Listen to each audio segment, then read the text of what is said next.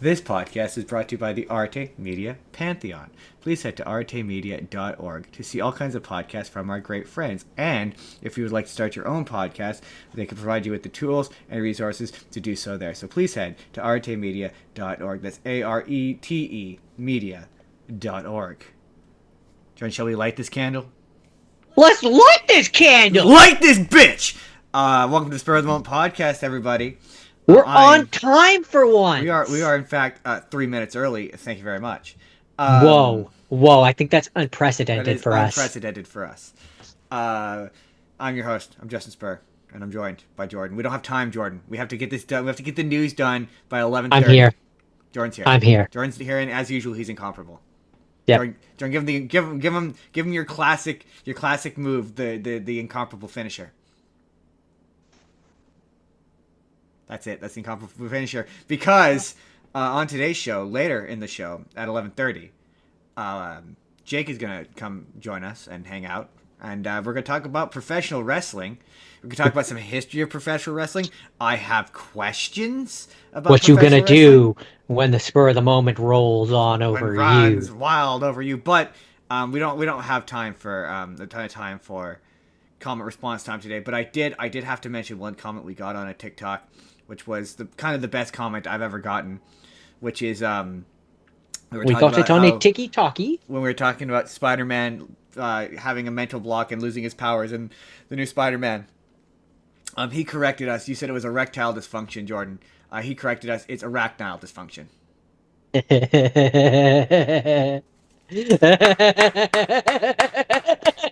You win. I am delighted. You win. That was good. That was solid, everyone. I love it. That's that the was only very comment we have time for. We'll have more comments maybe next week.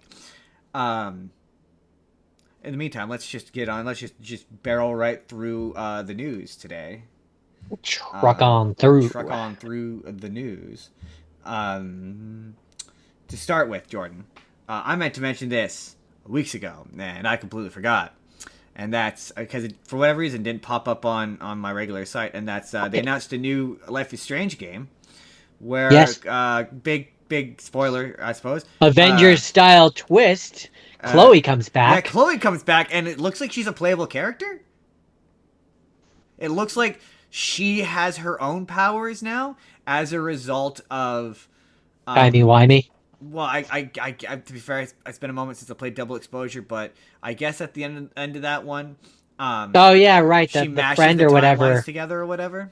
It mashes the timelines together, and the friend from that one was going off to do a Magneto and start looking for other superheroes. Yeah, so I'm sure that'll come back. Yeah, well, she's in the trailer.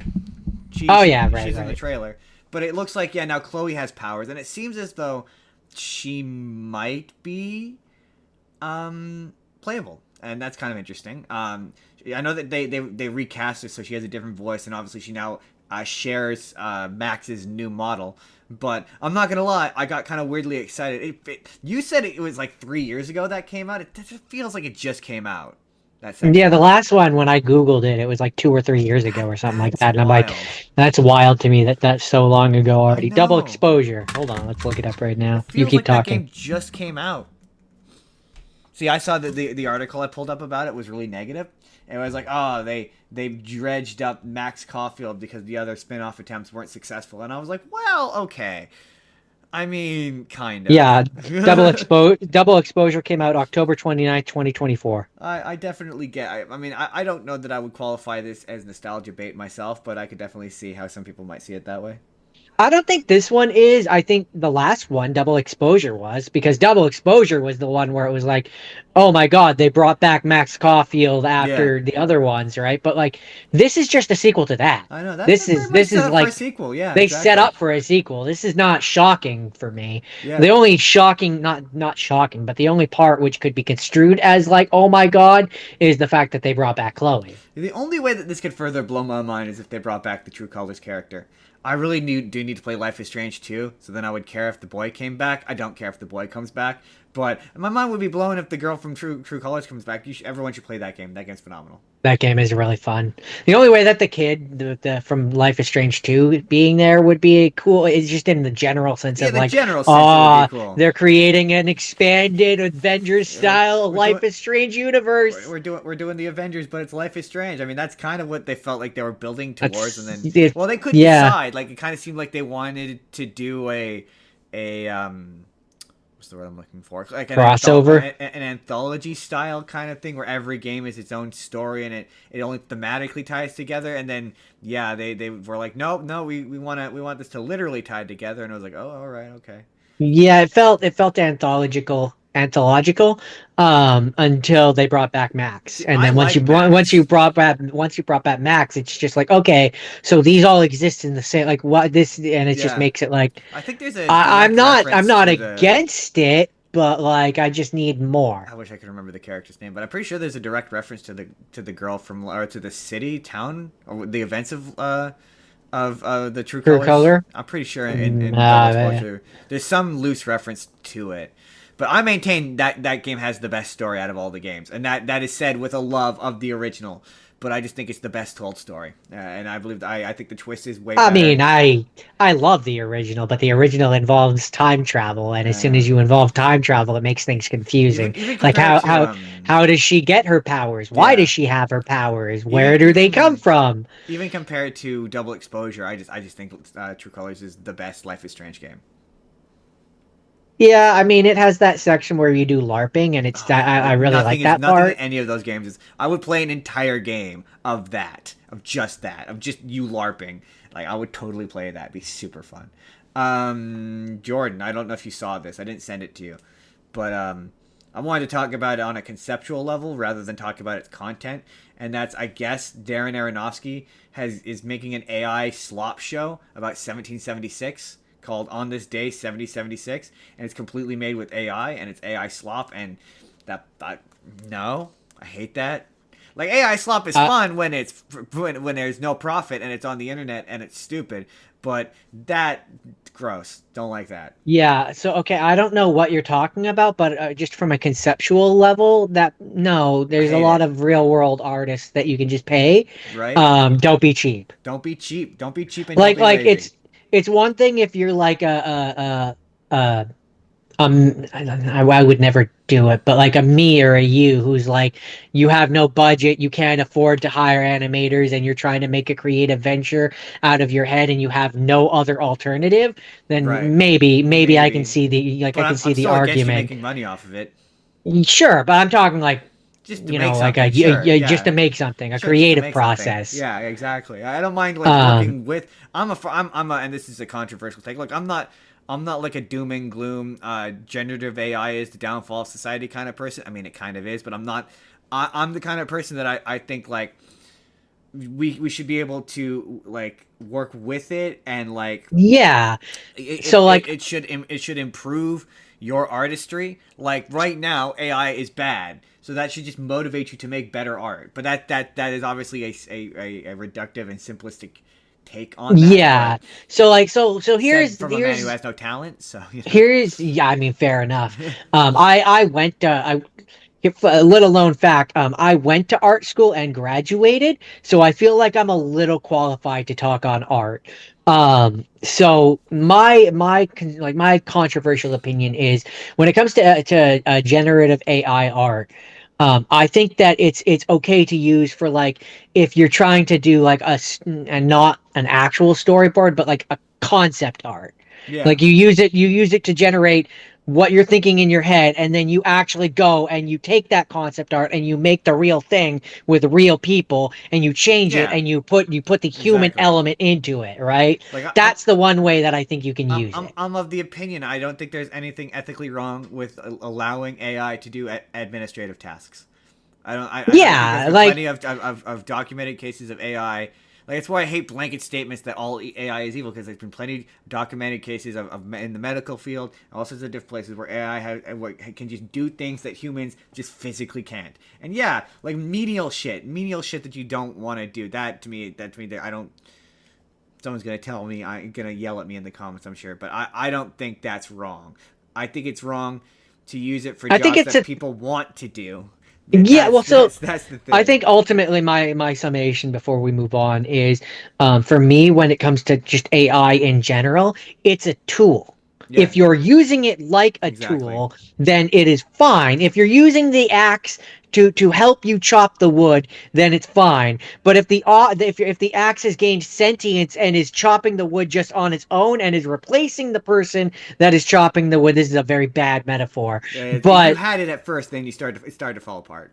then I won't lie to you. I mean, It started to fall apart pretty immediately. okay, you don't have to make it, you don't have to point it out, Justin. People know. They knew. People know that it was a bad metaphor.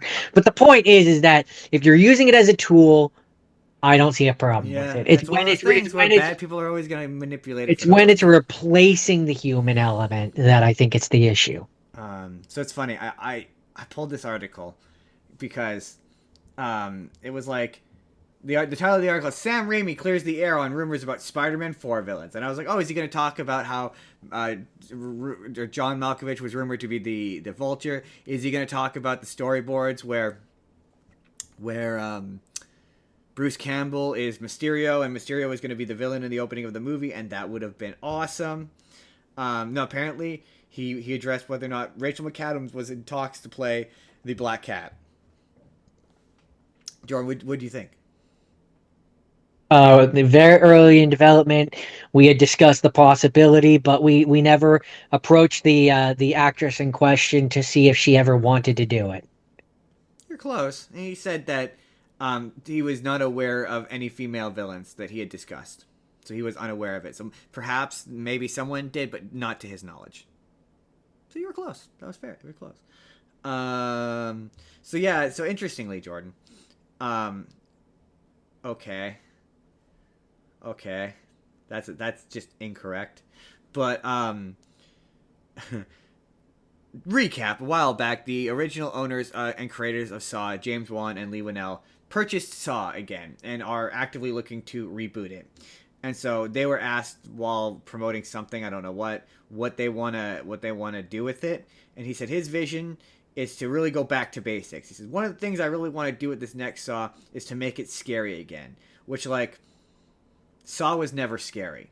That's not what its No, appeal not was. really. There's No. never. He's like, I want to make like a scary Saw, not just gory, but psychologically scarring, like what Lee Winnell and I did in the first movie. Which again, I, I Maybe would. that was the intention in the That's first not one, how it but it reads. doesn't really, it's not, I don't know, it's hard for me to really, because I'm looking at it from my now sensibilities. Maybe back then it That movie's wasn't. tame. That first movie's tame, but the appeal to that first movie, in my opinion, is you have to say that now, Jordan. You have to preface everything with "in my opinion." But in my opinion, the appeal to that movie is that it's a locked room mystery, and it's about peeling back the layers of who these men are and how they arrived in And this why they're location and there. why they are there.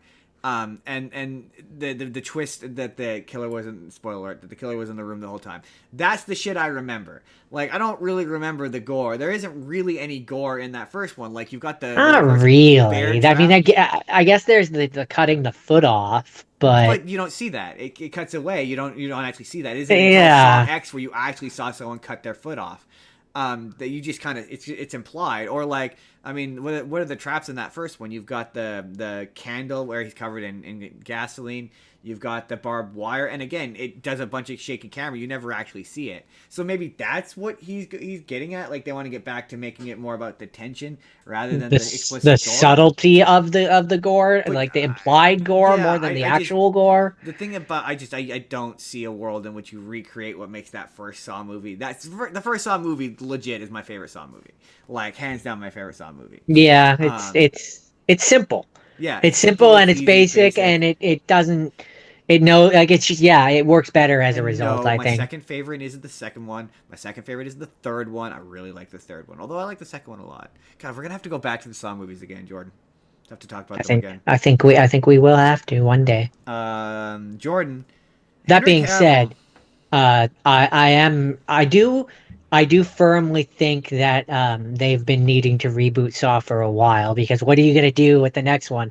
Have it take place in between an in between movie? Like it Yeah, just exactly. It's like, dude, you yeah, you killed the character off too early. It's your own fault. Yeah. And you So didn't go so I supernatural. They should have gone supernatural and made him ghost Jigsaw. I stand by I that. mean that would have worked. But so yeah, I definitely think rebooting is a smart thing to do. Okay, but like clean reboot, like recast Jigsaw. Oh, 100% reboot. Like Yeah, like no returning clean. anybody. Because like don't do what you tried, because they've tried to reboot this franchise a few times. They tried to do Spiral, where it was like, okay, this is a different killer, but it takes place in the same universe. They tried to do No. it's a copycat 100% reboot. clean reboot, like clean. It's Jigsaw again, but he's now played by a different guy, So or so maybe here's or even the same guy. It could be the same guy. We can have the same here's guy. a no. If you're gonna do a clean reboot, I want it to be a different person. I do want And it to so be a different person. here first thought that comes to mind. Who would you choose to be the new Jigsaw? Don't think about it. First person that comes to mind.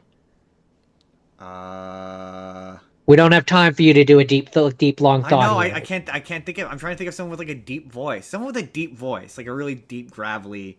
First person that comes to mind for me is Jason Statham. I mean, that's kind of a wild swing. I know. That's why it would be I fun. don't know. Yeah, I'll have to come back to that. Seth question. Rogen. Seth Rogen, definitely Seth Rogen. So yeah. So again, to update everybody, Jordan. Uh, What's the funny chuckles? Seth Rogen. I'm just picturing it in my head as him doing him him doing doing that while doing the laugh. Jordan. Stupid. Quentin Tarantino. I don't remember the context of it, but in a recent interview, he said that Paul Dano was like the worst actor in Hollywood right now, and it was one of those. Paul Dano looked around and went, "What did I do?" How can I be the worst when there's Jared Leto out Jared there? Leto is out there. Ooh, that felt uncalled for. Uh, so, Paul Dano was asked about what he finally responded to what Quentin Tarantino said, and before he could answer, his co-star Toni Collette, who is also there, jumped in to defend Dano. She said, "Quote: Are we really going there? Fuck that guy. He must have been high. It was just confusing. Who does that?" Dano said that it was nice of Colette to do that, and it was also incredibly grateful that the world spoke up for me, so I didn't have to. Which is true. Everyone kind of at the same time went, "What the fuck? Why? What did Paul Dano do? What did he do to you? How did he hurt you? How did he hurt you, Quentin Tarantino? Like go make rude Star Trek." Jake does not. What did he do to you? Like, it's just I don't. There's much worse actors in Hollywood. See, Jake's not showing up till 11:30, so he won't get the opportunity to disagree with me about rude Star Trek, Jordan. But I want rude Star Trek. We all want rude Star Trek. We just don't know it. Rude Star Trek is Star Trek was directed by Quentin Tarantino. Okay, like a movie or a show? Movie. He was supposed to do a Star Trek movie, and it never came to fruition. It got greenlit once, and then it didn't happen, and then it came back into the news again, and then it didn't happen. And I'm not enough of a Star Trek fan to be like, oh no, that completely goes against Star Trek, and it would be bad. And I'm not enough of a Quentin Tarantino fan to be like, oh my god, that would be so cool. Like I don't. It would be great. You do it entirely on one starship. You basically just do Reservoir Dogs, but it's on a starship in Star Trek, and it's just wall to wall cursing and violence. This is completely antithetical to everything that is Star Trek. It would be amazing. Yeah, I mean, you can't tell me that it wouldn't be. That doesn't sound like Star Trek, though. It absolutely does not sound like Star Trek, but that's what makes it amazing, Jordan. I mean, the only way that it would be funny for me is you have to have like. I want to say the Enterprise, but like you got to have like the actual star crew that shows up every now and then, over the course of the movie. That's the first. I mean, that's where I'm saying like you have to have this rude crew interact with them at least once. Yeah. At least once, the crew, but just, so that just the Enterprise. Well, like I'm picturing like. They're doing like you know how Star Trek famously does the calls all the time where like you're talking. So like the crew of the Rude One would have to call like the Enterprise or whatever and talk to the captain or something on there and have him be stodgy and That straight would be and funny. dull That would be and funny. typical Star Trek interacting with this people. That's the only way to me that it I mean, works. or you do like a bounty hunter ship maybe. All I know is that it has to, yeah, it has to be no. See, it's funnier to me if it's on a Federation starship. That's way funny. But to me, that's like I'm really excited for Taika Waititi's Star Wars movie because like he's weird and his sense of humor is strange, and I think that's what Star Trek needs. Not Star Trek, Star Star Wars. I mean, Wars. I think that's what Star Wars needs. Like I want like Thor Ragnarok, but it's Star Wars. Like I don't want Love and Thunder, but it's Star Wars. But I want Ragnarok, but it's Star Wars. Like I want that kind of like I want the Star Wars equivalent to like Yeah. Thor. Like I want weird shit like that out of that franchise. It's just got a little too samey for me. I need something different. That's why I'm like, yeah, let I'm Quentin just trying Tarantino to make a Star Trek movie. I'm just trying to think like if I was to let White I can't pronounce his name. Taika Waititi? Yeah, you got it. There we go. Um I'm just like, okay, so I'm letting him make any Star Wars movie. What do I like if I can choose, what do I want it to be? Do I want him to like make a droids movie where it's all about the zany I world of the mean, ragtag droids? crew of a small nothing ship that nobody believes in. That's just dude, that's too This is bread and that's butter, that's baby. too that's too easy. I want something weird. But Weird and funny. supposedly his is it has nothing to do with anything. It's in its own little part of the universe. Like it's not Okay, well connected. then I'm okay with that. Yeah, he's not directing like Star Wars Episode 10 or anything. I got it. I got what I want. We follow the adventures of a Gungan captain on his starship. That would be amazing. That would be amazing. I would watch the shit. And he has to talk like Jar Jar. He has to talk like Jar Or Jar. he doesn't talk like Jar Jar, and that's the joke. Ooh, that's good too. That's good too. And then, but like, not every member of his ship has to be Gungan, but the captain The is captain is Gungan. Gungan, and he's like And a then regal you can have character, you can really have a bunch of respectable. you can have a bunch of other weird and He's zany cast Jar members Jar's and cousin. one human. He's Jar Jar's cousin, and he's embarrassed by One Jar Jar. one human, and that the human is the straight laced person. Like Jar Jar caused the creation of the Empire, and his cousin is just embarrassed by it. Or his brother or cousin is just embarrassed by it, and Okay, chose well to then sign that out redemption for the Bink's name by becoming a spaceship captain. and at that point, then the Gungan has to be super serious. It's super serious. Like I'm thinking like a I'm trying to think of a good like I can only think of the voice actor who plays the kind of character I'm thinking of, but like a Kirby Morrow.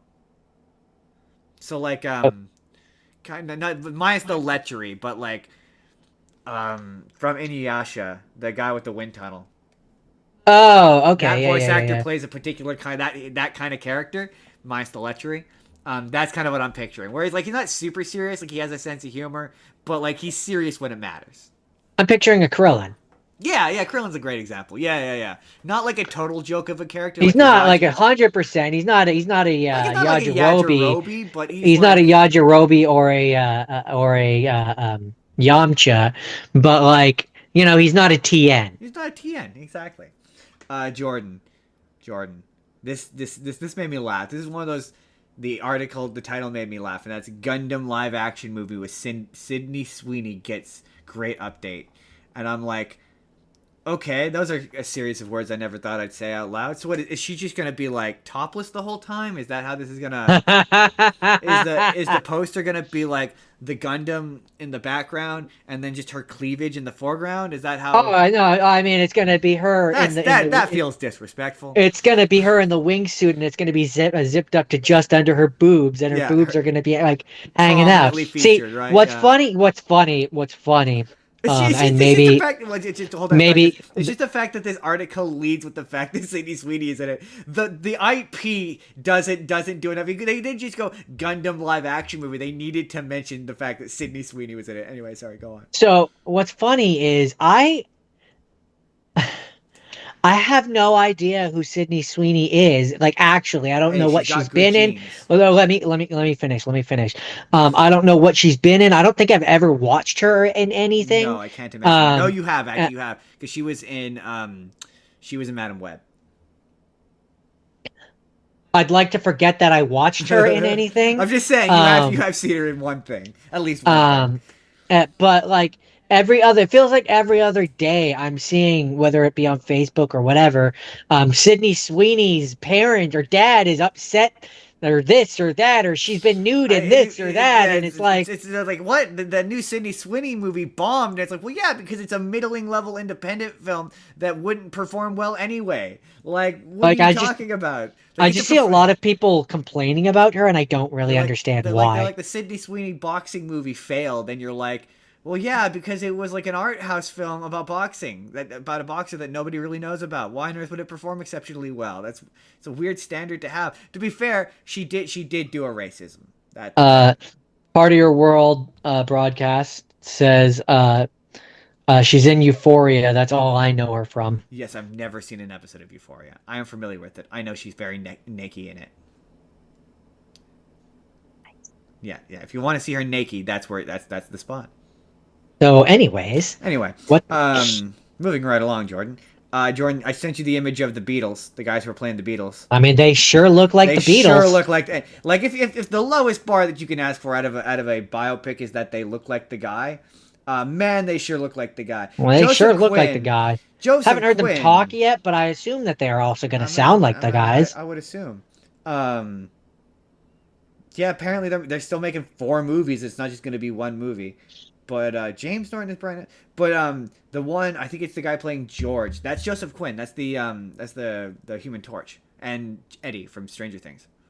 Oh yeah, yeah. They sure look like the guys. I was impressed. I mean, the only one who doesn't really look like the guy is George. No, I think George looks like the guy. For me, it was Paul. I don't think Paul looks. I think it's his nose. He doesn't quite have. But like, I have to see it in motion to really. Yeah, it's just a still image that we saw, and to me, the still image looks pretty good. It looks great. They should, but it's weird because it seems to be capturing them because you've got. It looks like one of them is long haired, so it looks like they've got them at different points. So perhaps each of these Beatles movies is going to be about a different point in the Beatles.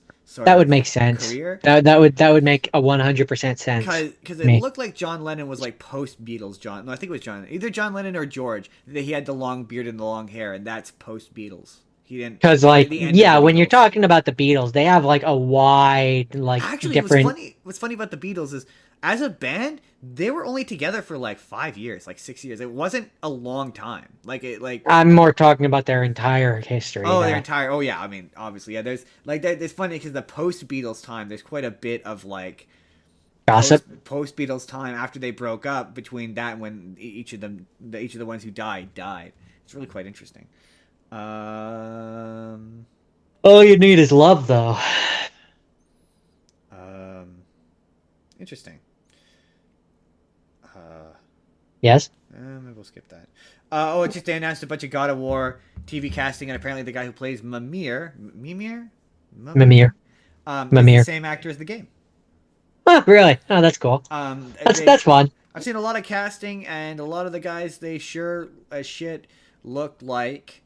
they do. Yeah, the one guy they've got playing... The problem with casting news when it's actors you don't know is, like, I could say the name, but people always give us shit in the comments for not saying the actor's name and just saying the character or not saying... But it's just like... You wouldn't know who this actor is. You don't know what he looks like. And to take the time to Google each individual person, it wouldn't mean anything. You haven't seen him in anything. But the guy who they got playing Thor, they've announced Thor, so Thor is going to be in it. Looks like he's in the game, so that makes sense. He's in the second game. He's not in the first one though. For the modern one, yeah, I think he's in the second. I know he's in the second one. I thought he showed up in the first one. To my knowledge, he does not, but I have not beaten it, so I wouldn't know. But it's traditional. It's been too long since I played it. Yeah, that's like he is in the game. Yeah, he sure looks like the guy in the game. It's like, oh yeah, okay, that's great. So how do you talk about that beyond being like, hey, it looks like the guy from the game? That's what your benchmark is. That's what your standard are. I mean, if you're basing it on the video game, then yeah, it should look like he does in the game, and that's good that he does. So Jordan, good. The long delayed. So initially, Jordan, Fast and the Furious Part 10, Fast and the Furious X was going to be a 2-part movie called Fast and the Furious X, and then Fast and the Furious X Part 2. Are they still making Well, those? the final one is coming out, Jordan. Finally, the final one is coming out. The Fast and the final one? apparently, they're bringing back Brian somehow. I don't know how, but Brian. the Paul the character Walker's character? Paul Walker's character. They're somehow going to Ow! bring him back. I have no fucking clue. Man, I didn't realize that. No, that's a morbid joke. Well, I mean, Jordan, they do have the technology to bring you back. I was gonna say, the, I was leading into that. I was gonna be like, I didn't realize that movie studios had the power to resurrect the dead. They do. And then I was like, oh, they do, and it's upsetting that they do. He's gonna be horrible, awful, uncanny valley. Brian brought back with CGI, put on the body of one of his brothers who will consent to it on his behalf. It's what's going to happen. But the movie's gonna be called, it's allegedly the final one, and it's gonna be called Fast Forever. God, I'm just okay. I stopped watching those movies at the fifth one. That was the last one. I mean, I remember when they were making those when I was in high school. That's how long those things have been around. You know so I'm gonna actually hold on to that for a minute because I think it's funny and it does tie into one of Jake's niches. So we're gonna save that. So apparently, oh yeah, okay. So I guess Sam Raimi is out there. He is out there promoting something because they've got a bunch of interviews. There's one, I guess there's a moment in the newest film where like he walks through a spider web, and there's an interview I saw where the guy was asking him, and he was like, "Oh, is that an Easter egg for Spider-Man?" And Sam Raimi was like, "No, he just walked through a spider web." Basically, he had a reasoning for why it wasn't, but the gist of it was he just walked through a spider web. He's just walking through a spider web. We needed him to exit through the scene into something creepy, and that was creepy.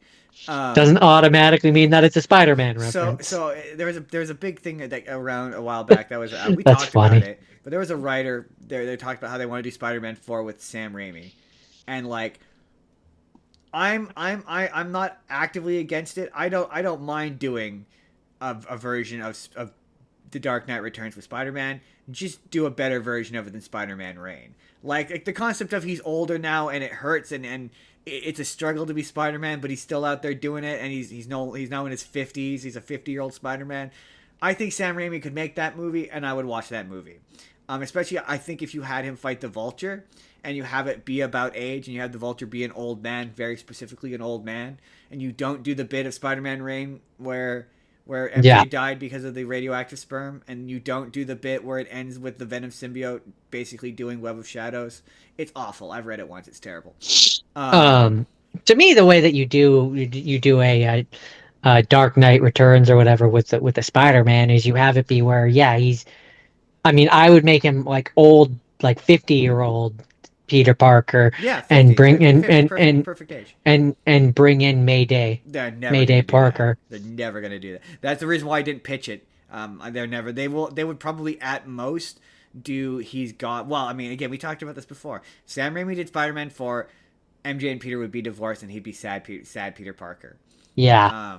That's why I don't want him to make a Spider-Man 4. It's why I don't want him to make Spider-Man 4. Anyway, so yeah, what did he say about it? We were bearing the lead really hard here.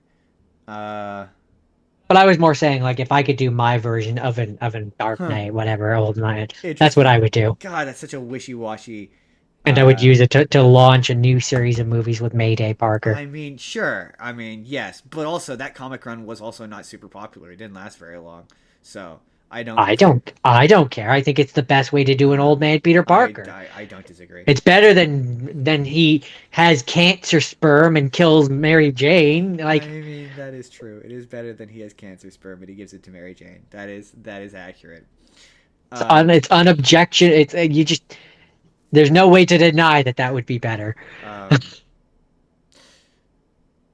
But so Sam Raimi, he gave a wishy-washy. I don't think this is a good time for Spider-Man right now, what with him in the MCU and whatnot, but maybe one day. That's his answer. So he gave a non-answer. He gave very much a non-answer, which tells me that they're definitely talking about it. That's what that tells me. Or it has been talked about. Definitely post No Way Home. They definitely talked about it. That's what that tells me. There was meetings with him and probably Tobey Maguire being like, "Do you wanna?" And they're probably in a position where they would, and I think they could do it. Like that's the thing that's frustrating about these properties. If we can exist in a world where we can have Spider-Man 4 and Spider-Man 4 for Tobey Maguire and do a brand new I game, mean, we yeah, will. they especially It's because possible. they have already introduced the multiverse. There's no reason why you can't have. You could also Exactly. have an Andrew Garfield one at the same time and bring a completely separate actor who has never been seen to be Spider-Man and have him exist in his own bubble too. That's what It's I'm all part of saying. the multiverse That's what I'm saying. or Spider-Verse, whatever. Spider-Verse, as it were, Jordan, as it were. I have one more story, but I think I'm gonna wait till Jake jumps in. So while we wait for Jake to jump in, Jordan, Hey, let's. any word from him? Any word from our sponsor? Not yet. No, I told him to jump in at 11:30. It is now 11:30. So while we It's just, 11:32. yeah, I guess I could probably message him, but we will just quickly. This episode is brought to you by me. I'm here, and I have Um, made it happen. I figure while we wait, let's just pull open our comments and see if there's any new comments that are worth talking about. Oh yeah. I mean, your Wolf Cup Mark Alt 19 Mark Light Blue Mark. It's real. Please tell me, owner of Invincible. I mean, how could we forget that?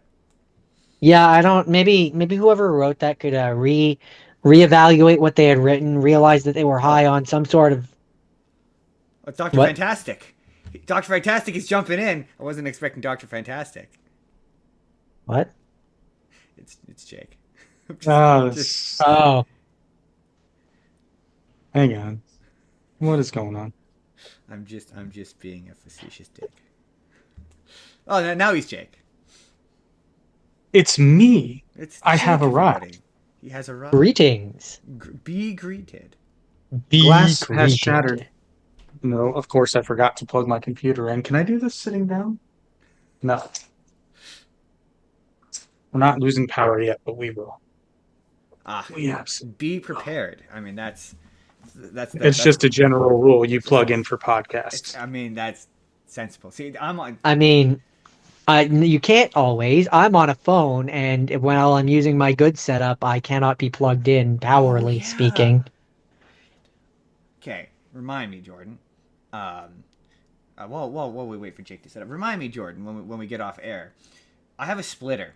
I've just remembered that I meant to test that for this week. I'm curious what would happen if we plugged in both your charger and the mic into it. Interesting. I always forget I have a splitter until I'm sitting at the computer looking at it. So now that I've said that Yeah, out that's loud, that's definitely worth checking out because yeah, maybe it would let me use both. so Jake, I got to our last story, and I decided to wait for you to do it because this kind of taps into another one of your niches, political content Niches. niches. Oh boy. And I figured we had to talk about the Melania Trump movie because I refuse to look at anything about it. I've seen one trailer. I don't know what it is, but for some reason they've made it a hill to die on. I don't know why. Like, Isn't that what that administration does, though? I know Like, you're with not pick entirely everything? wrong. pick a It, hill to die on. Eventually one will run out of hills. okay, so it is a One would documentary. think, Okay, yeah. my favorite bit is But how why? why I don't well Who apparently is this for? I hear Why it's- and most importantly, do you think she talks about how much she hates her current husband and because constantly she just every time you see her, she just looks like she is filled with and disdain, being very like anywhere and near him. That's unyieldingness just though. Eastern European. I mean that's I mean, fair. I mean She that's does have fair. resting Eastern To European be to be face. to be fair, that's the expression that they all have. They I very much have mean, a I've had Botox look to them, you know. No, I'm kidding. I'm kidding. I'm kidding. That was a joke. I've heard it's apparently, bad, which is Haley baffling has to no me. desire to see that movie. Well, I just how can a doc? No, that's not fair. I was about to say how can a documentary be bad, and then I remember the ending to Don't Fuck with Cats and how it was bad. So like, I guess documentaries can be bad, but apparently you can make. Well, I'm guessing probably you, Jake, can make $50 by watching it in theaters. You're American, so I I can assume. make $50. Apparently, according to some on social There, media. it's so bad that they're paying people to Oh, watch it. I'm sorry, Jake. This only seems to apply to people in the Boston area. That that seems to be. But apparently a Craigslist ad. This is a legit story on the website I pulled news stories from, by the way. A Craigslist ad has appeared in the Boston area asking people to attend a Melania showing in any Boston area theater during the opening weekend of the film. Those who do will receive a free ticket as well as $50 per seat occupied. The ad specifies that the people must remain in seats for the entirety of the movie, whether or not the ad is real or not, or some sort of attempt at trolling is unknown. So Stephen Miller posted that Craigslist ad. I guess. Because I can also see Stephen Miller still... Oh no! See, Barron wouldn't use Craigslist. Oh, fair. But I can absolutely see Stephen Miller using Craigslist. Yeah, he absolutely would. Where can I reach the most people? I know, Craigslist. Right? Craigslist. Oh god. So hey, if you live in the Boston area and you want to waste what I assume it has to be an hour and a half at best. Well, it's not a waste. That's 25. That's like $20 an hour. Oh, that is fair. You are making profit. That's true. Well, it's presuming that it's under 2 hours. You are making profit. That is. Wait, no, that math is horrible. I don't know how long the movie is. Right. Yeah, that's fair. I'm assuming it's like I did the math wrong. So that could be closer to like $40 an hour, depending 35. On the movie, yeah, you could be. Yeah, depending on the length of the movie. Well, I mean, to be fair, the ad doesn't say that you have to stay awake. It's a good nap. You know, you fall asleep, you get paid. Also, why do I have? I would get paid $50. Why do I have to stay for the entire movie? The box office revenue doesn't reflect whether or not I walk out. I'm confident Stephen Miller placed that ad. I mean, it really does align with that. That seems like a Stephen Miller thing to do. I mean, it really does. It really does. And you have to stay in your seat the whole time and like it. And also, actually, it doesn't really make angry face. No. Well, no, you do pay the janitors, but you don't pick up your own trash because that's guaranteeing the janitors' jobs. Hey. And I will be militant about this thing. For some reason. That's the hill I'll die on. That's the hill I'm going to die. That's the news, everybody. That's the news. He's died on a lot of hills. He will, and he will die on many more. Everyone's like unrelated, but everyone's like, this administration is going to go through their own version of Nuremberg. I don't have the heart to tell those people that Nuremberg was not terribly effective. Oh, I don't know about that. If it depends on what lens you're looking through for conviction rate. I don't know. I think it was based upon the movies, what's the word? Implication. That the people who came up with the idea wanted to dissuade and destroy the what's the word? Ideology that is Nazism. I would say that it failed catastrophically. I wouldn't say catastrophically. Really? Have you been on Twitter? Well, okay. So one cannot conflate the actual ideology versus morons on the internet. They are not the same thing. And frankly, in a free society, you do run the risk of having an ideology continue. As much as they have that ideology. I mean, the Ku Klux Klan is still a thing, and that's older. That is true. That is a valid point. But they're treated like idiots. I don't know that I'd go worse. I'd say, if anything, equal. Just a different, although they don't particularly like the Jewish people either. But my point being is that both of which are looked at by the average person as an idiot. This is not incorrect. That is not incorrect. Real quick, Haley says there's not enough money in the world Melania Trump could pay me to see this movie, and I just don't think that's true. Oh, I don't believe that's true. How much could Stephen Miller pay you? Like there's enough zeros. I would, but oh yeah. I mean, I'd do it for $50. Yeah, I'd do it for $50. You know, I watch bad movies for free sometimes. That's just it, right? I'm sure I've seen worse, and I did it for free. I wish there was a way, like, to punish bad filmmaking. Because, not to get off on a tangent, but I have to share this with you. Last night we couldn't find a movie to watch, and it got to the point where I really didn't care. So the first movie we found with Spanish subtitles we watched, and it ended up being Heaven is for Real. Boy. Wait, Heaven is for Real. Wait, no, that's Just Like Heaven. I was gonna be like the Mark Ruffalo movie. No, that's Just Like Heaven. No. I know the guy. It's not a nobody cast. It's making the round on Netflix, but I had problems with that movie. Not least of which being is they treat recovery from appendicitis as a miracle, and I'm just like, pretty common medical In thing. in the 11th century, yeah. Yeah, no, I that's mean, Also maybe impossible. maybe in certain parts of the world, I can see it being like a Yeah, but we're miracle. talking about where were they? Nebraska? Now Yeah, here's the thing though, and this is the part that the movie there's a point to this rambling. There's a part of this movie that they leave out, and it's the fact that the story, which story is used liberally because this is not a story, it's a sequence of events. You know what I mean? Things just happen, just and happen. it's like for the sake of I it. don't know. Like I see him like break his leg during a softball game, and I'm like, why are why this is doing nothing for the plot? But Drama. anyway, his both of his kids get sick on a road trip, and there's a scene where his wife, one is the daughter's overacting in the scene. She's puking in the bathtub, the boy's puking in the toilet, and she's on the phone with their doctor. And dialogue says like they have a fever of 105, and I'm like, whoa, that is That's, you need to go to the hospital I was gonna say that's like your dying Yeah. territory. That's the plot of for a Ghostbusters 4-year-old. Jones. Drax is killing Yeah, him for at a that 4 temperature.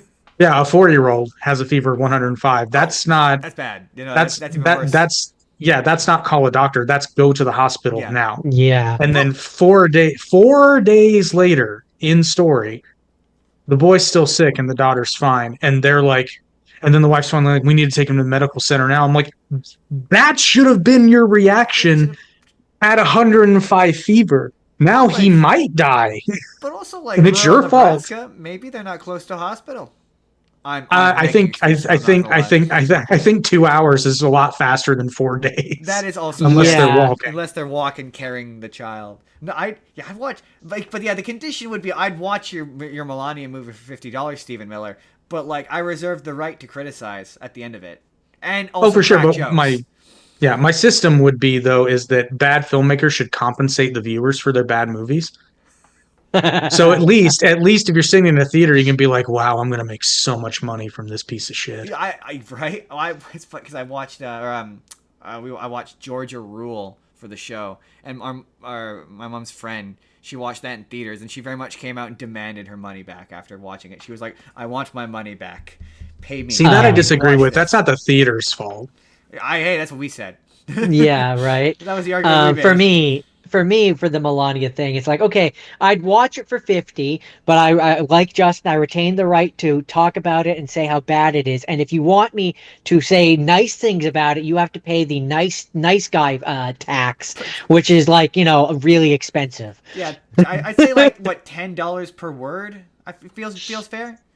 That feels Hey, fair. inflation's real. Hey, and for every nice thing. let us remember that this administration is very supportive of the First Amendment so long as you say things that they like. Right, exactly. They're very supportive of the First Amendment in very specific situations. Just incredibly, That it could not be. is incredibly times, not so specific much. situations that benefit them. Yeah, Or that even sound good. that sounds good. So with that, guys. Although today's speaking of show- the Trump administration, are we talking about wrestling now? Oh yeah, speaking of the Trump administration, speaking of Trump's best friend Vince McMahon Jr. Today's show, everybody, is brought to you by our Solid friend correction. Jake. For more than one reason. Number one, he is the podcast boss. He is the boss of the network. He's the reason we have a show. He saw an internet video I made and went, "Hey, I want to listen to you talk about stuff, anything really, for multiple hours." Put it on a microphone. Put it on a microphone. And he That's essentially how it happened. that's pretty much how it happened. He's got several podcasts. He's got the Average Intelligence Too many podcast. podcasts. He's got the Arte Media podcast. He's got currently on hiatus, but Toon Talk 2.0 with our good friend Virus Fox. He's got Average Intelligence with our other good friend Eric. He's got Star Trek Final Frontier podcast with this guy. That's probably my favorite podcast that he does, narcissistically. It's become mine. Hey, I'll take it. And most relevantly today, he is the current seeking a host, a permanent co-host, or multiple co-hosts, as the case may be, of his wrestling podcast, Down the Middle. And because I like pro wrestling, Jordan insists I'm a fan.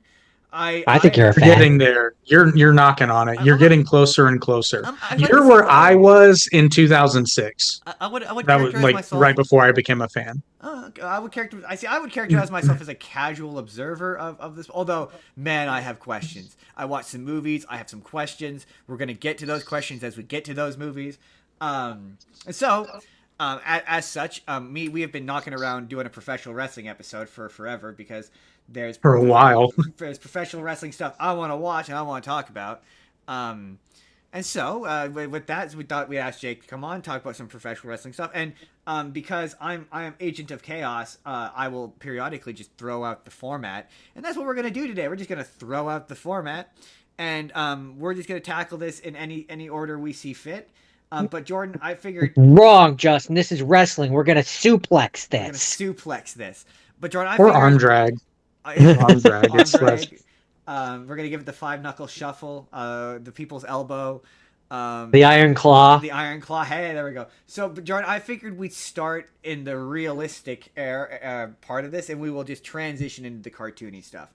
And I figured a good place to start with that is the dark side of the ring. Ooh, what's the darkest one? I, Because they get pretty dark. Chris Benoit? Ah.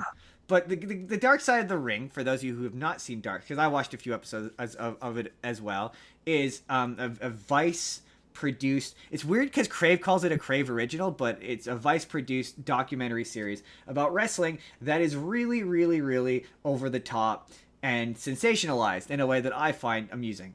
But I will only offer one correction, and it's only because Jim Cornette contributes a lot to Dark Side of the Ring, and Jim Cornette's number one criticism of wrestling documentaries is that they are normally overly sensationalized. I enjoy his not takedowns, but his review of them when he's on them, because he does provide, like, he's like, okay, he's where I got the term talking head from. I love that term, and depending on who the talking head is, the perspective is different. And I watched the Moolah episode before we started doing this, and that was an example of one where that's dark.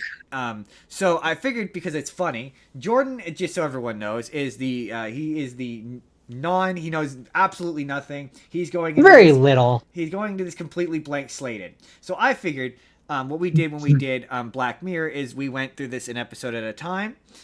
Jordan giving a rough description, and I figured this time, if Jordan misses any details, as he is ought to do, Jake, feel free to just tag in like you just did and offer any additional corrections and any details that you may have.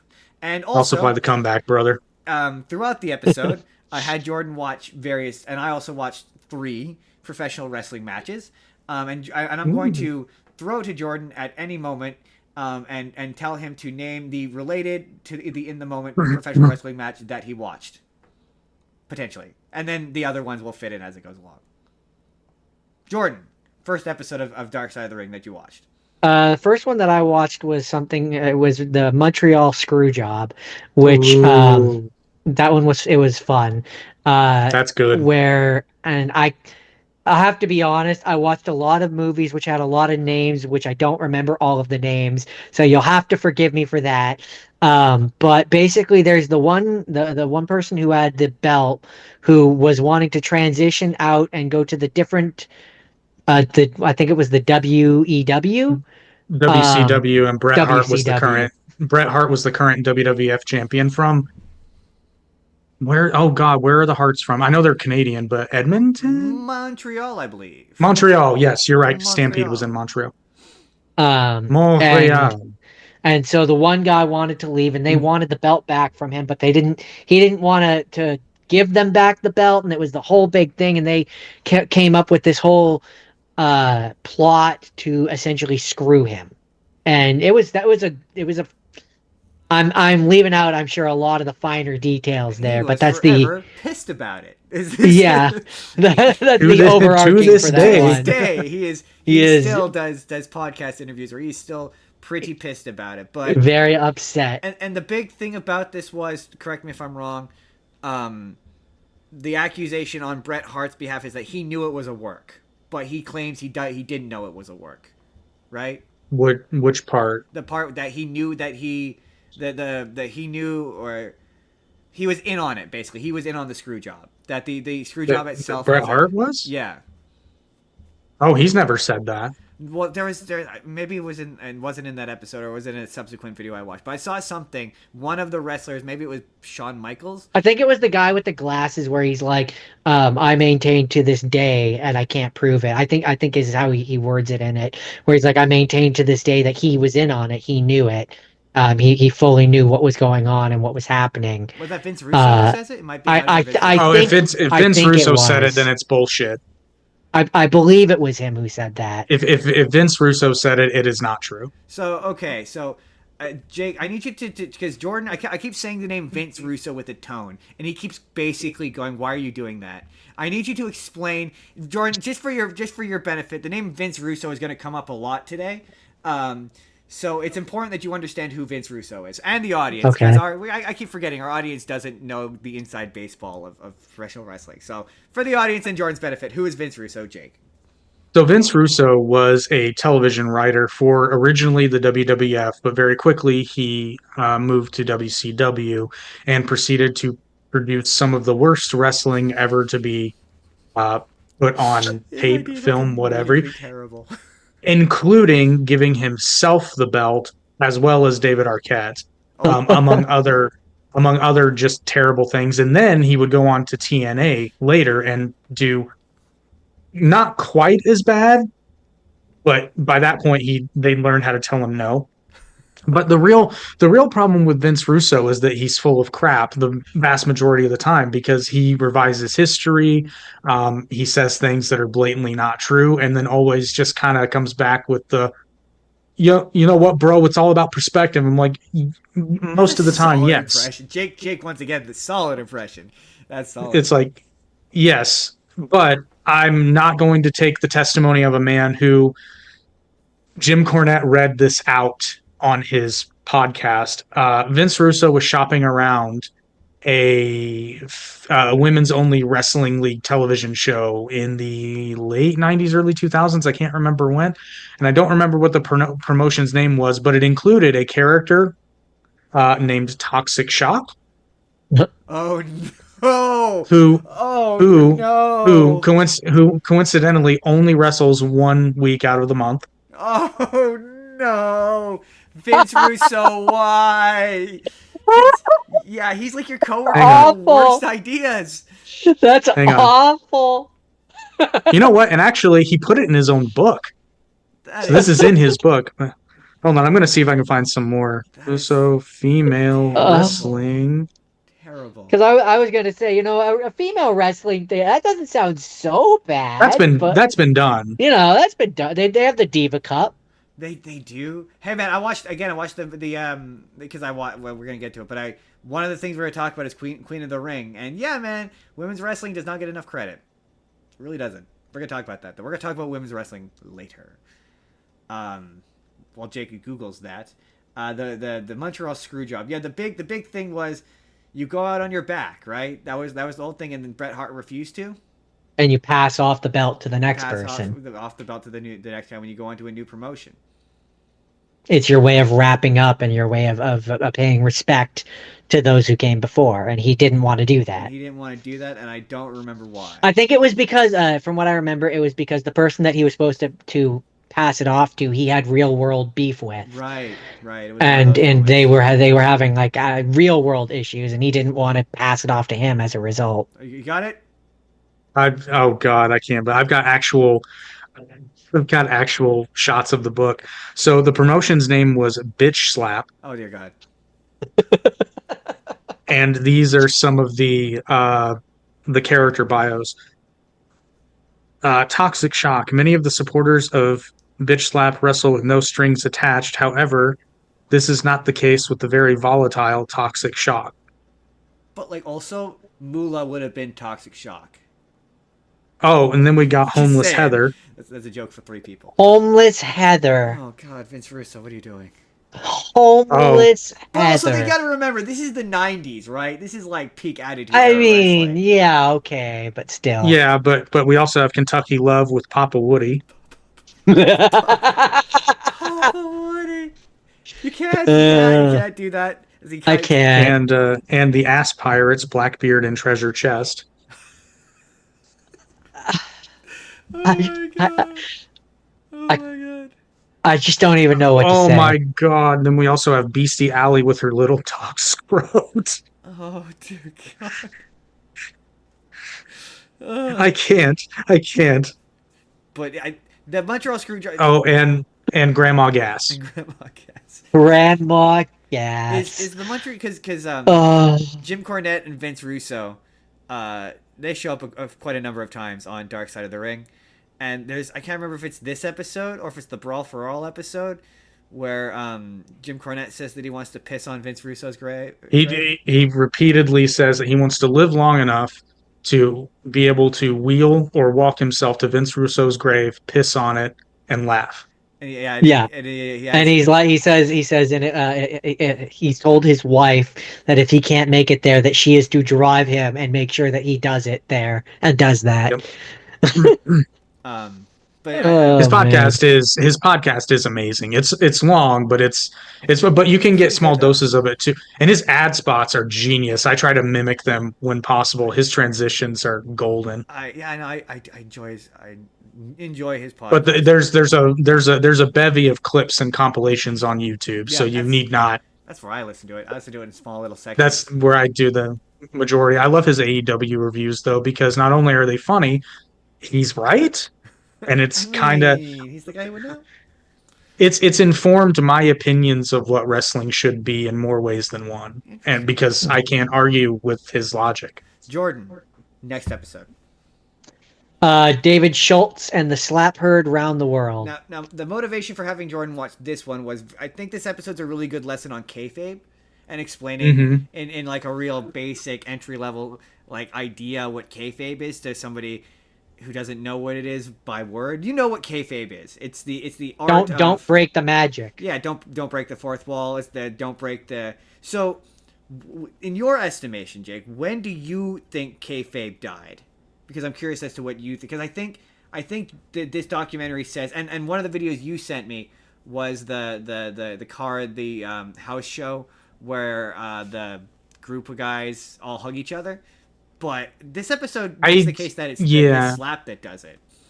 Kayfabe died sooner, but it wasn't an instant death. It was a slow and painful. The curtain call, which is what you're referring to, was kind of the final nail in the coffin, because there were particularly young fans that still believed it.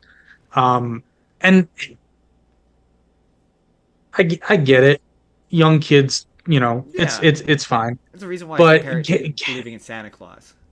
I'm trying to remember. I think it was all the way back in the 30s. Certainly by the 50s, the paper, like local newspapers, stopped reporting on the results of wrestling matches because it was not viewed as legitimate sport.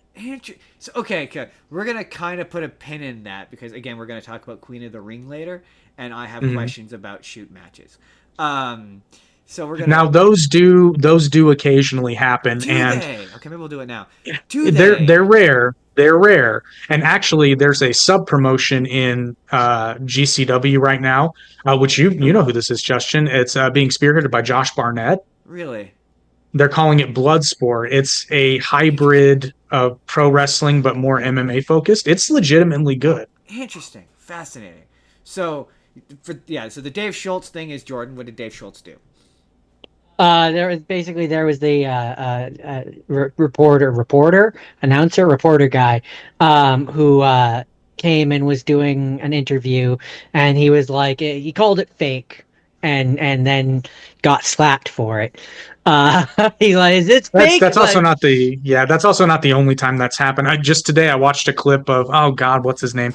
Big burly dude, Body Slam's talk show host, because he said it was fake. I mean, my favorite it's happened a lot. Is on the Bill Maher show with Rowdy Piper, and this the aggressive way he's like this. I can't remember all the injuries he does, but he's just like, and then this, and it's just so hyper aggressive, and he sits back down and he's jovial again. It's great clip, great, and it's the way he puts Bill Maher in his place. I mean, anytime anyone puts Bill Maher in his place is great. And I think that's the right reaction, because is it fake in the sense that it's scripted? Well, I shouldn't even say scripted, predetermined outcome, absolutely. But it's probably the least fake sport out there. Oh yeah. Yeah, I would never use the word fake. If you want to use the word staged, it's Even to a staged, but point, but even there's to a no way point, to but like, there's no way to flip, there's no way to there are ways you can protect yourself while doing a yeah, backflip onto another person, but there is no safety harness. yeah, or like, and we're jumping the gun a little bit here, but like with the Mick Foley Hell in a Cell, Yeah, um, you you can't fake can't a 20-foot drop. fake. No, you just You can't. just And can't. so, no, it's not fake. That's not the right word at all. But But yeah, that's one reason where it's like it's fun to watch this because it's like knowing a little bit of behind the scenes stuff makes it more fun to watch the thing because like that it's just like I'm watching it and I'm like I know kind of what's going on in their head and what they're thinking and it's like they did it anyway. They saw the iceberg and they steered towards it anyway I and kind of it's compare it to, for me, it's a little bit like, and it's not going to be like this for everybody, but for me, it's a little bit like stage magic or even close up magic, where it's like, I watch a ton of Penn and Teller fool us, and I hit a point where I see moves. Like it just happens inevitably where I can see what he's doing and I can see how he's doing it, but it does not make me respect the skill, talent, and ability that is required to do that move. Just because I know how that move is done or how you can do that move in such a fashion that you won't break that guy's neck, it doesn't make Exactly. You start to notice things the more wrestling. Like you notice when somebody's going to take, say, a frog splash off the top rope, the person who receives it, well, at what should be the last moment, it's usually not, but they'll bring their arms in to cushion the blow, so to speak. Yeah. Now, not always. I've seen some people take them wrong back in like the ruthless aggression attitude eras. There were very unsafe things happening or at like that time. the tombstone or whatever that the Undertaker like supports your neck, so it doesn't really the way he's dropping it doesn't actually hurt. Your head doesn't actually touch the canvas. Yeah, he's so good at it. Or even just at the basic, like when they're doing the punches on the ground, it's like if you know anything, you know, like they're not really doing, but it's all about how the sounds coming from it. the sounds coming from their foot stomping. Yeah. Sorry, kayfabe, bro, kayfabe. But like, also to be fair, I realized this when I was watching a professional wrestling match the other day. I was like, oh yeah, but to be fair, when you're in the room with these people, you can't see that. Like, it looks like he's punching him from a distance. Like, you don't see the close-up minutiae. Yeah, it's not quite the same as it's not the same thing. It's not like when you're watching it on TV, whereas TV you're getting a lot closer of a look. Absolutely. It depends on where you're sitting. That's true. And it depends on the wrestler too, because some I'm just going to level with you. Sometimes it's a little bit more obvious in a live setting, but it could be the angle you're at. We're going to talk about Hulk Hogan, guys. We're going to talk about his wrestling. Just so everyone knows. Hey, before you say that, you should. I don't think you've looked it up yet. Watch Hogan's New Japan stuff. Oh no, I've heard he. Yeah, it's legitimately good. Hulk Hogan could wrestle. Evidence. You know. I guess the point being with Hogan and what I wish some wrestlers would take more to heart is like, yeah, okay, let's say that you can do a 360, backflip corkscrew and land on a guy, but don't do it every match. Yeah, it does take some of the majesty out of it. You're right. When you do, like when you're doing like high flying stuff all the time, it does take a little bit of the. I do absolutely see what you mean there, Jordan. Next episode. Mick Foley Hell in a Cell. Which favorite wrestling. I saw there's a comment. There's no dark side to that though. It's surprisingly. I mean, to be fair, that episode. Have you seen that episode, Jake? It's one of the newer ones. That episode to me. Maybe not. It's more about Mick Foley and. Yeah, for sure. I mean, there's no dark side in the sense that like Mick Foley was not coerced in a way that I feel would be unethical. Oh, okay. I respect Mick Foley because he's like knowing what I know now about head trauma, would I have still done it? And he doesn't say yes, but he kind of implies it. He's like, yeah. He's like, am I going to say that the stuff I did wasn't incredibly dangerous? No. Am I going to sit here and deny that it gave me the success that I have? No. And I respect that about him. Like he knows that it fucked him up, but that's the catch-22 though, is somebody like Mick Foley this is kind of ironic because he wasn't a bad looking dude earlier in his career. Not to say he's ugly or anything, but like, you know what I mean? Like he wasn't your typical built wrestler, which again is super ironic because if you look at the Cactus Jack years, it's not like he was ugly. No, but he wasn't an But he 80s created style professional wrestler. he created a niche for himself. Okay. He really makes me think of like he's the Jack Black of wrestling A little bit. Whereas kind of like my favorite he's not wrestler. traditional, but like he still really made it work. But it's and funny, he was really. It's funny you say. But Mick Foley knew when to push past. I think that's the difference between him and some of the other hardcore people that would come later. Yeah. Is he understood when to do that. Yeah. And Mick Foley did it more than the average WWF wrestler, but they showed some of the shit he took. Miles, yeah, but miles less than what a lot of guys are doing on the indies, and especially the garbage hardcore indies. True. I mean, that is true. He look, as a child of the '90s, it's hard not to be like I love The Rock. I love Stone Cold. They're probably my two favorite wrestlers. But Mick Foley, he reminds me a lot of it's funny you say Jack Black because it reminds me of Tenacious D in the sense that like he's not your traditional wrestler. He's especially coming in off the back of the 80s and 90s where it's all like Hulk Hogan and jacked like muscle on muscle on muscle. He's a guy who's like a bit stockier and he's doing the shit that the other people are doing and that's what I love about him. This is you watch Cobra Kai. I always forget the actor's name. The guy who plays Stingray. Yeah, I always forget his name, but I know the actor you're talking Paul about. Something Hauser. He supposedly is going to make a Mick Foley movie, and I know, right? I went, you know what? Solid casting. I could see it, and this show makes me go, why aren't there more professional wrestling movies? Like their stories are insane. Like I would watch a movie about this match. Like there's this like the to go back to the episode, like the fact that like Undertaker didn't want to throw him off the thing. Like he did not. So Jordan asked this question. This was a question that we had. Is the announcing table gimmicked? Yes. Interesting. Now here's the thing though. That one in particular, I'd have to look. Because normally, yes, it is gimmicked because the drop is only a couple feet at best. Yeah. In fact, there's kind of an infamous shot where the table breaks before Triple H does his pedigree. Oh, interesting. Okay, because Jordan said that. Jordan was like, I think the announcing table is gimmicked. That was. They normally are. That one, I assume it was because of the way it broke.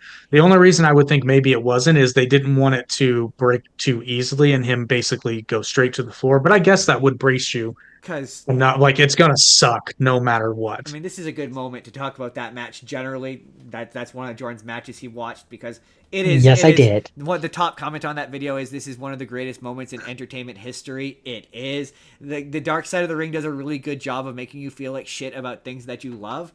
So they're like, man, this is how he hurt himself and how he practically died. You're like, oh man. This is a real source of joy in my life, but all right. Thanks for taking the fun out of it. But our question was, like, we understood, like, I enjoyed how they explained how the cage was supposed to work and how it was supposed to slowly break down over time and then it just didn't. We were trying to theorize about what was the good version of him landing through the table, of them throwing him off of it. Like, was he just going to dust himself off, get up and like they all act as though him landing on that was a shock. So like what was the actual like this is what was supposed to happen? I think that went as planned. Really? Because anytime anyone ever talks about it, it's always with the tone of voice that they didn't expect him to go unconscious when he hit the table, or that he hit the table in such a way that was unexpected. So I'm like, well, I could be wrong there.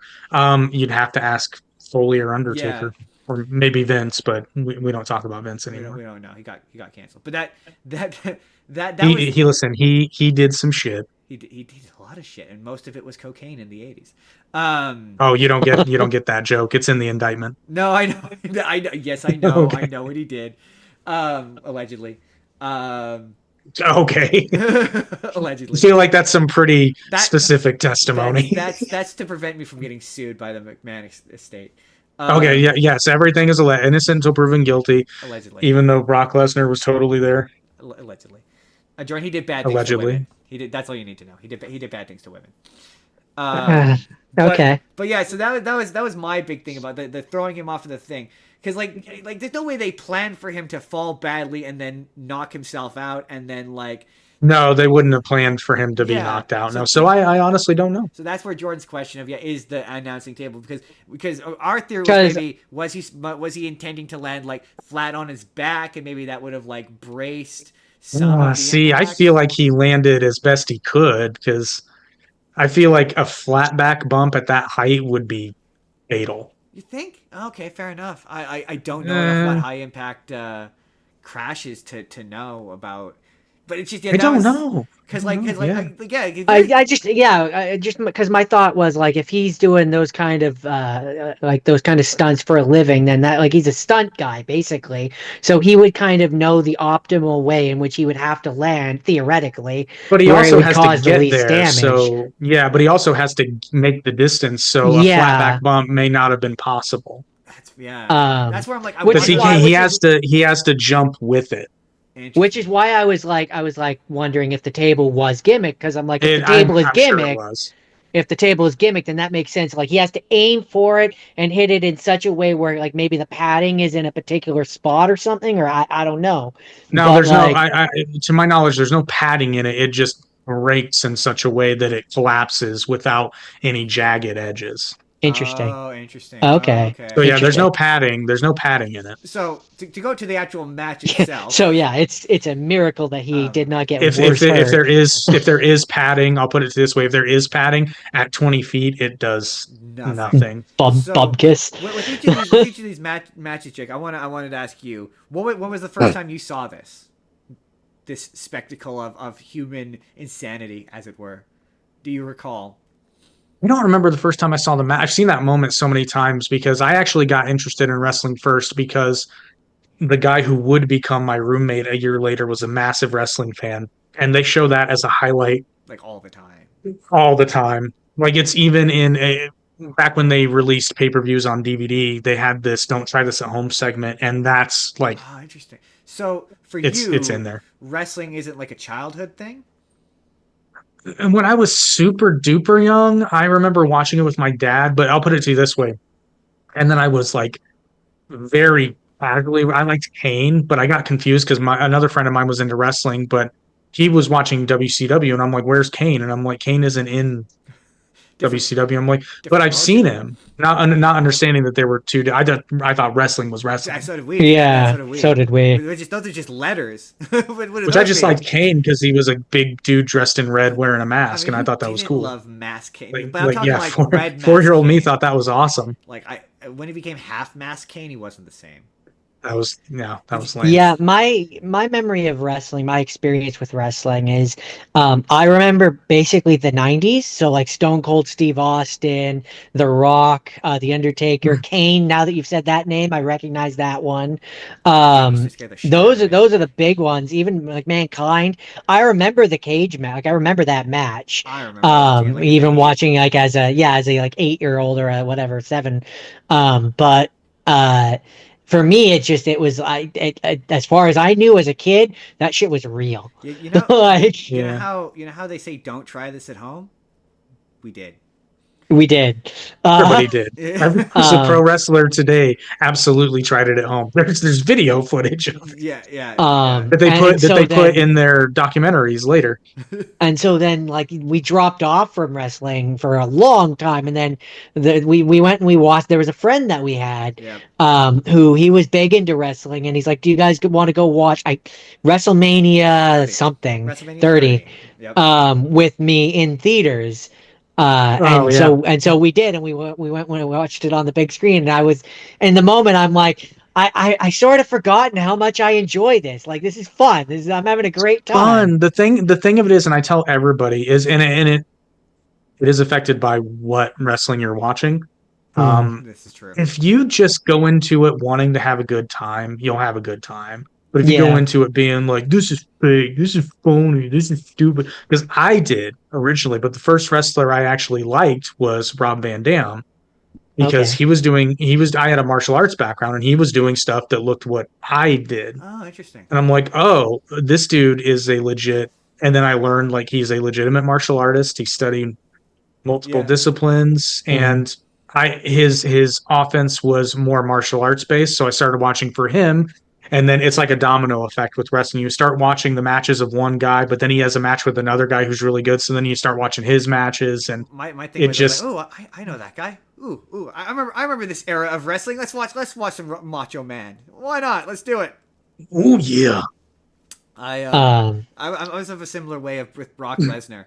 Like I watched Brock Lesnar in UFC first, so then it makes it easier for me to suspend my disbelief when I watch him in wrestling. Yeah, don't watch his match with Cain Velasquez. It will have the opposite effect. I mean, yeah, but that we watched that. That's another. We watched that in theaters. We paid. No, actually, we got because I worked at the theater at the time. We got to watch it for free, but people paid $20. And I remember sitting there the whole time, jazzed to watch a Brock Lesnar fight live. Yeah, in like 2 minutes. Yeah, it was like 30 seconds or something insane. It was really short. Yeah, although not so much anymore. But if you're looking outside of WWE, the best scam on earth is if you can watch a pay-per-view in a theater because it's usually half the price of buying the pay-per-view at home. I used to do. I watched it, although this was a big mistake. AEW they have obscenely long pay-per-views. With the pre-show, they're normally 5 to 6 hours. It's ridiculous. I was like, oh sweet, I'm gonna be able to watch this pay-per-view for like literally half the price of what it would, little bit less than half the price, and it's going to be in the theater. It's going to be cool. And then like 3.5 hours in, I'm like, I'm out of popcorn. I'm out of like, I'm kind of done. What the fuck are we doing here? Like I like wrestling as much as the next guy, but I mean, come on now, pack it up. You know, they used to show them in the pay-per-views, and that's where I got the projectionist guy. He always used to say that the wrestling fans are weird, because they had very specific requests. It can be. They'd walk out and be like, it's not loud enough, or it's too loud, or they'd have such specific requests. The picture doesn't quite look good enough for. Here's the thing you have to understand about wrestling fans is they will not be happy as a collective group no matter what you do. So it's generally best to just do a good plan, and they will bitch and moan, but they will still watch. That is accurate. Jordan, you've got one more episode, right? And it's the Nick Gage one? Yeah, it's the Nick Gage one. Oh. See, I'm glad you saved that for last because Jake has passionate feelings about Nick Gage that he's been sitting on since Thursday. I mean, he seemed insane. Is that an yes. An absolute psychopath? That episode is the funniest bit. Sorry, Jake, not to cut you off, but the funniest bit about that episode, that's what I'm talking about, where I'm like, when the person participates in the documentary, you get one side of things, and it has a narrative it's trying to push. The first thing Jordan said is his girlfriend definitely did drugs with him. Oh, for sure. I believe what I said was his girlfriend looks like she still does drugs with him. Yes. I don't believe for 1 second that he's sober. Absolutely not. I think that was the first thing I said. Well, but I Googled him to see if he was still wrestling, and it said that he had left in 2024 he had just left the promotion that he was with in this documentary. I think he's back now, though. I think he's back in GCW. Back? Okay, sorry, Jake. He could be. I cut you off pre-rant. Go ahead. Why don't you care for Nick? I would like to hear this rant. The only thing I was going to say is Jim Cornette refers to him as the bank-addicted drug robber. my favorite bit about the episode is where I think it's his friend, where he's like, he's known for wearing a mask in the ring, and the one time he chose not to wear a bank robber mask is when he robbed a literal bank. What is wrong with you? Nick Gage is back in GCW. That's hilarious. Oh my god, how is he's the guy who I'm like, how is he not dead? Like the one, the thing that's the most baffling about his episode is all the footage they got of him nearly dying. Like the one match where he gets cut and one of his major arteries gets cut and he insists on going back in anyway. I'm like, they're in a cornfield. Crime. And they're in a cornfield. Yeah, far away from. Yeah. Like, anything. Okay, don't get me wrong, and this people are going to disagree with me because this is a slightly controversial take on wrestling today.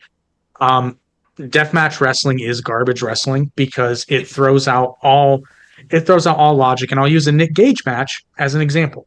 Okay, so Justin, you know about this. I'll also share an interesting detail for people who may not know. Nick Gage was on one episode of AEW Dynamite. He was a special surprise opponent against Chris Jericho. I can't believe this. Well, there's a moment in the match where Nick Gage has set up a glass table, and a logical person would think, oh, he's going to throw the guy into the glass table.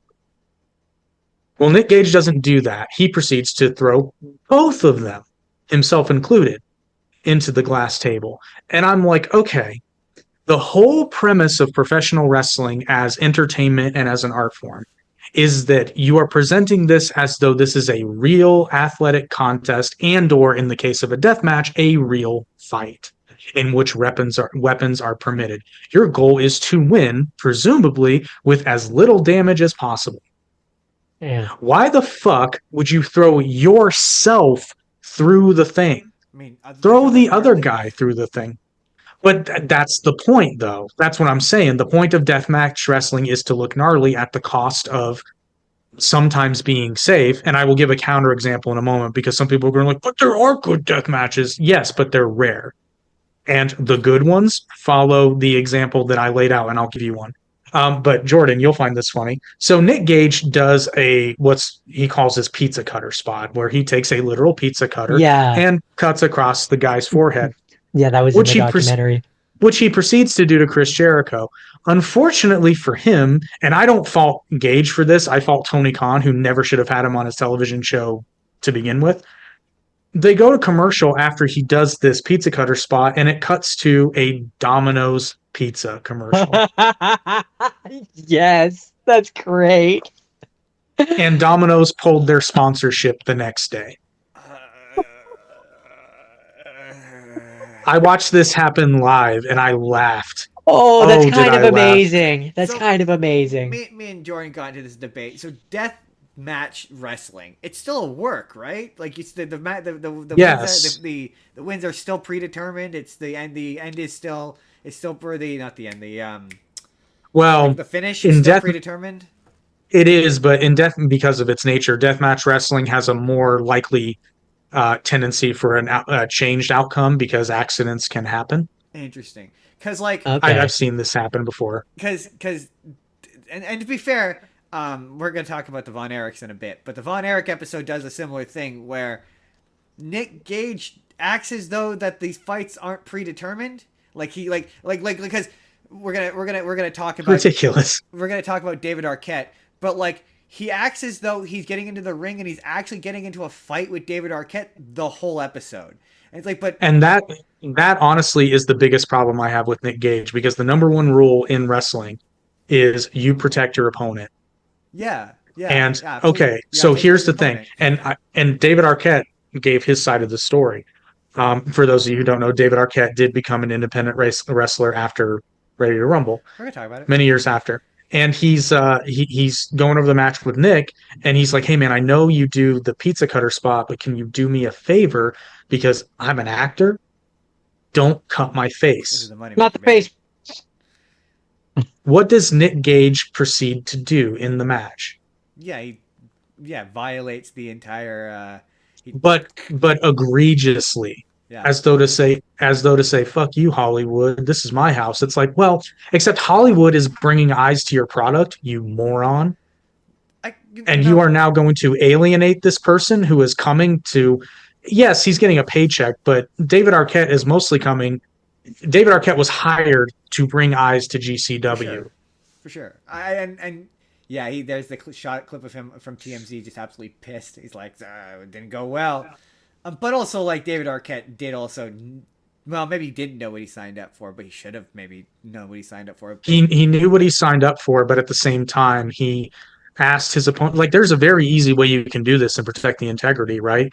Because I don't remember who was supposed to win that match, but assuming Arquette is supposed to win that match, the easiest way to do it is Nick Gage goes for the pizza cutter spot, and Arquette is able to counter it. Totally, yeah.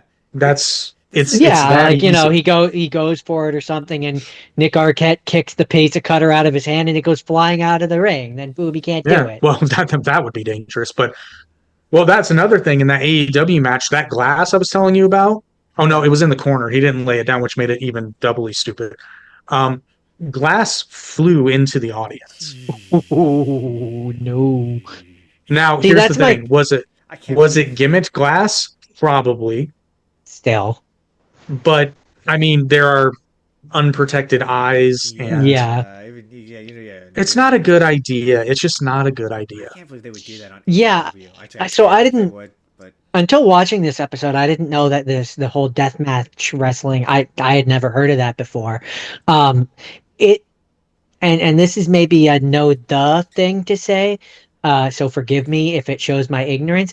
But it just seems unnecessarily gratuitous, that's the point, though. which is the point, I guess. But like, I don't know. For me, it's just It, it, it it, I it. question the mental stability of people that are like diehard deathmatch wrestling fans because, like, okay, that especially deathmatch wrestling today, that's not wanting to see a show or an athletic contest. That's wanting to see blood. That's wanting to see Yeah. injury, and I'm concerned. Like I think for me there's a big difference between like you have a heel who is going underneath the stage and like he's breaking the rules. He's doing a thing that's World of not difference. allowed and he's the bad guy and it's well known for the kids that he's a bad guy and you should not do that. There's a difference between that and they're both doing a fight in a thing which is designed to hurt them. Pretty Just much. Now for the the sake of it. example of a good match I'll give you, which technically it wasn't a death match, it was a barbed wire match, but it's the same basic philosophy. This one was obscenely good though, and I watched it recently. It was Sabu versus Terry Funk. I believe it was in oh yeah, okay, '93. yeah, that's And here's the thing that makes the match magical. They behave as though that barbed wire is going to hurt. They Hmm. avoid it, or they try to avoid it. And when they hit it, we don't know if you've ever fallen on barbed wire. no, I don't think so. It's it, Not it, specifically. it's very painful. Yeah, I imagine so. I would imagine I would it is imagine that. designed Yeah. to be so. It's very painful. Now they do doctor their barbed wire a bit, but it's still a piece of metal Yeah, Yeah. stabbing going you. into, and that's another example of the match going awry. In that match, Sabu accidentally slices his bicep open and then tapes it shut. Ooh. But they both get to a point where they're tangled in the barbed wire and they stop the match and they have to both be cut out of it. Oh, that's gnarly. But the match is good in the sense that they are they're behaving as though two people in a fight would behave if they were surrounded by barbed wire. Yeah, you don't want to get hit by the It's barbed wire. believable. Yeah. Yeah. See, deathmatch wrestling to me exists purely for the people who can't handle the reality of what professional wrestling is. Oh, you think That's professional wrestling probably is true. fake? Well, we'll prove to you it's not fake by doing ridiculously over the top violent things to prove its realness. And it's like, well, it doesn't.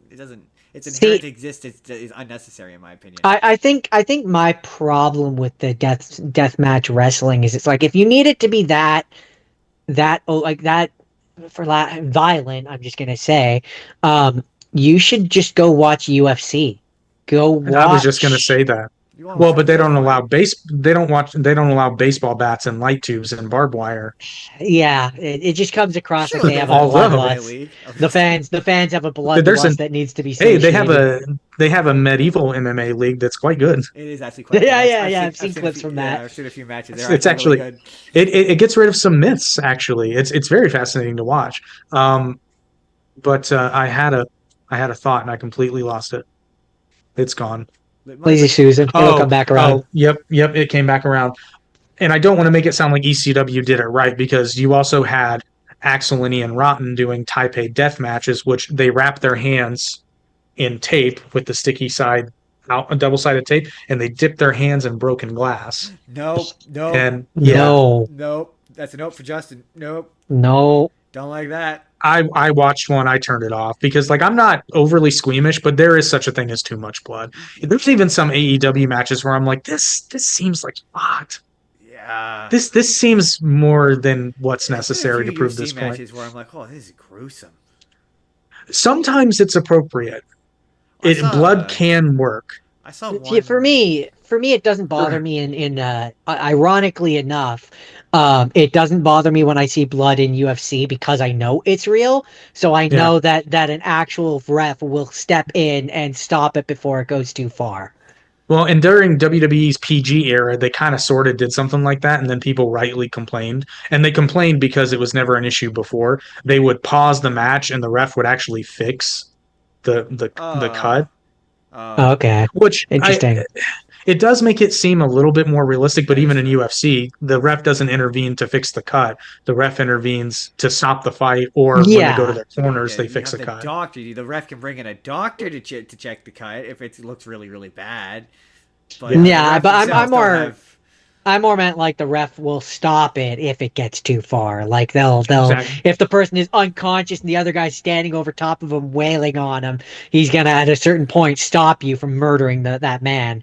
Yeah, Whereas like there in reaches a point where in a legitimate fight, it reaches a point where the other person is not going to be able to fight back. yeah, exactly. So like there's a in one of my wrestling ones, I don't remember which one it was specifically, but one of my matches, there's a point where the ref like goes unconscious and is just laying outside the ring, and I'm like, I love ref spots that last too long. it's like, yeah, no, if he was actually unconscious, I feel like there'd be someone checking him Someone would have out. gone and checked on him a little Well, bit. you'll find that a replacement referee is often on hand when it's convenient for the story they're telling. Yeah, But yeah. when the referee needs to be out of commission for a while, there's none to be found. It's the strangest thing. It's just so It's strange. so odd, you know?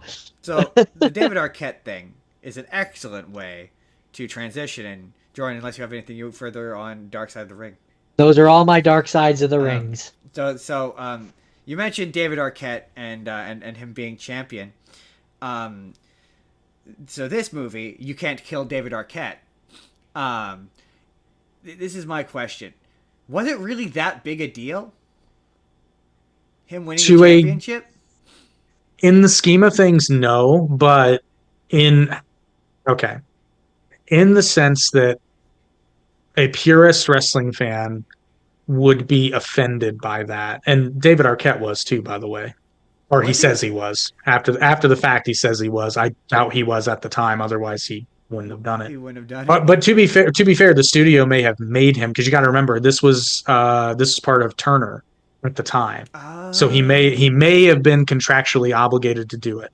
I don't know, but Interesting. to a wrestling fan, having someone who is not a wrestler something similar happened in WWE, not quite to the same degree, but Kevin Federline laid John Cena out once, Really? Oh, and okay. people were also rightfully, because first of all, John Cena would break him like a toothpick. I mean, this is true. I mean, it's impressive that he was able to do that when he couldn't see him.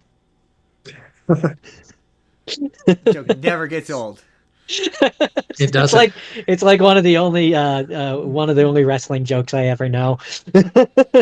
It's very good, but it also showed a complete disrespect for the entire wrestling roster, which Russo was notorious for. Because Russo didn't want to write wrestling. Russo wanted to write Crash TV or Jock TV. When they said in this movie, when they said that it was, I think they interviewed Vince Russo in it for it, and they say it was his idea. I almost texted you and I went, "Of course, the David Arquette thing was Vince Russo's idea. Of course, it fucking was. It reeks of him. Of course, it was his fucking reeks idea. of him. Oh no, like there's no mistaking that. Like, If oh it sounds God. colossally stupid, it was probably Vince Russo. My perspective on this is from the person who's not a super duper wrestling fan. They're all actors. So what's the difference? The difference is David Arquette did not go through the training and the grind and it was worse back then. A journeyman wrestler before making it to the bigger companies like WCW or WWE likely had been in the business for at least 15 years before getting that spot. Interesting. Okay. So especially the guys that had been to Japan for multiple tours, the guys who had been to Mexico for multiple tours. So it kind of sounds like, and what it makes me think of is it would be the equivalent of in the Screen Actors Guild, if you had one of the lower ranking members jump the line and all of a sudden get to be in a really high end project and have his name be above all the other stars. Well, even though he except that didn't. that might be the case based upon merit. And I was going to say probably a closer example, but still not the same, would be how hardcore UFC fans felt about CM Punk getting his fights Okay, I can see the comparison there. Okay, interesting. in UFC. They Now they the see it as difference being a Trunk, sideshow, basically, is what you're kind of getting at. but even more so disrespectful in the wrestling business because it's a case where Punk's opponent could theoretically leave every fight he has unscathed if he's that good. Yeah. That is a possibility. There is no such thing as a pro wrestling match where you do not hit the ground or are hit by some. Well, I shouldn't say that. Some wrestlers notoriously refuse to bump Andre the Giant, but Andre didn't have to. He was 7 feet tall. But that's rare. Yeah. Interesting. So But okay. there's a lot of pain in coming up, and you have to put over the top guys when you're on the bottom. You got to do the shit matches. A Do, lot of times you have to help do they put up and tear down the see? ring. Do they see the like a championship belt? Because movies and television don't really, even when they include the behind the curtain stuff.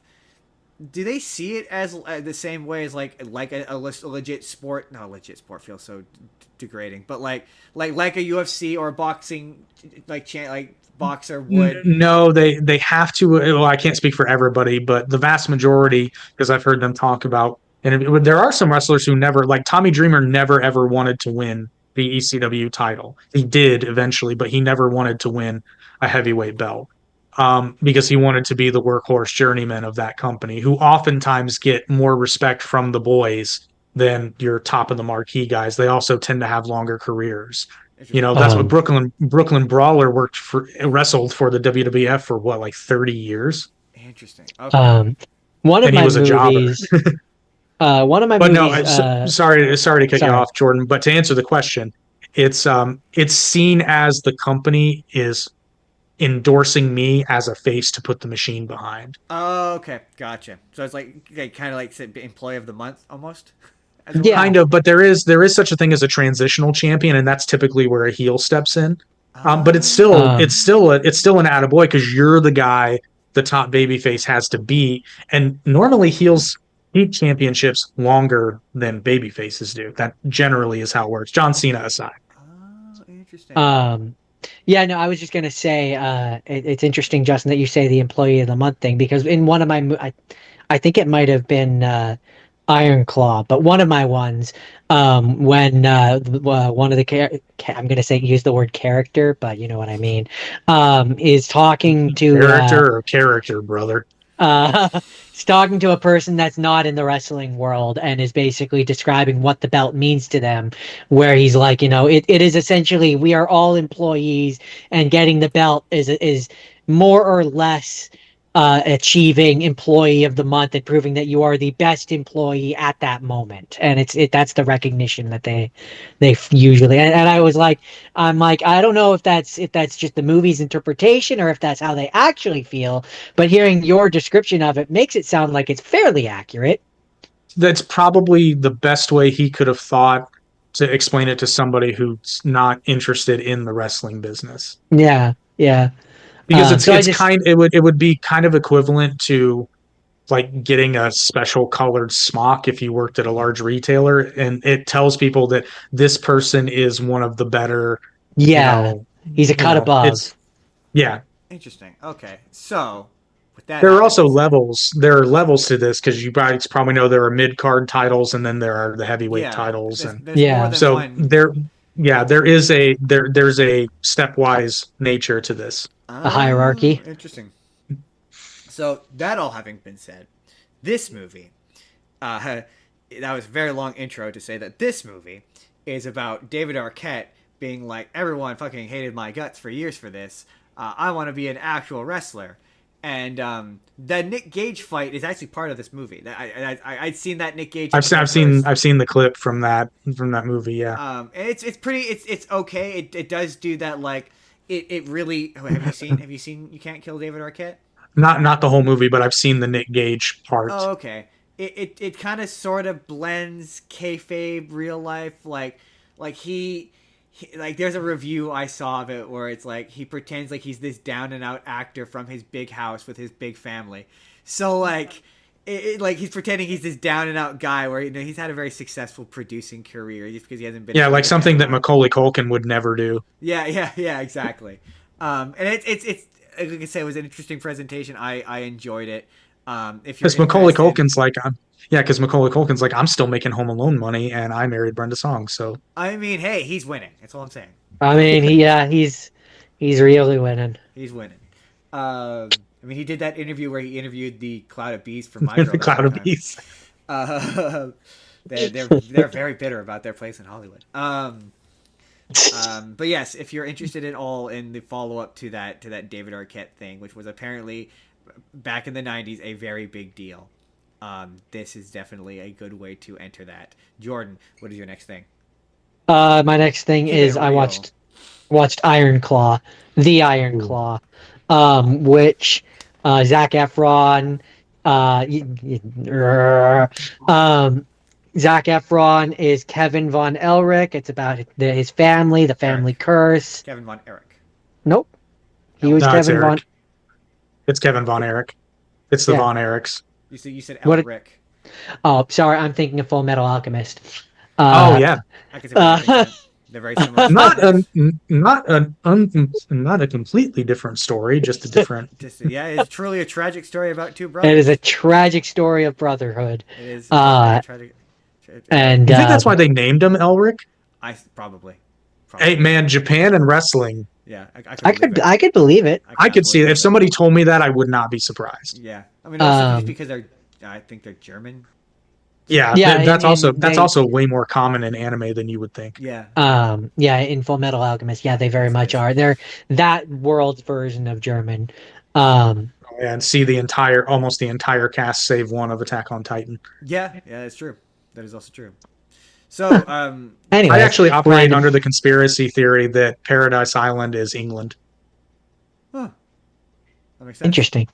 The Von Erichs. Wild tangent. Zac Efron and a bunch of other people. Jeremy Allen White, and that's where the people I know end.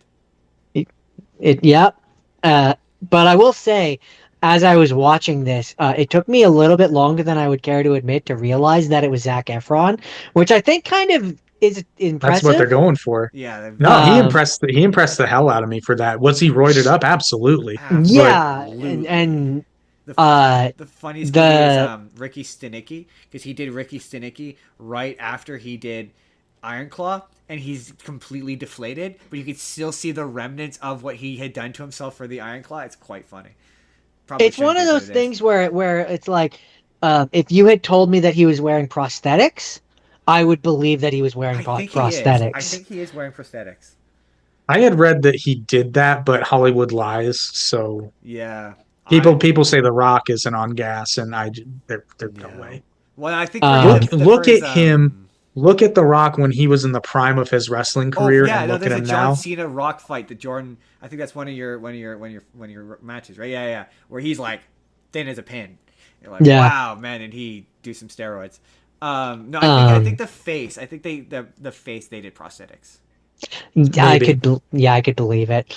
But I feel like I've Googled this before. So this was an interesting example of I had never heard of these people before watching this. So going into this, at a certain point I had to look up and see if this was an example of this is a fake family, a fictional movie, or if these were real people, because their curse was so.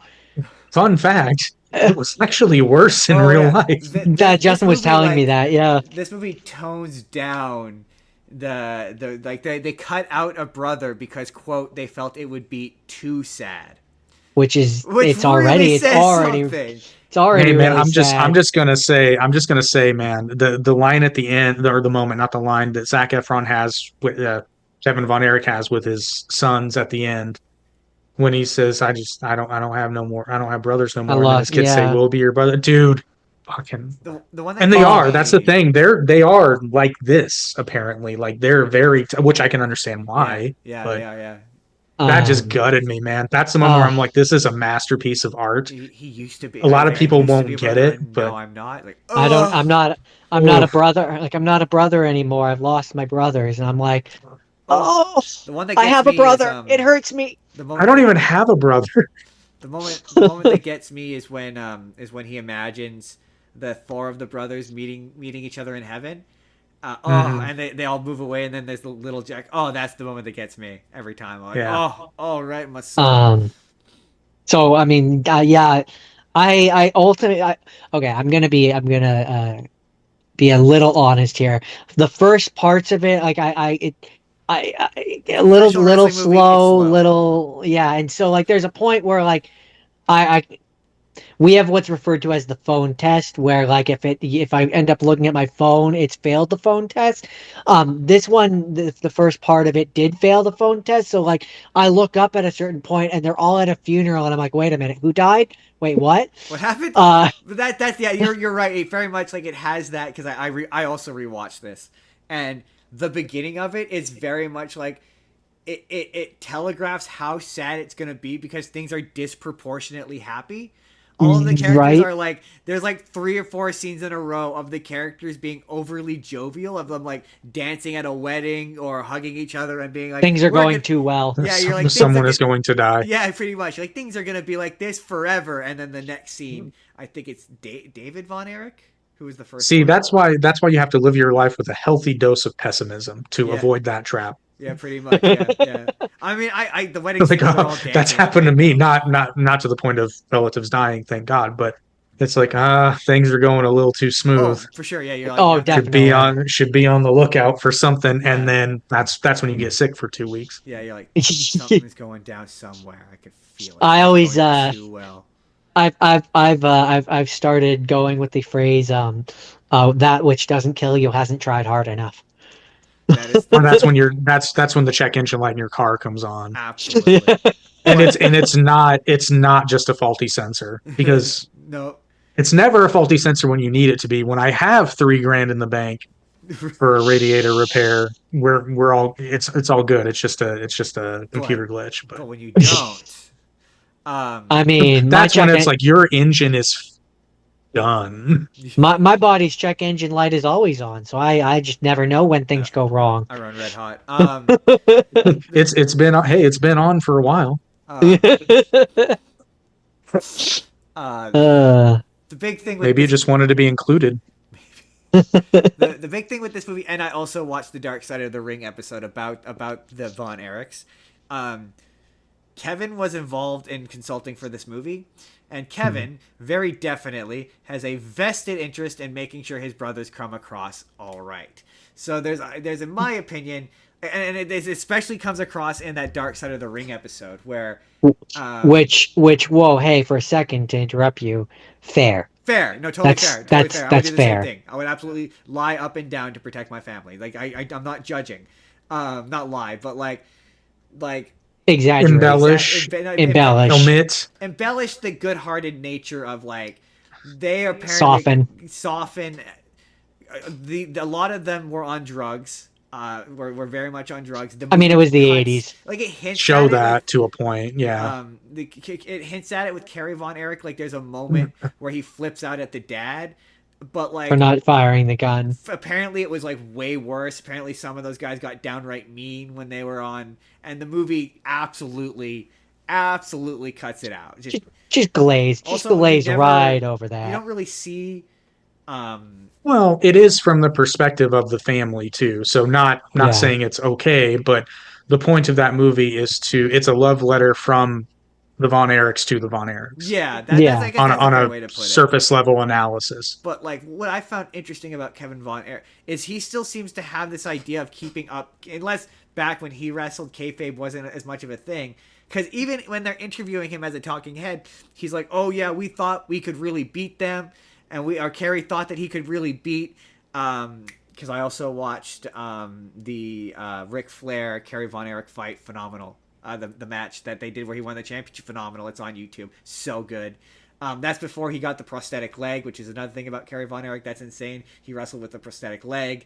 So many people didn't know that So until many much people, later. they hit it. They absolutely hit it. Did a phenomenal job hiding it because you would never know. He's a very No, talented wrestler. you wouldn't.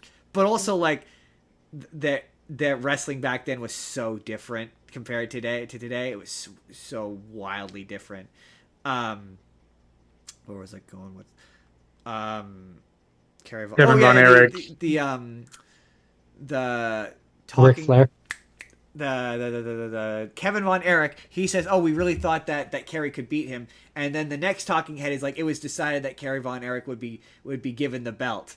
And I was like, "There's a stark. I think it might be Jim Cornette who says, but it's just a stark difference of like trying to maintain the illusion of the business still for some reason." I thought that was interesting, where he still is presenting it as though it wasn't predetermined that Kerry Von Erich was going to win the title because his brother tragically passed away.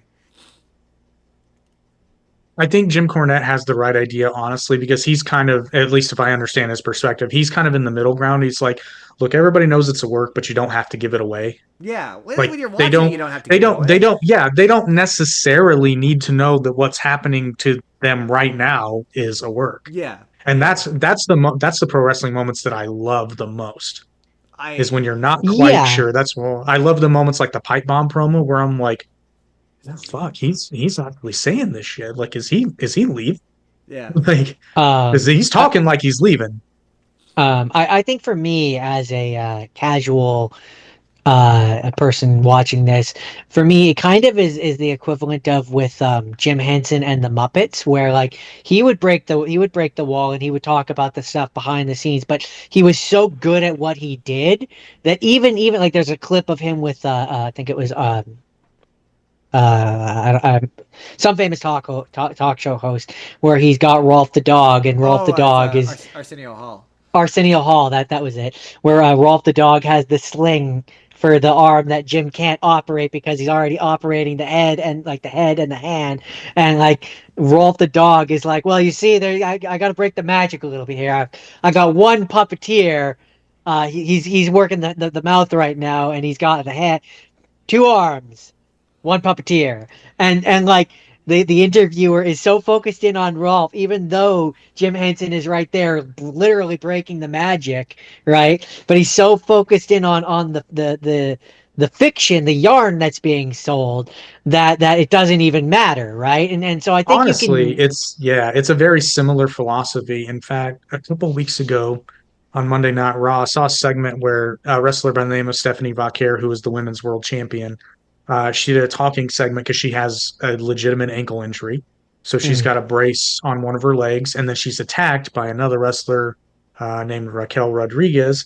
And I know this trick that they do. If a wrestler has a legitimate injury, but they need to get them off TV by making the injury worse, it was her other leg that was injured. So Raquel can hit this one. She can gets uh, protected.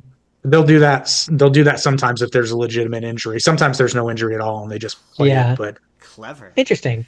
Clever. it is. It's really. And then when you look for what to Clever. see, you'll see that like they're protecting the other leg. They're making sure it's not getting bumped. Like they go out of their way to not do anything with the other leg, which makes sense on screen because you wouldn't want to attack the fine leg. You'd want to attack the injured one. Yeah. Yeah, Yeah, that makes sense. no, that's smart. Yeah.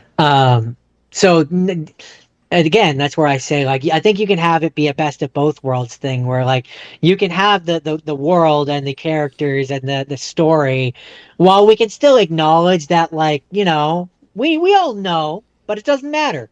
We all know, If but I it if sure I is ever fun when it's not obvious. if I ever was in a room with Kermit, I would be looking into those ping pong ball eyes, and he would be alive. Yeah, it'd be a lot for Like, me. Well, and that's the human brain. It's what it does. Like you see that, and you see a sentient being that can talk, and even though you know rationally, it's the reason a Muppet Christmas Carol is the best version I mean, it absolutely is. because right? they're Makes sense. treated as actual They get people. top billing, baby.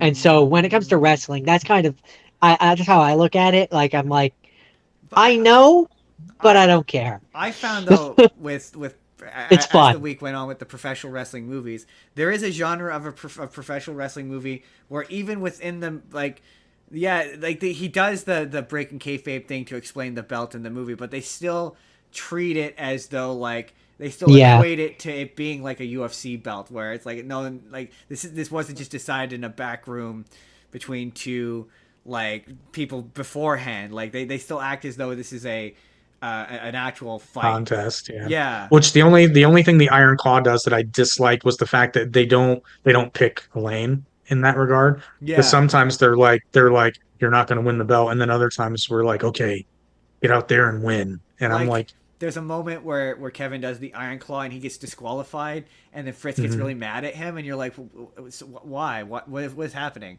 Why? So that I'm explaining away something that probably shouldn't be explained away because it was a mistake in the movie. But back in that time, if say there was a stipulation that Kerry Von Erich was not allowed to do the Iron Claw and he forgot about it and did it, the match would end in a disqualification, even if that wasn't the. Ah. Let's see, that's the reason Hmm. older wrestling is. I shudder to say better, but in terms of keeping the logic and the storytelling, generally it is better because there's a lot of wrestling logic that they just don't care about anymore. And there you'll see it a lot in modern wrestling where somebody will mess up a spot or a spot is taking too long to organize, and instead of just breaking and doing something else like improvising on in the moment because it's like, oh shit, my footing's off, okay, just push me off the rope, Yeah. like this is taking too long, which they would have done back in the day Yeah. because one of them would be like, shit, I can't get my footing, push me, brother. And then they can do something else or they can try the spot again in a different corner after he lays in some offense to soften his opponent up. Back then, that's something they would have done. Today, it's like they fight for the spot, and it's those moments that take me out of the match, and they're the Yeah. ones that I hate. Or when it's obvious cooperation, like I don't know. Do you know what Oh, the move the Spanish? Do you know what the move the Spanish Fly is? not by name. I probably already Okay, touched so on it though. so basically it's two guys are belly to belly, and then one does a backflip, but the guy doing the backflip is the one giving the offense because the other guy lands on his back. Oh, okay. I think I know what you're talking about. But the thing is, the guy doing most of the work is the guy flipping forward because he has more momentum. Oh, okay. And if you understand basic human physiology, you know that, and that's why the move looks cool. But A, it's obvious that it's at least cooperative, and B, why would you do it? Just throw him, Interesting. suplex him. Yeah, Like, yeah, yeah. When you say it like that, yeah, that makes sense. why would you risk flipping and presume and landing on your neck when this person is presumably fighting against your rotation, Other than to look cool, which I could, other than to look cool?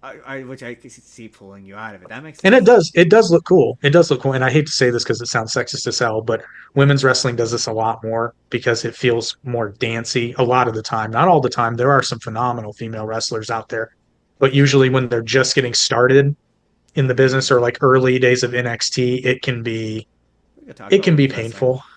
We're gonna talk about some women's wrestling because the women's wrestling has a very interesting history. That's I think, Jordan. Unless you got any, do either of you have anything further you'd like to say about the Iron Claw? No, that's it Other for than me. other than watch it. Other No. than you should go It was watch it. good. It was good. It was Which, enjoyable. Check it out. Jordan? You know what, Jordan? Throw me one of your wrestling matches. Okay. Well, I mean, we kind of already touched on the Undertaker versus Mankind Hell in a Cell.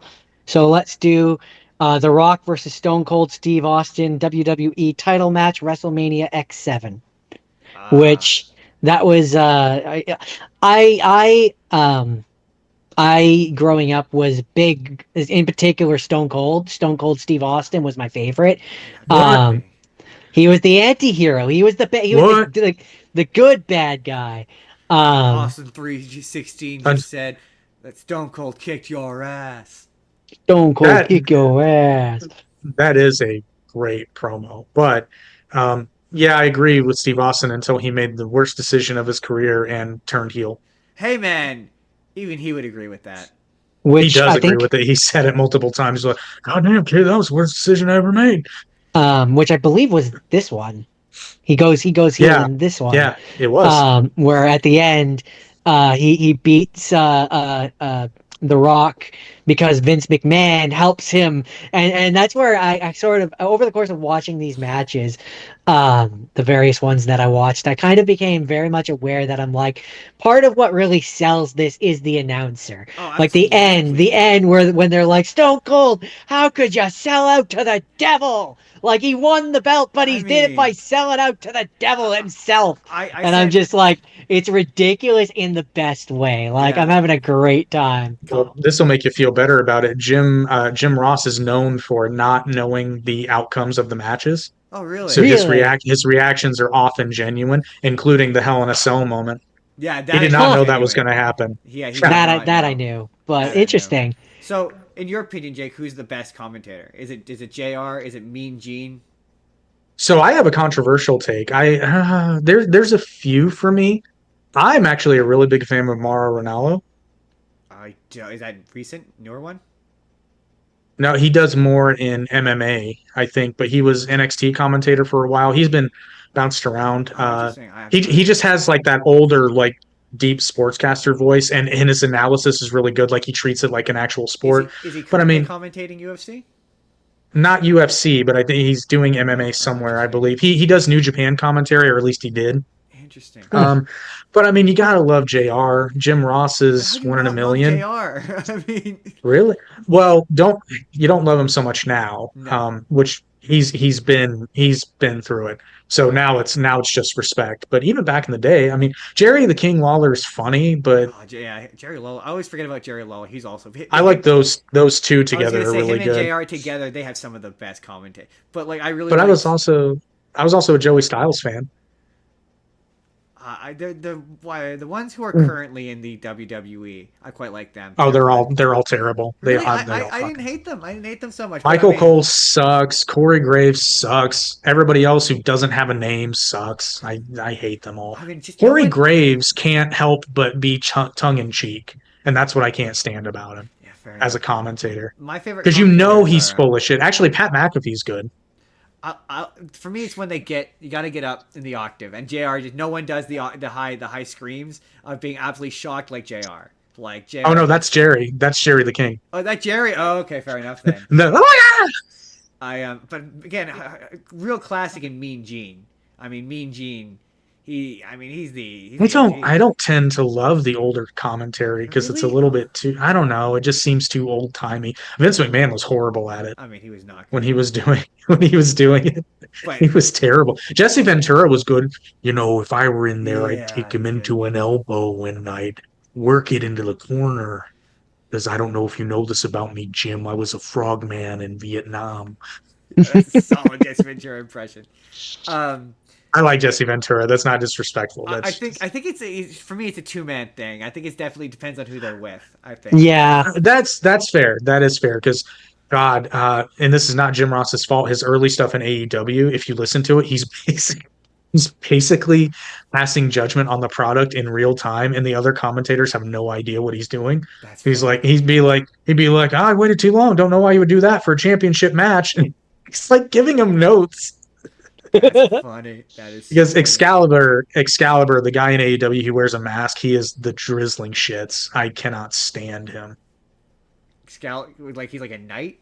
That's his gimmick. No, he's a luchador, but he's a Named, white luchador named who, Excalibur. yeah, That is Huh. because confusing contradiction he of had thoughts. yeah he had a stint in PWG, and that is the only thing he's known for. And now he's magically a commentator on AEW because the Young Bucks and he are friends, Interesting. and he is the head commentator on AEW Of course he television, is. Of course he and is. he is The awful. only the only luchador that comes to mind when you say it, and I don't even know if he is one, is Mysterion. Mysterio? Rey Mysterio. Mysterion. Rey Mysterio. Yeah, him. Who d- Um, I he, he's always my favorite character to play in video games because he's super fast. that's why he comes to mind, is Um, because he's one of the ones I play when I but play wrestling games. what would you say, Jake, that this match, this Stone Cold versus The Rock, the number one thing about The Rock that I realized when I watched some of his older matches is, man, he was a spry guy. He was fast. He was. Yeah, he was. Like he's done such a weird job of being like of He like was an athlete. separating himself from the WWE, like part of his life. Yeah, That like the I Rock part of him really does feel like a different person than the Dwayne Johnson part. Oh, absolutely, and that's done deliberately. And I will say this: I don't think that was a failure. I think that did help his career trajectory. for sure. A lot of people, frown upon that, but I'm like, hey, look, he got while the getting was good. But it makes going, and to be He fair, was John Cena smart. eventually came out and went, no, The Rock had it right. But Yep.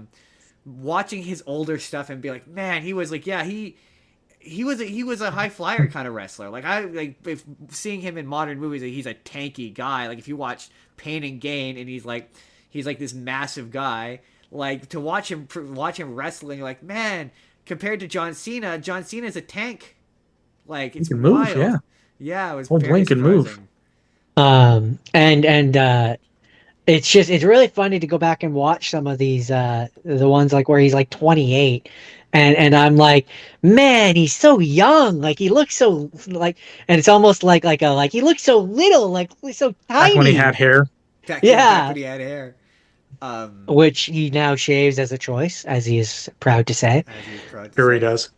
Oh, wink. Right. There's no male pattern baldness anywhere in there. No, it's no, not. no, It's not like people saw it happening and it's a said you should choice. just shave that shit. Hey, Steve Austin is honest about it at least. Oh, damn, I was only fucking 28 and already balding, so I said fuck it. I saw a movie where he had hair and it weirded me out. Oh, the Scorpion King. Yeah. Oh, that was a wig. What's a good? So I might as well.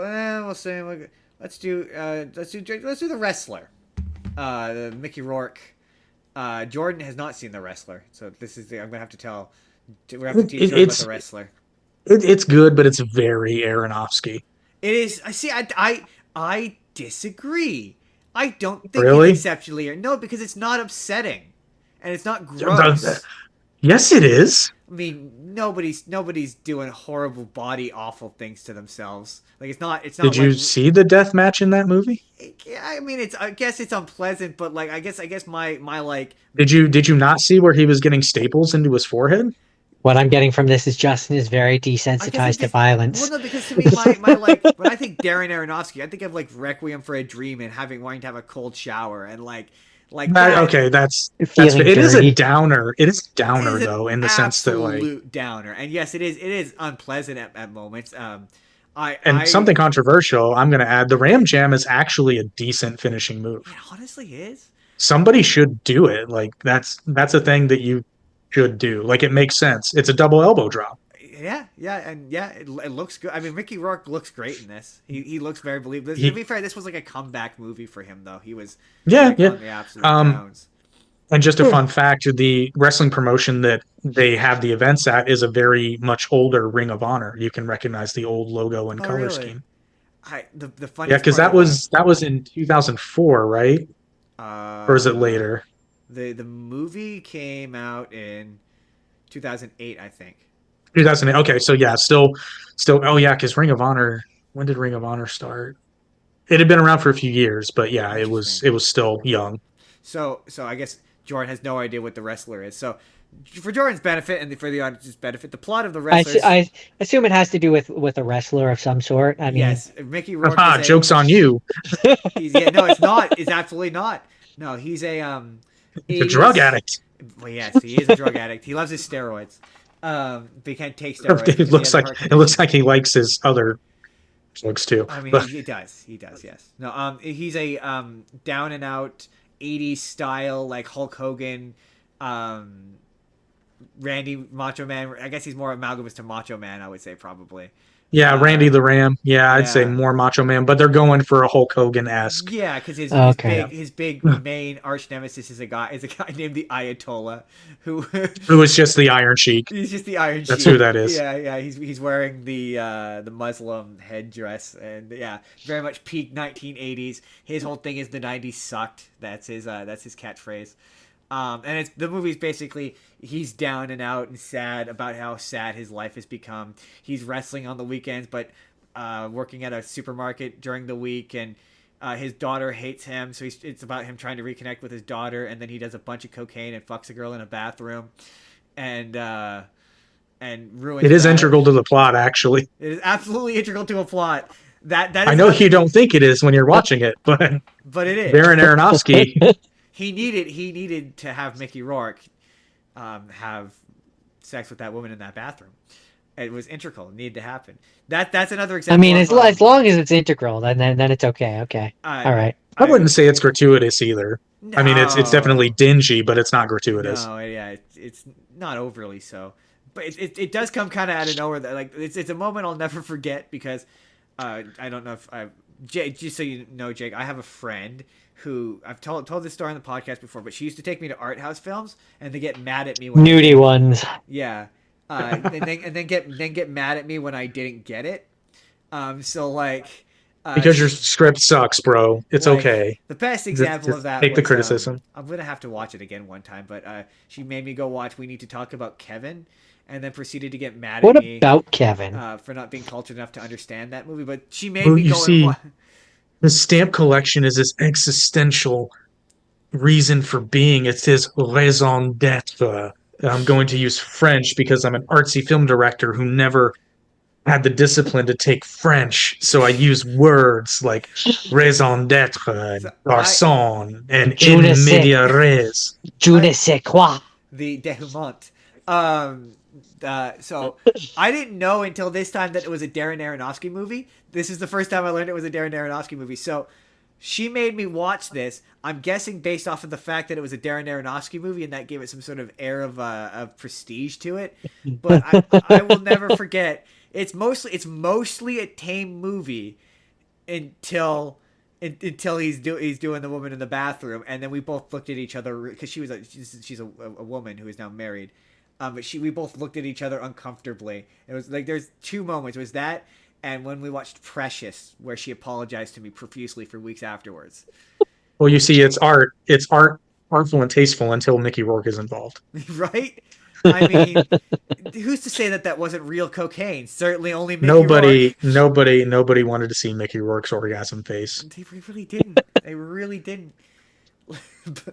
I think who was it? There was a famous. I can't remember. I looked it up because I was reading about this movie, but there was a famous wrestler who had to come out and be like, "Not all of our lives are that depressing." But then you watch again. You watch Dark Side of the Ring. I just don't believe it. And you just don't believe that for a second. You're like, no, it is. To be completely fair, it is not universally true. It's actually the same story with a lot of professional athletes that you just don't hear about them because those industries probably pay a lot of money so that you don't hear about their players that make scale or get an injury after their first season or during their first season or make a bunch of money and then spend it, or their family screws them over, or they hire somebody that they think they can trust. But funnily enough, your friend Darius from South Central LA is not an accountant. No, your cousin James also not an accountant. Not trustworthy. He's stealing your money, guys. Don't trust your cousin. Listen, they're allowed to take 10%. I mean, we can trust my cousin, but other people's cousin. Especially if your cousin is named Vinny, then you can trust him. Yeah, pretty much. You can always trust my cousin. Oh, definitely. That's a legal expert, that man. Good old cousin Vinny. Hey, My Cousin Vinny's a great movie. Yeah, see, Jake Jordan has never heard of My Cousin Vinny, so he didn't get that joke. That's the. So he just. Hey, Ralph Macchio's in it, so it's a twofer. Is he actually? That's funny. Yeah, he's one of the guys that's on trial. I haven't actually seen it. I have to. I just thought you were talking about our legitimate cousin Vinny. You know, the one that definitely exists. I mean him as well. I've become a fan of. Although isn't his name Vincenzo, technically speaking? That was more of a Marlon Brando than a Joe Pesci. No, I know. I'm not Vinny. I'm talking about Vinny. Oh, okay, that's fair. That makes sense. Solid Brando impression. Nailing the impressions today. What do you ask of me on the day of my daughter's wedding? Who else is? Oh yeah, Marissa Tomei is also in this, and you get to see her naked a bunch. That's pretty awesome. Marissa Tomei may be one of, if not the most underrated actresses in Hollywood she's really ever. Good in this, like she got an Oscar nomination for My Cousin Vinny. Did she actually? Oh, wow, 6 degrees of separation there. I did not know that. You get to see her necky, and it's awesome. And when she rolled out as Aunt May in Spider-Man Homecoming, I was like, that's Aunt May? You're like, Marissa Tomei. All right, Favreau. Right? I'm picking up what you're putting down. Solid choice. What else?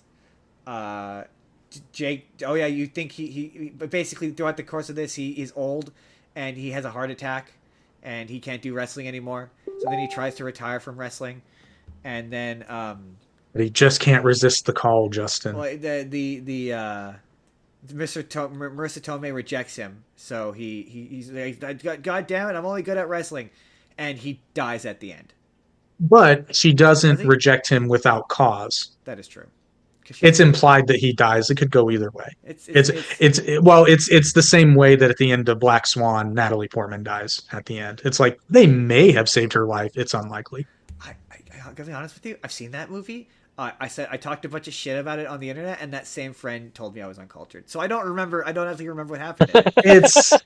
It's not that it's a bad movie, but it's not nearly as good of a movie as people say it is. Wow. See, Jake, this is another prime example of why we're friends, because I'm pretty sure I said the same thing. Yeah, I mean it's not slop, but it's weird at times for the sake of being weird. It delves outside of psychological thriller territory and into this woman is clearly crazy. There's no more mystery now.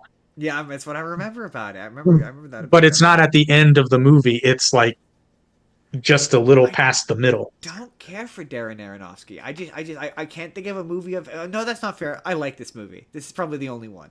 I But, liked like, The Wrestler. Other than that, It's bleak, but I liked it. yeah, but that's kind of its charm. Well, that's Aronofsky. Aronofsky can't tell a happy story. Yeah. I think it's because the worst movie he's made is Requiem for a Dream, and I fucking hate that movie. I stayed up. If a till- Darren Aronofsky movie opens with a child and a puppy, they're both dying. Just Right? so you know. And one will probably kill the other. Right, yeah. And you will probably see it.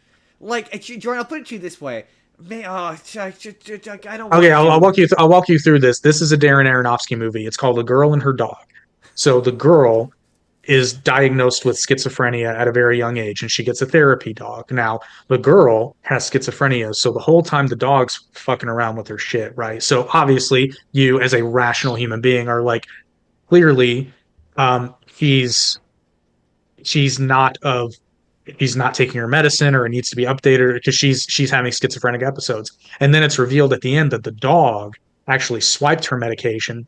But the twist at the end is the service dog understood that that particular medicine was actually poisoning her, Oh snap! but doesn't have the mental faculties to say, hey, you should probably call your doctor. Also doesn't have thumbs or the ability to speak. So the schizophrenic girl kills the dog, but then like immediately after she does this, she gets a call from her doctor saying that they have reason to believe that she needs to come in immediately because they have reason to believe that her medication was misprescribed. Oh, that does sound like a Darren Aronofsky movie. I came up with that off the top of my head, dude. That does sound like it. See, that's what we do here on the Spur of the Moment podcast. We improvise. Pay us. Come on, Paramount. Also, Jordan, just to put this in perspective, because I cannot commit to doing Requiem for a Dream for the show. I can't. My soul couldn't take a second viewing of that movie. They managed to make two women having sex gross and unpleasant. I don't know how that's possible. That's easier. That's easier to do than you think. Are they old people? No. Well, No. okay, Are they- ageism. Are they? Oh, I mean, you hit a certain age for me, and it's just become I don't want to see that. Is it just That's- like overly it's not sweaty and gross and like in a grimy apartment where there's food on the table and Is like Is there- roaches? is there scat? No. Is it two Yeah. girls and one cup? It's two girls. Couple Okay. cups? It's two girls and one thing between them that they share, that they really grossly lube up. Well, sharing is caring. Ugh. Ugh.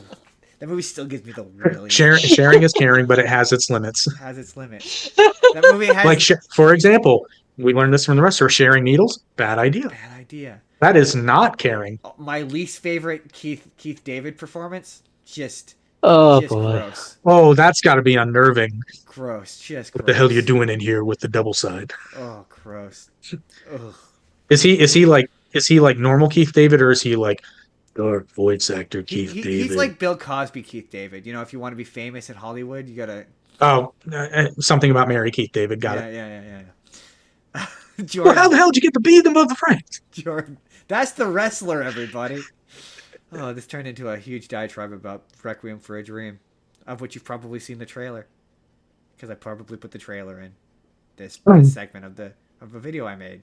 Because I The future definitely will did find video. out. In the future, you'll know, or you won't know. Who's to say? Jordan, what's your next thing? So you should subscribe as to not miss the trailer for my Dream of a Exactly. Dream. Exactly. Requiem of a Dream. Um, Oh God. my next one is Fighting with My Family, which Oh, is I forgot about that one. I did see it. which Okay, I good. liked. I like that movie. I liked it a lot. That movie's cute. Um, so Florence Pugh is very good. The Rock should not have been involved. But didn't he produce it? uh, Yes. yes, he He did. produced it, and he's in it very He's briefly. in it. He's in it. Not very. I mean, I guess it depends on what you His define as his very brief. promo, yeah, his promo bit is pretty funny. But yeah, The Rock was not in WWE at the time that Paige had her ascent. No, The Yeah. story is true in that regard, but he was not the scene involved in the where company. he meets her and her brother. I've seen a clip of Paige being like, "Yeah, that never happened." Yeah, no, that never happened. Um. They, So if I remember correctly, neither one of them is. Maybe Zach is her brother, but I don't think Paige is a huge fan of The Rock, Interesting. or Interesting. wasn't. She interesting. probably is now, but Subsequently, probably. Um. well, she So grew up my in the British independent wrestling scene. Her yeah. heroes would have been people like Robbie Brookside or her dad, or Um. So my one thing with this movie, and I can't. It's just they portray it as so Paige comes to America and she's working in the boot camp or whatever to become a diva for the WWE, and there's all these blonde they were cheerleaders or they were models, yada yada yada, and they go with this whole like, oh, she's unattractive by comparison route, like she that's comes out real. on. That's real to an extent, especially at that time. Paige was very different. But my issue though, and maybe this is just a me thing, I looked up because I got curious when they did that in the movie. I got curious and I looked up the actual person page, right? And I'm like, she's hot. Like Yeah. she's Well, but hot in the movie. She's hot in real life. I just don't this see is how. yeah, this is still the Vince McMahon era of talent selection and John Laurinaitis, and they had a very specific look for gals and guys that they were looking for, not realizing that if everyone looks the same, they all become boring.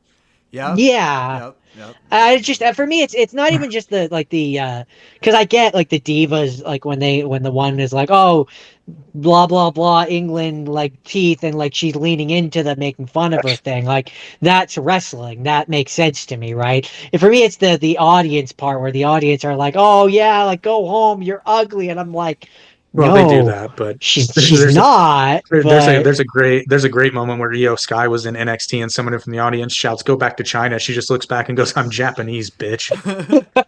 Racist bastard. I'm from Japan. um I'm from but that was my Milwaukee.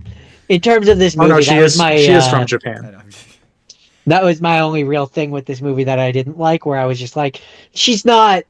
I just that pulls me out of it. But It was a bit maybe surprising that she was selected at that time. I think Dusty Rhodes really fought for her, if I remember correctly, because Dusty understood, hey, listen, baby, you don't have to be the stereotypical level of attractiveness. You have to be different. You have to be individual. You have mm, to be yourself, baby. So you get um out there and you be Paige, Paige the monster, Paige the wrestler, not Paige the model. We got 70 models. I want a worker, baby. Is he in that movie? No, and he should be because he's.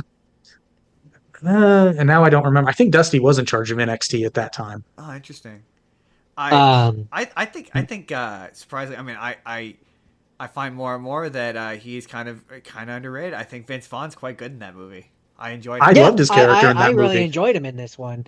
To me, he was part of he as much as the girl who was playing Paige, and as much as That's all the Florence other Pugh. family. It's Florence Pugh. Pew pew. Pew pew. She's Um for Jordan's benefit, she is the current Black Widow. oh, She is Yelena. This the huh, sister how who did I kept not? Oh, accent. interesting. Yeah. Cool. That's good to know. Yeah. I But also just realized she was in Outlaw King when I watched it with my wife. I'm like, wait a minute, that's Florence Pugh. She really was She's the everywhere. kind of actress who she's a different kind of. She disappears into roles quite well, surprisingly well. Where you're like, oh shit, that's I've seen Florence that Pugh. movie. I've seen that movie 3 times now, and I didn't realize it until the third That's time. the mark of a good performer. No, I had no idea that was her in this. Yeah, That's she wow. manages to like blend right into. She looks a lot like Paige.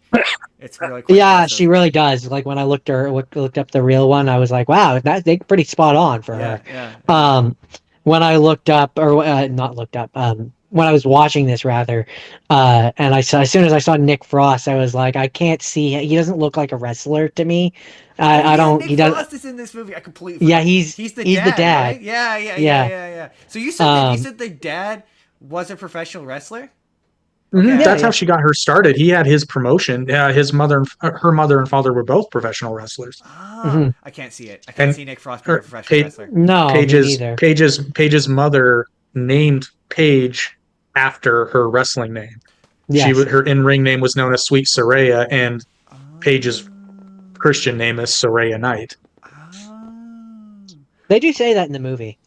Yeah, they Um do. uh Her mom, I heard an interview with Colt Cabana interviewed her mom, and they make the joke. It's like, yeah, I was probably wrestling with her when I was pregnant, but I didn't have no fucking idea. That's probably why she took to it so quick because she was getting bounced around the womb. But so when she gets into professional wrestling, real life history here, is that peak diva or is that like post diva? Because It's right at the start of post Diva into the NXT era. It's right after they kiboshed Florida Championship Wrestling, which I believe she was in, but it was right at that transition period. interesting. So that would have been there. There was kind of a no man's land period where they were still trying to do the diva thing, but they also weren't treating the female talent with the same level of respect. And you had a couple of, which is ironic because during the Ruthless Aggression era, you had some of the best female wrestlers I've ever seen. Like you had your Trish I Stratus, was your gonna Lita, say your she's the one Molly I remember. Holly, your why am I blanking on Victoria, Jasmine? Like you had a lot of just who were going out there and having better matches than a lot of the guys. But then this period, which really kind of began in NXT, because NXT was the exception. You had a lot of really good and talented female wrestlers in NXT, and they were just as popular, if not more, at times than some of their male superstars. Hmm. And there was a social media moment where basically they kept saying hashtag give divas a chance, and I think it was Stephanie McMahon who just tweeted, "We hear you." Hashtag give divas a chance. But Paige, I think by that point was already on the main roster. Yeah, she was already on the main roster. Oh, interesting. um see So Interesting. she was kind of the early development of that movement. growing up as a young boy in the wrestling scene back in the 90s, um, for me it was always like, okay, and this is again, remember, young child, awful Teenagers have mentality. bad opinions. Teenager kids have bad opinions too. Um, but it was always like, okay, you have the real wrestlers, which are, The Rock and the guys and all of them, and then there's the hot chicks. Yeah, the That's bra and that's panties matches. Yeah, the wrong. you know That's what Vince McMahon wanted it to be. Though that's how he wanted it. That's And Vince Russo. so and Vince so Russo. like I have to be honest, when it comes to female wrestlers, the only way, if you ask me to give you the name of a female wrestler, the only one that would ever come to mind is Trish Stratus. And that's Oh, because you know what? she was I'm hot. I'm I'm wrong. This was more so during the Total Divas era because it was still the Divas Championship. Interesting. Because yeah, the thing that people She was kind of young. need to understand about the diva Paige. era is not like female. It's not No, female wrestling. the title belt was a butterfly. They were trying, to be fair, and you had girls on the roster like Natalia Neidhart, who they were all trying scraping. The Bellas, to be fair, as their career progressed, they did try to go out there and have good matches. Like your Alicia Foxes, they really probably should have had more training, but they wanted them out there. Summer Rae's and other like well, I'm not going to say Eva Marie tried very hard, but um, the point being is that a lot of the girls were going out there trying to have good matches, but they weren't given the opportunity because they go out there Mm, and be like, do 2 minutes, and this trios team is going over a 2 minute trios match, which is insulting no matter who you are. um, Interesting. but yeah, no, Paige is young. Like she's like 30 now. She's younger than me. Yeah, I think she got Really? signed at 18 or 19. Yeah, she was Wow. young. She started wrestling when she was 13. Wow, I didn't know that. I didn't know that she was younger. Yeah, no, in this movie, I believe when they sign her, she's supposed to be like 18 or 19. Yeah, I think she was 19, maybe. She's Interesting. young. She's Yeah, young. she's young. She's younger than me, which is like, wow. Isn't she retired though? Probably at this point. Officially, but she's teased about being ring ready. I Interesting. think you'll see her in WWE on a limited last run. You think? That's just my prediction. Yeah, Interesting. she's said some things that are not like she's not purposely planting a seed, but I can tell how she feels, or at least I I've, think I I've can. seen clips of her implying that she might come back. So I can't say that I've seen some clips of her in I interviews. imagine. I imagine it will depend on, and this is just me talking out my butt, but I imagine it will depend on how successful her Marvel career continues to be. If she's making enough money doing that, then she'll probably stick with that. But if that starts tapering off, it's nice to have a backup. Indeed.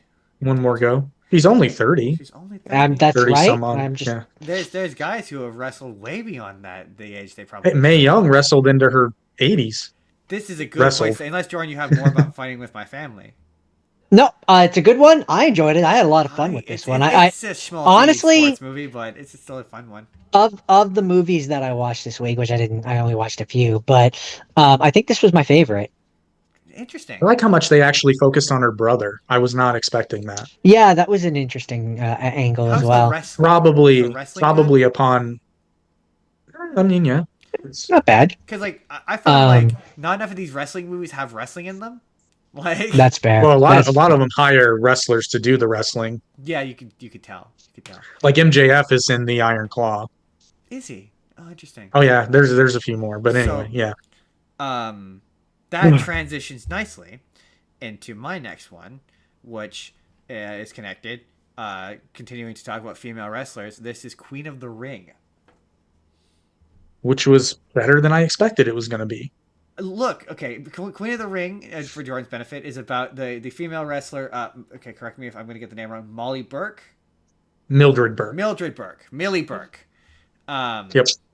and her relationship to her husband, Proto Vince McMahon, whose name is escaping. And the wrestling business that she would help pioneer the women's wrestling movement. Something Wolf is what his name is, and Yeah, look, I can't will remember his say name because he's a piece of he's a piece human of shit. refuse. But the actor who's playing him though, Does man, great. sure looks like the Dude. guy. Holy know, shit! right? Wow. That parking lot scene too, by the way, when he Yeah, she's right in the kisser. so she's played by for Jordan's benefit. You know Felicity Smoke, Jordan. Felicity Smoke show. yes, yeah, from Arrow.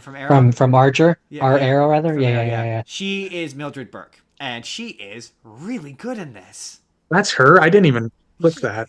Right? Wow, good for her. Is I know. is She she is jacked in this. is she a babe in this one as well?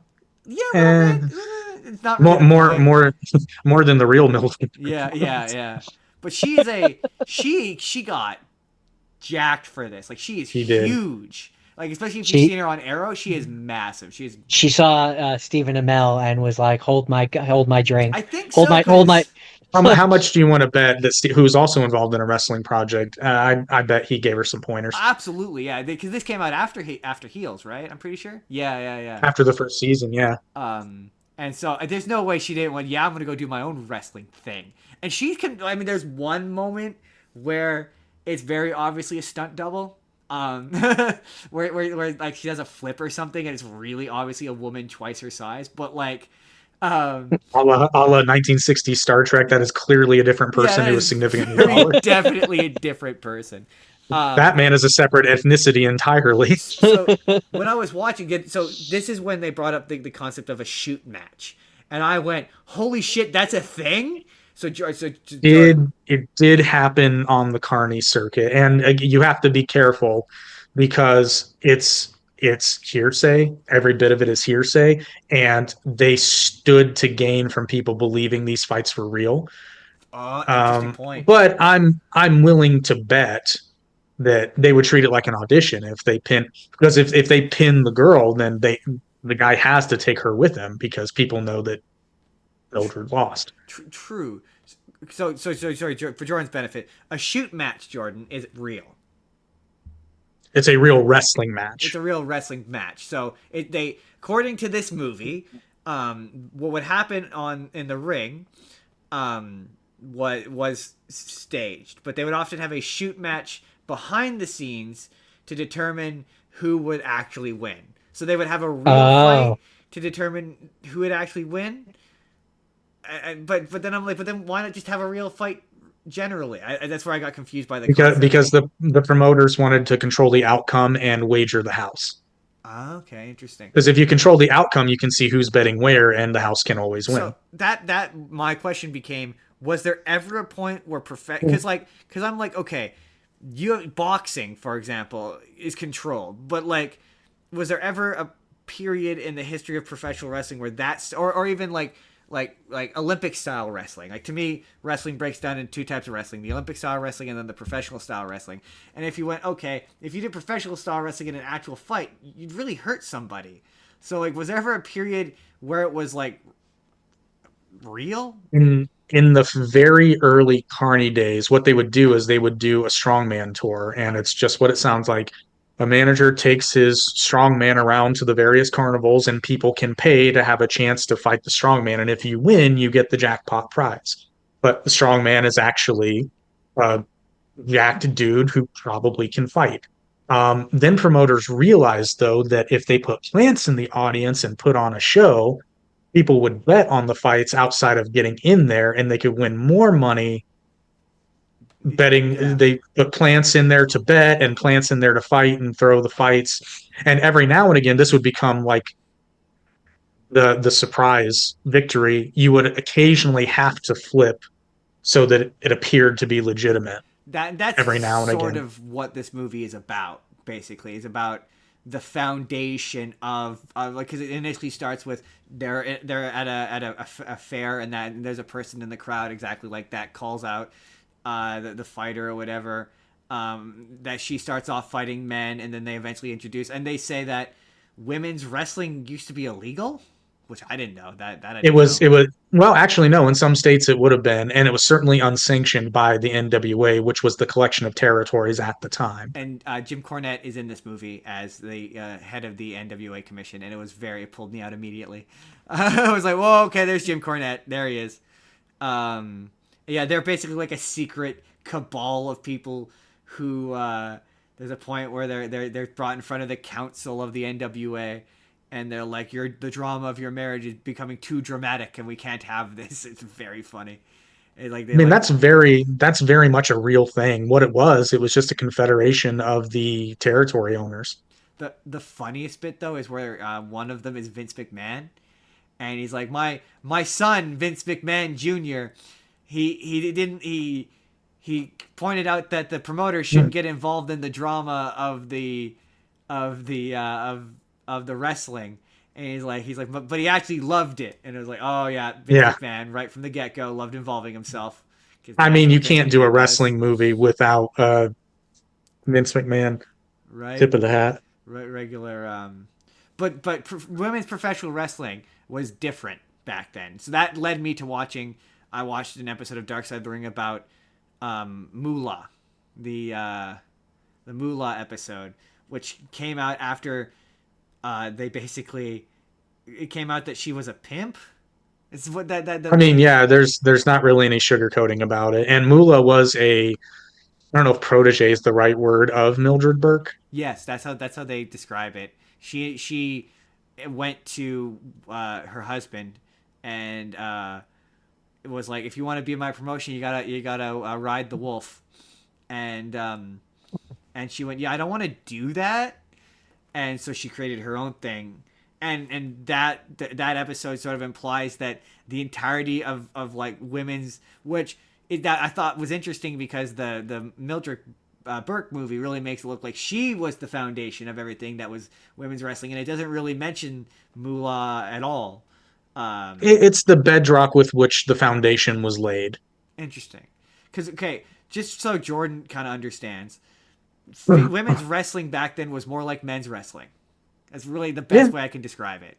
It was more Well, straightforward. It to was to be fair, they tended to look a little bit more like men. But that is absolutely true. But it wasn't what it was, and then it wasn't Trish Stratus. It wasn't bra and panty matches. It was very no, and the famous Moolah, yeah, for the Well fabulous famous. then, Moolah. well then, what's the point in that? But it's weird because, Well, I mean, a lot of people said Uh, that exact thing.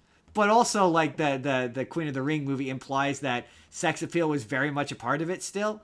So like even though the Dark Side of the Ring insisted it wasn't, but so the fabulous Moolah, It was. she was a It woman was. who wouldn't stop wrestling. She wrestled until her like 80s. Her and I can't remember who Mae Young. else. Yeah, Mae Young. Yeah, they Mae wrestled. Young eventually, yeah, she gets put through a table by Bubba Ray Dudley. Yeah, they show the clip in that episode. It's or there was one where they show someone hitting Moolah over the head with like a 2x4 or something, and I was like, oh my god. And But Mae Young also goes on to give birth to a hand on live television. of course she does. But there's a moment in the episode where one of the talking heads is one of the people who used to work for Moolah, a native woman, and she describes an incident in which Moolah told after she destroyed her ankle, Moolah told her to go see this guy, and then got mad at her when she wouldn't sleep with him. And the end of the episode is like, if you say that Moolah was a pimp, that implies that I was a prostitute. She says it all indignantly, but it's like, but you very much described earlier in the episode You described a very quid pro quo business prostitution arrangement. situation where you accused her of being a pimp. What? I would classify that more as a sexual harassment case, but I think in the scheme of things, yeah, pimp would be. I mean, the implication, or I guess no. Listen, Saul Goodman would argue that Moolah had no idea She was that a madam. the She was doctor a madam, not a was a pimp. madam. She was a madam. That is a distinction that Saul Goodman would make in court. Yeah, very, very just like she didn't say that she should have sex with him for money, but she definitely implied. now, it. if the implication was there, then my defendant did not mean it in any she way, didn't and it say is it. not her fault that was what was read there. Right. I sent her for massage therapy. Right. If she took money for whatever, For, If you know for what I other whatever may have happened there instead, that was not what was intended. but yeah, Frankly, Your Honor, any sexual relationship was simply a thank you for a job well done. Could she walk after? Well, no. But also, like, yeah, a lot of modern Oh, you mean her ankle? wink. Oink. She paved the. That look, was dirty. I don't like people back then were they did what they did. Like it's like, you know, like she definitely. It's real easy to judge here in 2025 with the internet and right. Exactly. It's details that had we not had the internet, we would otherwise have no idea right. happened. Right. And like, Yeah, she it's a different pioneered a world lot in of shit. 2026. She pioneered a lot of shit, and she led the way for a lot. They both did, both her but my favorite bit of that movie is the husband, the wolf guy. How he starts off being a regular dude, and then by like the end of the movie, he's like a cartoon character smoking a cigar, and it was like he basically just becomes Vince McMahon over the course of that movie. Well, to be fair, what do you think is going to happen to a man who starts out with very little and then is constantly surrounded by women making money and not having to lift a finger on his own? Yeah, that movie very. I much mean, paints the that's a picture. cartoon villain origin story if I ever heard one. Absolutely, it's really fascinating when you read. Number one, when he met her, he was trading female wrestlers, which you definitely get in this movie. But yeah, he got rich off of her work, and that's awful. That's terrible. That's it. That's the lady wrestler. That's our brief dip history into lady wrestling, as they very specifically put it. That is, to be fair, that is a very brief dip. It goes a lot deeper. Much like everything else, women's wrestling goes through phases. Yeah. The interesting bit to me was the peak and valley of diva, like traditional female lady wrestling, which is completely different from diva wrestling. completely which different. you can partially thank Vince Russo for. Absolutely, So it doesn't surprise me that he was responsible. But then I as they think put it, Vince McMahon led the charge on that only because he and Vince Russo kind of agreed that like, oh yeah, bro, you know what would be awesome is if we had a match where the goal of it is for them to strip them down to their bra and you panties. could picture them having like wouldn't it be great if they were Would you? eventually down in their underwear on television? It would be And great. Their and and and underwear. and and I see. They get down to their underwear. Do you think pudding would be too much? Absolutely. No, that's good shit. Yeah, you know at one point Chocolate. Vince Russo pitched mud wrestling. You know he did. You know he did. I think to be fair, I think it existed before. Yeah, but But he pitched it in on, for the WWE. which I think they did. I wouldn't They be certainly did surprised. pudding wrestling. That doesn't surprise me. But like, Doesn't yeah. surprise me at all. Do you agree? Do you agree with the because they what's his face what's his face whose name we've already said, not Vince Russo, the other guy, Vince McMahon? Jim Cornette. Jim Cornette Jim kind of Cornette. implies that Ronda Rousey made female wrestling respectable. I think No, that's fair. very much the opposite. That's what I think. That's what I felt.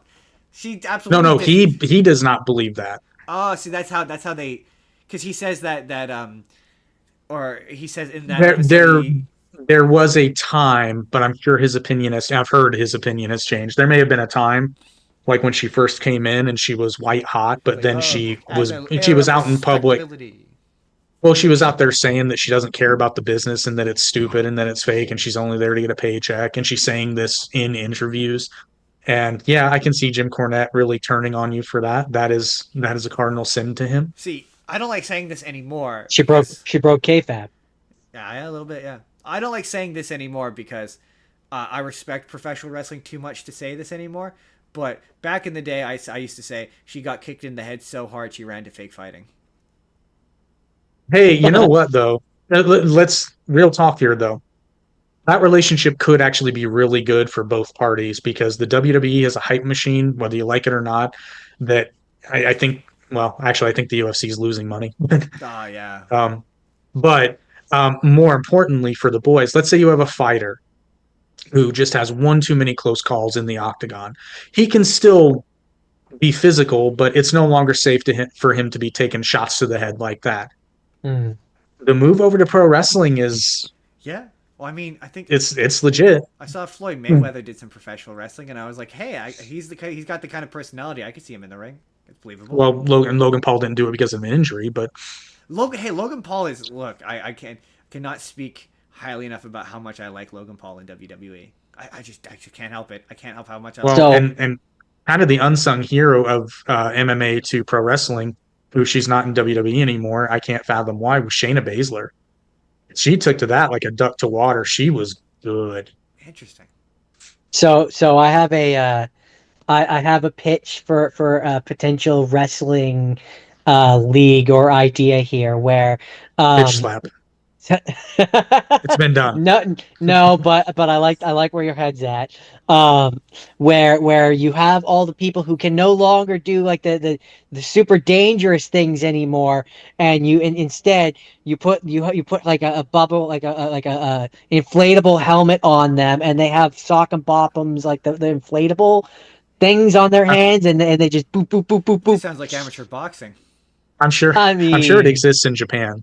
I'm sure it does. If you could think of it, That show exists in Japan. That show exists in Japan. Except the winner also, to move on to the final round, the winner also has to catch a live fish. I mean, that would be. Well, I was gonna say the winner has to get knocked in the groin because it's Japan. I mean, after catching the live fish with their sock and boppers. No one will win the championship. It is impossible. I'd watch it. I'd watch it. I'd watch it for the sheer lunacy of it. Jordan, do you have a thing other than Ultimate Muscle? Or do you just Beyond the Mat. Right, Beyond the Mat. Okay, perfect. Then I have No Holds Barred. As well as I have a few wrestling matches that we didn't talk about, but okay, let's do some of your wrestling matches. All right. Well, we did Hulk Hogan versus The Undertaker, WWE title match, Survivor Series 1991. Oh, that's perfect. We can tie that into Hulk Hogan versus Andre the Giant #1 because it's also a Hulk Well, Hogan thing. funny detail about that match. Taker told the story on a podcast that I saw recently. Is apparently before that match, because Taker wins the title in that match, correct? Yeah, yeah, he does. Yeah. Yeah, yeah. And he wins by the tombstone. Well, apparently before the match, Hulk was like, "Hey, brother, I can't take that tombstone." And Taker's like, Too "Hulk, bad. I will, I got you. Like you will be." And Taker's like, his head didn't even come close to the mat. And then he's laying there and he goes, "Oh, you're talking, brother." So is okay. Um, History that wise, one's funny. That one's funny because the two announcers very much like they were clearly they were supposed to be like on opposite pardon the pun, opposite sides of the table for that one. Because like the one the entire time is like, oh, the Hulk Hogan, his time has passed. He's going down. Like the Undertaker is coming in to destroy him. And the other's like, oh no, it's Hulkamania. Hulkamania will never die. You can't kill but Hulkamania. but It's very one funny. thing isn't the Undertaker and Hulk Hogan been around pretty much the same amount of time, more or No, less? Hulk Undertaker debuted in 93, I believe. Really? Yeah. Early Oh, 90s, I know. Under Undertaker, really? this was 91. Oh, And it okay, was maybe I'm thinking 80. I was gonna say Okay, that I might be very wrong here. because I this thought he was because I as I understood it from what I was kind of understanding, I think this was supposed to be like he's at the beginning of his career, The Undertaker. This Yes, was he his is. Oh, he okay. debuted for WWF in 1990. okay. Okay, So yeah, okay. so So, yeah, he's been around a year at this point. So he's still fairly Hulkster's been new. there for a minute, but he's still Hulkamania. Um, Okay, interesting. Okay. and part of what made this one in particular so fun for me, is every time they would cut to the audience and you would see one of the kids as the Hulk is getting his ass handed to him, and they cut to the audience and like you see some of the kids who are like actually crying, and I'm like, oh my God, like that somehow makes it for me, a fully grown adult watching this in the future, that somehow makes this even more entertaining. Uh, Yeah, man, those kids were devastated. I mean, if it's peak like Hulkamania, those kids are devastated. they were devastated. Like They're they like, were, but he drank his milk and took his It vitamins and is said his prayers. he's a real American. He fights for the rights of every man. And he's from um, Florida. I don't know how real that is. and that It's like being you're barely said, there. I'm not like I haven't watched a whole bunch of Hulk Hogan stuff, but like compared to some of the other wrestlers that I watched this week, you could see his movements. You could kind of he He was is sluggish.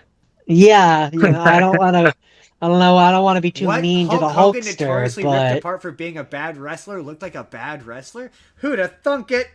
your words, not mine. Not my words. That's the words of many other much smarter people than me. Well, he actually went back in time because he would fly uh, from the U.S. to Japan, and then when he came back, he would go the other direction, so he would actually gain time. I, I like So look. he Oh, wrestled 400 days a year. Of course he did. Of course he did. But It may have felt like it this is for pre sure. see, NWO Hogan, right? Yes. Yeah. Okay. Yep. and I think this was also when he was kind of in the peak of his Hollywood phase, because near the end of it, the announcer who was disparaging towards Hulk Hogan was like, "Oh, like I guess maybe you should just go back to making your movies. You don't deserve to be in the ring anymore." Ah, rah, rah, rah. And I'm like, this is so peak '90s. Like I'm So here for is this. this leading into the NWO thing? Because this seems to be like the end of Hulkamania by the sounds of it, or is it still like mid Hulkamania? I think by coincidence, because I don't think Hollywood Hulk Hogan and the heel turn happened until what, 97? Something like that. Because the bash at the beach is Or 2001, maybe I it's think. 95. Maybe it was 95. It's close When to this. did I'm pretty sure it's close to I, I this. I feel like after this, he probably did like a comeback tour where he comes and takes the belt. This seems like this, like as you ah, mentioned before, that heels winning the belt is usually a transitionary thing. So it feels like this was transitioning, sort of trying to transition away from Hulk Hogan, probably to the next generation, which I think was Because Stone Cold when I think peak and Hulk Hogan, I them. think 1980s. Like that's what I think peak Yeah, Hulkamania. that's peak Hulkamania, but he turned heel in 1996. Huh, Okay, well, okay, there you go. okay. So within a few years of this. Right. Um, Okay, that makes sense.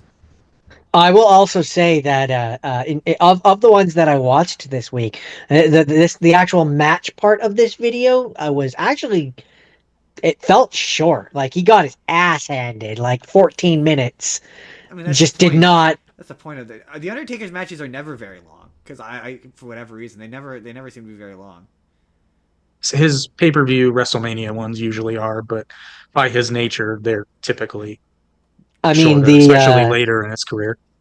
the one which the Undertaker versus Mankind one, Hell in a Cell, that one seemed to go longer. I mean, the YouTube video is only like 14 minutes, which, but to be fair, What? so much happens. No, I think they the edited part of that. No, the I one could that be I, wrong. the one that I watched for Undertaker versus Mankind was like 30 or 40 minutes. Oh, fair enough then. Fair enough. Um, So. Oh, oh. Hold that thought. Pause for effect. And he's back. Grabbing some water. Got I'm hydrated. parched Got over it. here. Hydrate or dehydrate.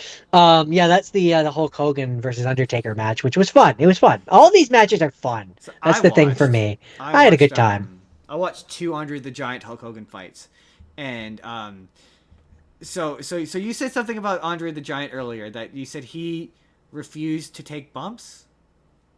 A lot. He would for people that he liked. So, Interesting. so sorry. This is naive, innocent To spectator here. be What's a be bump? thrown on his to be thrown on your back. Or Oh, to okay. land on your back.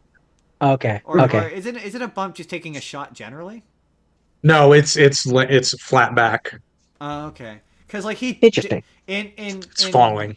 he must have liked Hogan then. Him and Hogan must have been close. Because Well, and I assume you're talking about WrestleMania 3. yes, great match. That was WrestleMania 3. And yeah, I mean they got along fairly well. I Interesting mean, because yeah, Andre typically wouldn't bump for house shows where there was no television present. that makes That sense. was pretty typical. Because the big moment of that match is Hulk Hogan lifts up however many pound Andre the Giant and slams him, and it's a pretty impressive moment. Yeah, the thing you have to, and which I'm not taking anything away because Hulk Hogan says Andre weighed 700 pounds. It was probably closer to, like mid fives, which is still That's still But still that's heavy. hefty. And Andre does, anyone who performs a body slam is helped by the person you're picking up, but it does still require a, a fair bit of strength to do. So Mhm. not to take anything away from him, but just in the interest of realism, you'll see Andre putting his hand on Hogan's thigh. Oh, interesting. Oh, That's interesting. with it. Oh, okay, interesting. That's distributing some of his weight so that it goes directly through Hogan's foot into the ground, and I it alleviates mean, a fair bit. he's still deadlifting close. I mean, even if He he still alleviates it. deadlifts. Yeah, momentum is your friend on a body slam. I've had a few pro wrestlers show me the mechanics So of it. I saw a video of you. It popped up recommended of you taking a chop, several chops, Hmm. and Andre does that to Hogan in this match a lot. That hurts like a motherfucker, right? It depends on who's doing it. I'll be honest. I hammed it up because that was my friend giving me chops. The open hand one smarted more. His side chops weren't that bad. I Interesting. mean, like you feel them, but it felt more like a thud rather than a burn. Now, there's another time I've been chopped by a pro wrestler who was bigger than him, and that time because his hand was bigger than my face. Huh. That one hurt. That one Interesting. brought me to my knees. Because So sorry, I just want to roll back here for a second. You've done wrestling? No, no, I was No? just chopped by a Oh, wrestler. okay. Even still, that's dope. Because yeah, But the chop is very specifically like one of the things that's like real, right? Real, but you know what I mean. Mhm. Like you can't. You're like, going for the sound, Yeah. Oh, okay. Interesting. More than you are the which is actual itself. that's another spot I hate. And fucking John Moxley does it. No, I'm sorry, it's not John Moxley, but he does it sometimes. There's a wrestler in New Japan. God, I hate it when he does it. He'll chop, chop, and then go chop, chop, chop, chop, chop, chop. There's no momentum when you do this. There's nothing here. This is not enough space to create any actual yeah, damage. You're It's not doing dumb. He's just anything. slapping a person's chest just to do it. Yeah, that But makes sense. there's no wind back. There's no momentum.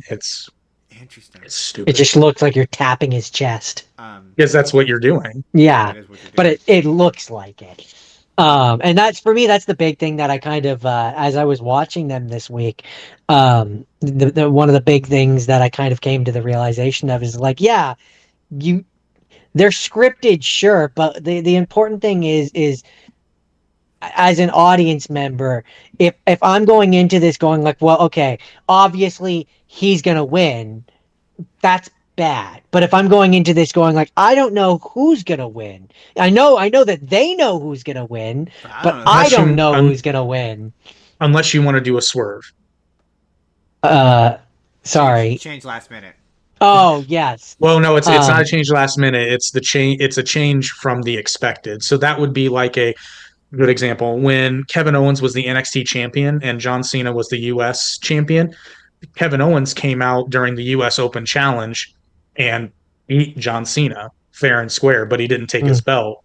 He took it, threw it on the ground and stomped it, and then lifted up his NXT title and then left.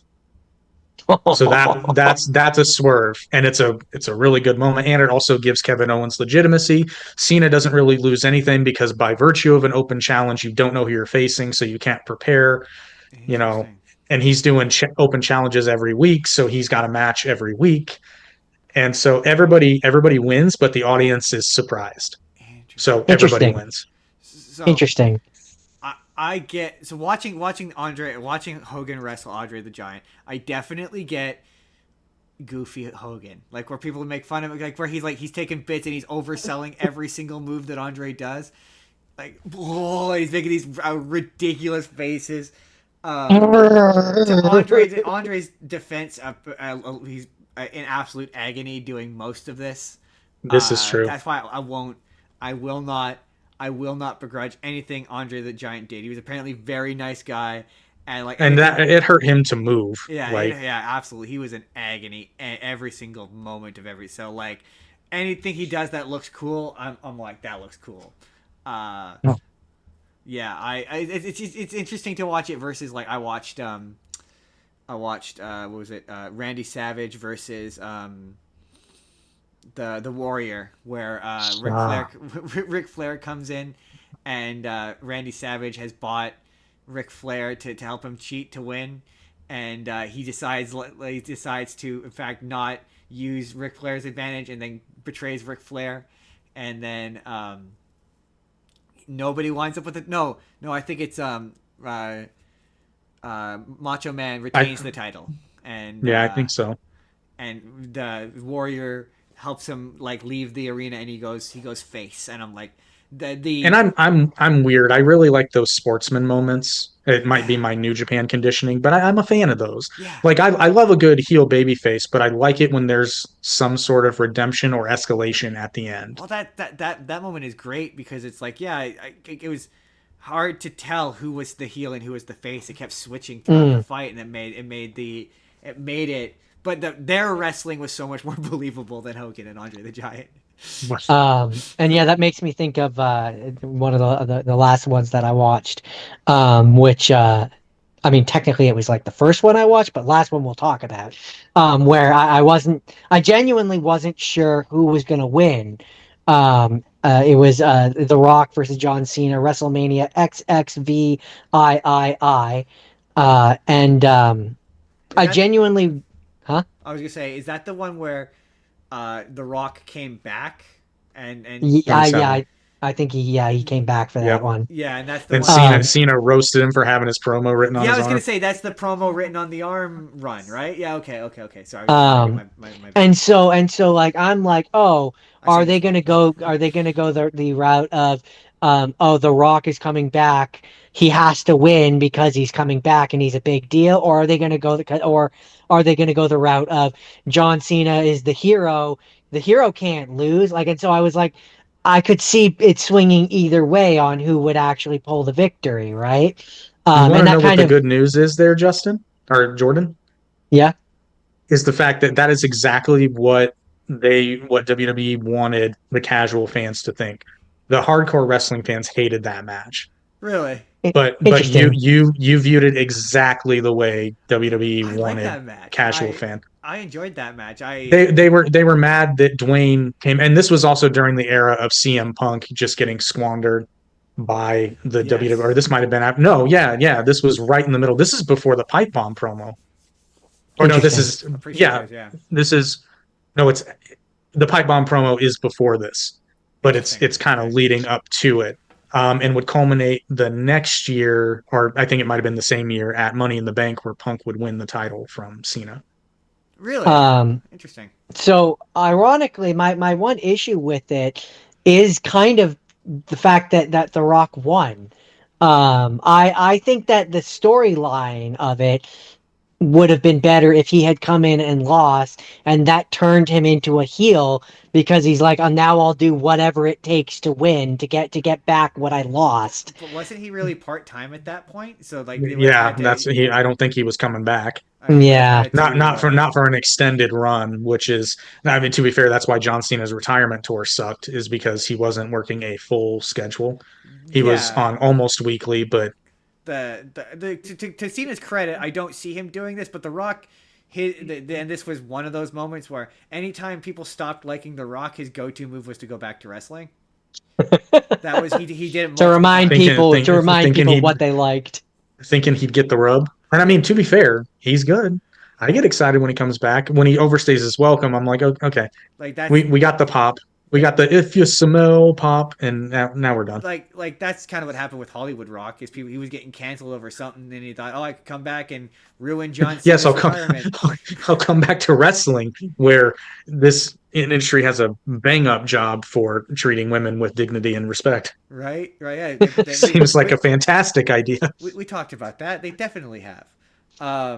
So yeah, I think this was one of those moments where he had come back in order to rebuild his popularity, and then like this to my I remember this run, and to my recollection, it went poorly for him. It did. But like him To and be him fair, and it went poorly for everyone. him I and mean, Cena though have had I some epic runs though. Like there's one of his where it was quite good, from what I recall. What I will say about this fight, though, that I do think they kind of did successfully. I think it went a little long, but like they really wanted this match to feel like two like people at the height of, or two people that are really impressive that one can't manage to beat the other, and and then he finally manages to snatch the victory, and I like that narrative. I just So a think that John Cena match. I, I mean, I guess. Yes, yeah. I like that narrative for this one.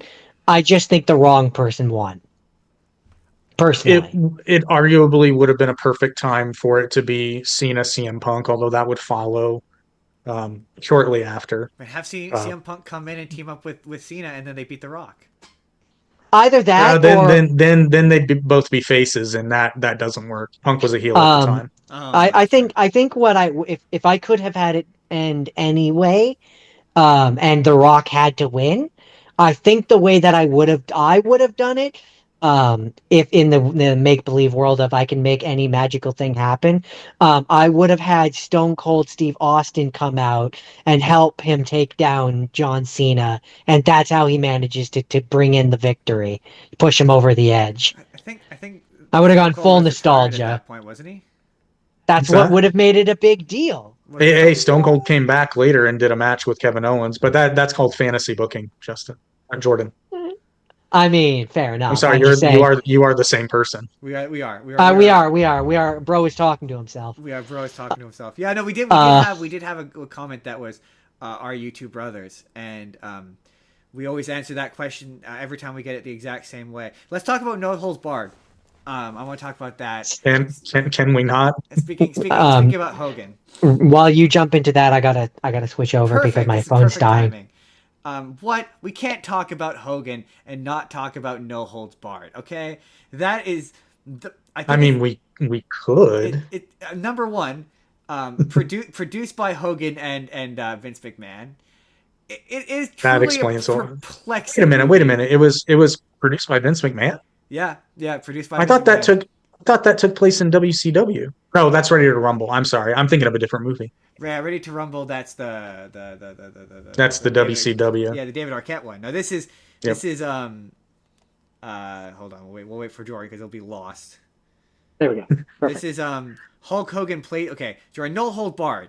Hulk Hogan plays himself, but he for some reason gives himself a different name, and he can't do this. For whatever reason, this character he does this the entire movie. It's the dumbest He fucking can't, thing. he can't be Spider-Man? He can't do the he can't. Are you sure he's not doing this? I don't know what he's trying to do, but it looks bad no Because matter what he's this doing. this is the too sweet, and that's something the NWO did, but that's because the Click did it. So Hall and Nash did it, Is and they that incorporated it into the NWO. is that why he's doing it? Weird. Yeah, and it would later be incorporated into Bullet Club in So New Japan and Ring of Honor. okay, so this movie is about number one, it's Hulk Hogan's first movie, so his acting is terrible. Number two, I mean, let's um, be fair. In any of his future movies, did his acting really get that much better? I think it did. I maintain that I think Santa with Muscles is I know the title is stupid, but his performance in it is honestly not bad. And same with there's one other one where I quite liked him Suburban in Commando. Suburban Commando. I quite liked him in the Three Ninjas movie. I don't think he's the worst part of that movie. No. His line delivery in this is rough. It's like his entire character is just cutting wrestling promos. And I was Hulk gonna say Hogan, it's almost like they got a guy to act in a film role who's used to shrieking at the camera with the most guttural, and that's what he like does. The whole beastly. movie. I got taxes to pay. There's so Which many. another Things. another tick I hate. God, I hate it when wrestlers are giving promos and they go Okay. Jake, for like a way longer time than they should You be. mean, you mean Brock Lesnar? No, I'm kidding. I'm kidding. Everyone does I'm it. taking too many shots at Brock Lesnar today. No, Or when they get so close that they're gonna kiss each other. I just want one guy to finally one day just be like, I mean, that guy did it once. So how do we describe the plot of No Holds Bar? So Hulk Hogan Well, is I think you should not hold back. Just go at it, no hold barred. okay. So Hulk Hogan is a wrestler, and Zachariah from Supernatural. If you don't watch Supernatural, you don't get that. Is basically Vince McMahon, and he has a television that's National Television Studio. I think that's what it's called, and he wants to get Rip Hulk Hogan to join his television station, but Rip doesn't want to do that, and so he decides that murder is clearly the only response to this, and so then I fell as asleep, one does. and then all I of a mean, sudden what other response is there? I don't I got no don't other know. course, Hulkamaniacs. He wants me to work at his TV station. Never mind the fact that we live in a capitalist nation, brother, and nobody can make me do anything without a signed contract, brother. And even then, I have legal protections.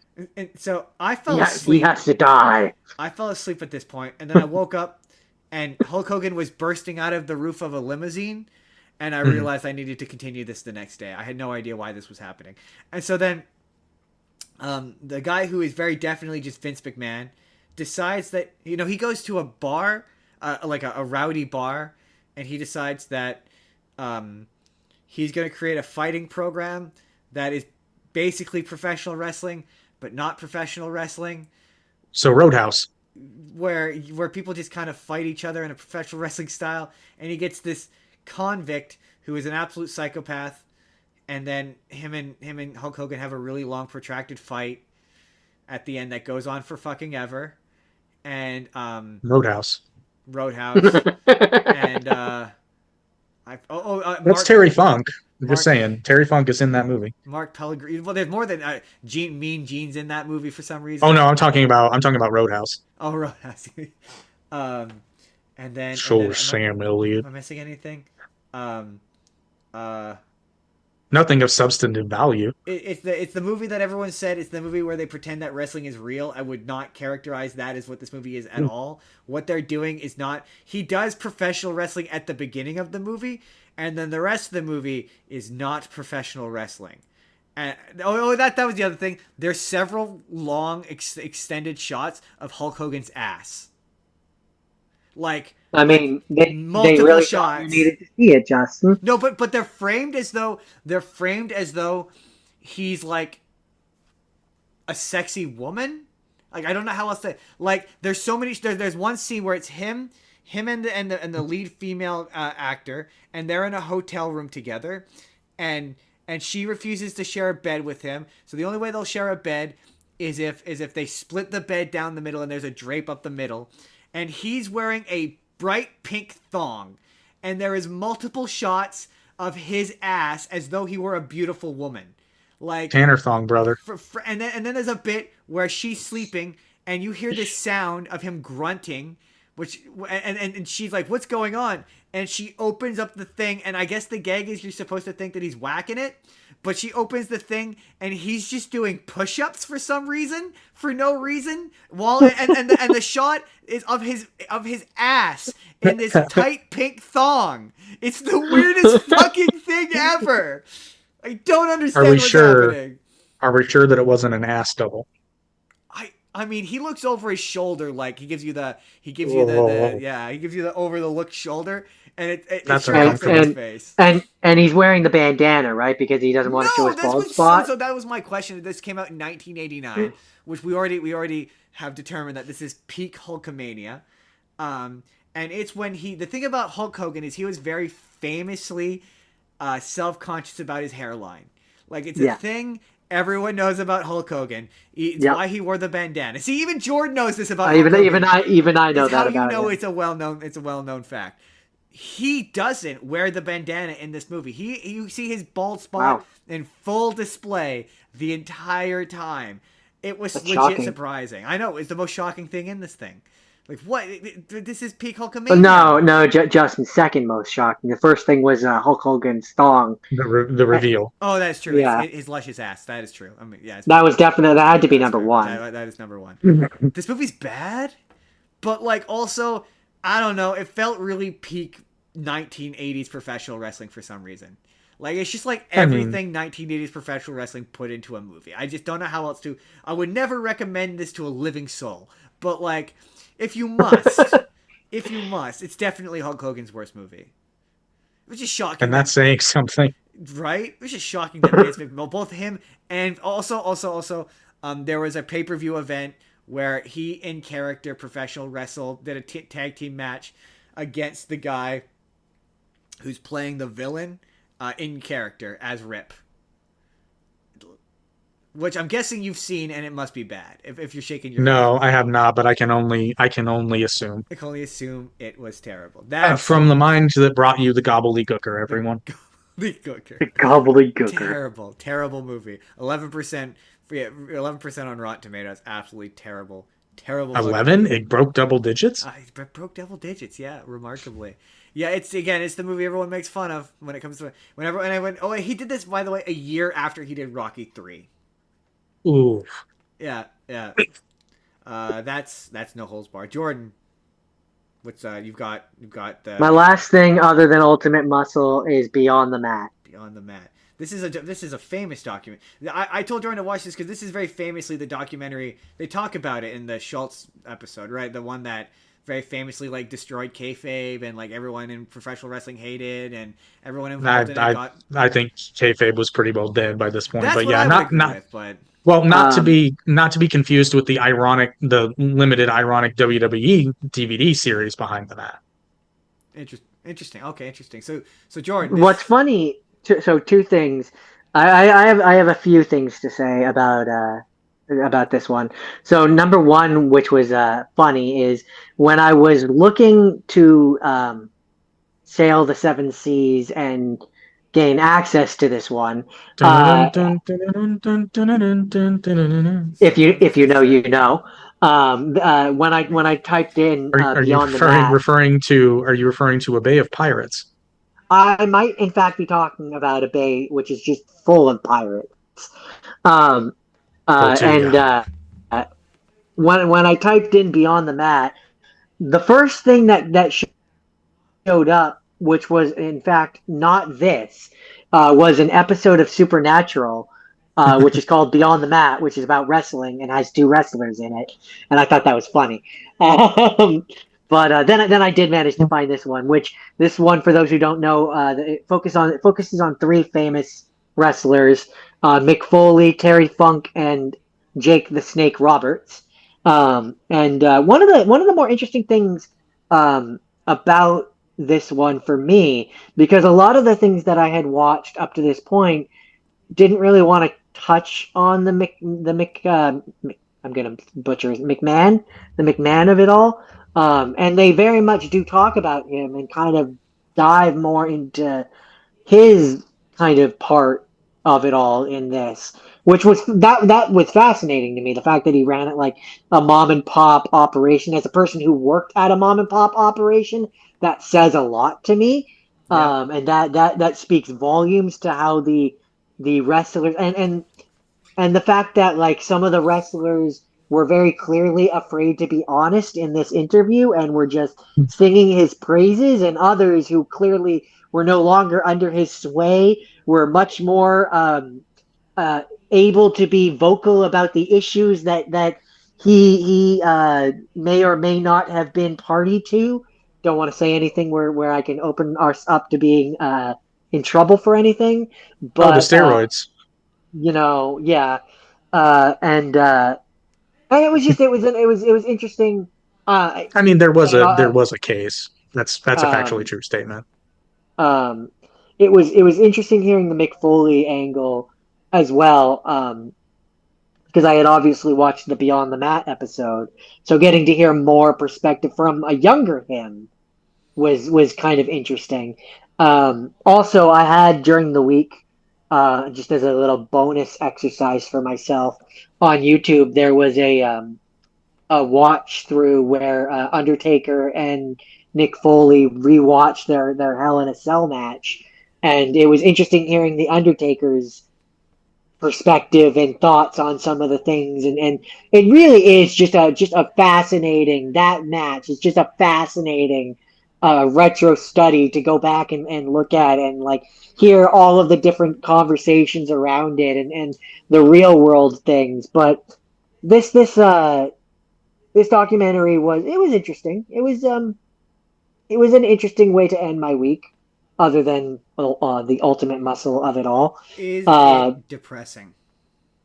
little bit. It's definitely when you're hearing about like the different surgeries that they have to go through and the physical injuries and like the strain that the real strain that it puts on their body, just for like a good chunk of the public to think that it's fake, like that what they're going through is not real, is a little. I saw someone where I mean, okay, number one, does it go into Vince McMahon's notorious I mean, what's his face, trying to unionize and get protection Oh, for the Jesse Ventura. Jesse Ventura, and them trying to get Yeah. very famously, they don't have any after career care that to take care of them, caved into any of their Yeah, contracts. I think it does go. It does touch on. It touches on a lot of stuff. Yeah. Like I said at the beginning of the podcast, I watched a lot of documentaries, which fed me a lot of information about a lot of different people. So you'll have to forgive me if my brain did not sponge every detail up. Jake the Snake in particular, yeah, man, But the Jake the Snake, yeah, his trying to reconnect with his daughter, his whole drugs, it just it was, yeah, he was going through, at this point in particular, he was going through a real low slump, where things yeah. were hard for him, very hard, and Yeah. he was not given the support that I think should have been offered. Now, if you do want to see a documentary with a happy ending, watch The Resurrection of Jake the Snake Roberts. I've heard of this one. I've heard that one's good. It's really good. Because I mean, yeah, that's another Dark Side of the Ring episode where it's like, man, if you want to feel sad, watch Jake the Snake's life story, because boy, howdy, Watch that first, but then watch Resurrection because he's doing okay. he's doing okay now. Yeah, he's doing okay now. He went through a bad way there for a while. One of the interesting parts in this one, and this was kind of an interesting result of having watched so much Foley stuff this week, is I really came to respect him, like just for like really respect it in a real way, and so it was interesting seeing. There's a part, and Justin, I think you almost watched this one where it was the I Quit match with The Rock, Ah, or I wanted to watch that. Don't quit or whatever, that one. Yeah, I wanted to And watch that. there's a part in this where we see young The Rock, and him talking behind the scenes, Really? talking about some of the things that they're, and like the leading up to it, and it's, Really? yeah, and I was like, it's weird to see a young The Rock talk about some of the behind the scenes stuff, I can't believe they like let that happen. when he was in the height of it. Yeah, yeah, that's wild. I can't It believe that they was actually showed the work. That's so wild. a little bit like they discuss it a little bit. Not I don't think they like I don't want to oversell it or over promise anything, but it was definitely like whoa. I'm not used to seeing the young Rock talking about this stuff. Yeah, yeah, Um, that's wild. and so that was interesting because this came out in '99, so you know Yes, they were all young people still. they were all Um, babies. but no, yeah, it was an interesting one. Interesting, interesting. I just learned a new thing. So, final thing of the week. We're gonna double up this. This was all in pursuant of wanting to talk about one of my favorite animes of all time. And me and Jake talked about this. This is where we're going to do some promo, Jake. Me and Jake talked about this on Down the Middle on last Thursday, and you can go watch us talk about that there. But when I very first watched Ultimate Muscle in my youth, I felt that this felt like a sequel to a series I never saw. And so I became interested in seeing that series. And being that I do a show where I talk about stuff on the internet, I'm like, hey, that's a perfect place to do so. So before we get to Ultimate Muscle, let's start at the beginning of this and let's talk about Kaniku Man. Now, you two know very little about Kaniku Man, I assume. I I know I have a loose loose knowledge. knowledge. I've not seen it, but I'm You're familiar with familiar it with it. because So many of the characters are in Ultimate Muscle, Mhm. Nikuman Nisei in Japan. that's absolutely true. And so I thought it would be fun to talk about its relationship to the Japanese version and how different it was. But with Kinnikuman, it begins his life as a parody series of Ultraman. That's what he's a parody of. That's why he looks the way he does. That makes sense. Initially, the show is not about wrestling. It's about Hmm. he fights kaiju. And so Hmm. one of his little sidekicks, he's got in the original show, he's got two sidekicks. He's got Meat, and then he's got a little character that has blackface, but he's supposed to be a kaiju. And the initial arc of the show is he just fights monsters, and he does he grows big just like Ultraman does, and he's powered by garlic and his farts. So his Oh, catchphrase is that's an interesting pun That because it's not Kiniku, but there's a pun for garlic in there. yes, that's part I of the think joke. Kuman. Some to that effect, yeah. The, and that kind of explains why there's a legacy of Kid Muscles farting all the time. Yes, that's where that. In fact, in the Japanese version of the episode where Kid Muscle and King Muscle fight in the early arc, in the Japanese version, there's an extended scene that they cut out of the 4Kids version where they just fart at each other and they throw farts at each other. I mean, that scene still exists in the version I watched. It does not. It is much longer in the Japanese version. I just mean there's the part where they do the fart fight. Like Yeah, that yeah. doesn't. It goes on for way longer in the Japanese version, but um, so it doesn't become about wrestling until about 20 episodes in. And a big thing about Kaniku Man is, and what makes it funny compared to Ultimate Muscle is, like, there's a lot of moments in Ultimate Muscle where you're like, the humor seems random, and that's the humor of Kaniku Man. Kaniku Man, like, there'll be moments where, like, there's an episode where he fails to make weight, and then it just cuts to a random musical number where he's in blackface and he's singing like a jazz song, and it goes on for fucking ever. But it is also, and it, like, when it's serious, the drama is real. It's peak professional wrestling. Um, I See, I remember watching a little, like a couple. I think I watched like the first couple episodes of the original one. I tried to way back, and I couldn't do it. But from what little I remember of uh, original Kinnikuman, Man, is it very much reminds me of Dragon Ball, where yes, like very it's much so. humor, and the way that it is just different than what it becomes, much like Sort Dragon of. Ball. It still has its moments where it wants to remind you that it's a comedy series where it'll cut to jokes, like in the episode I just watched. Okay,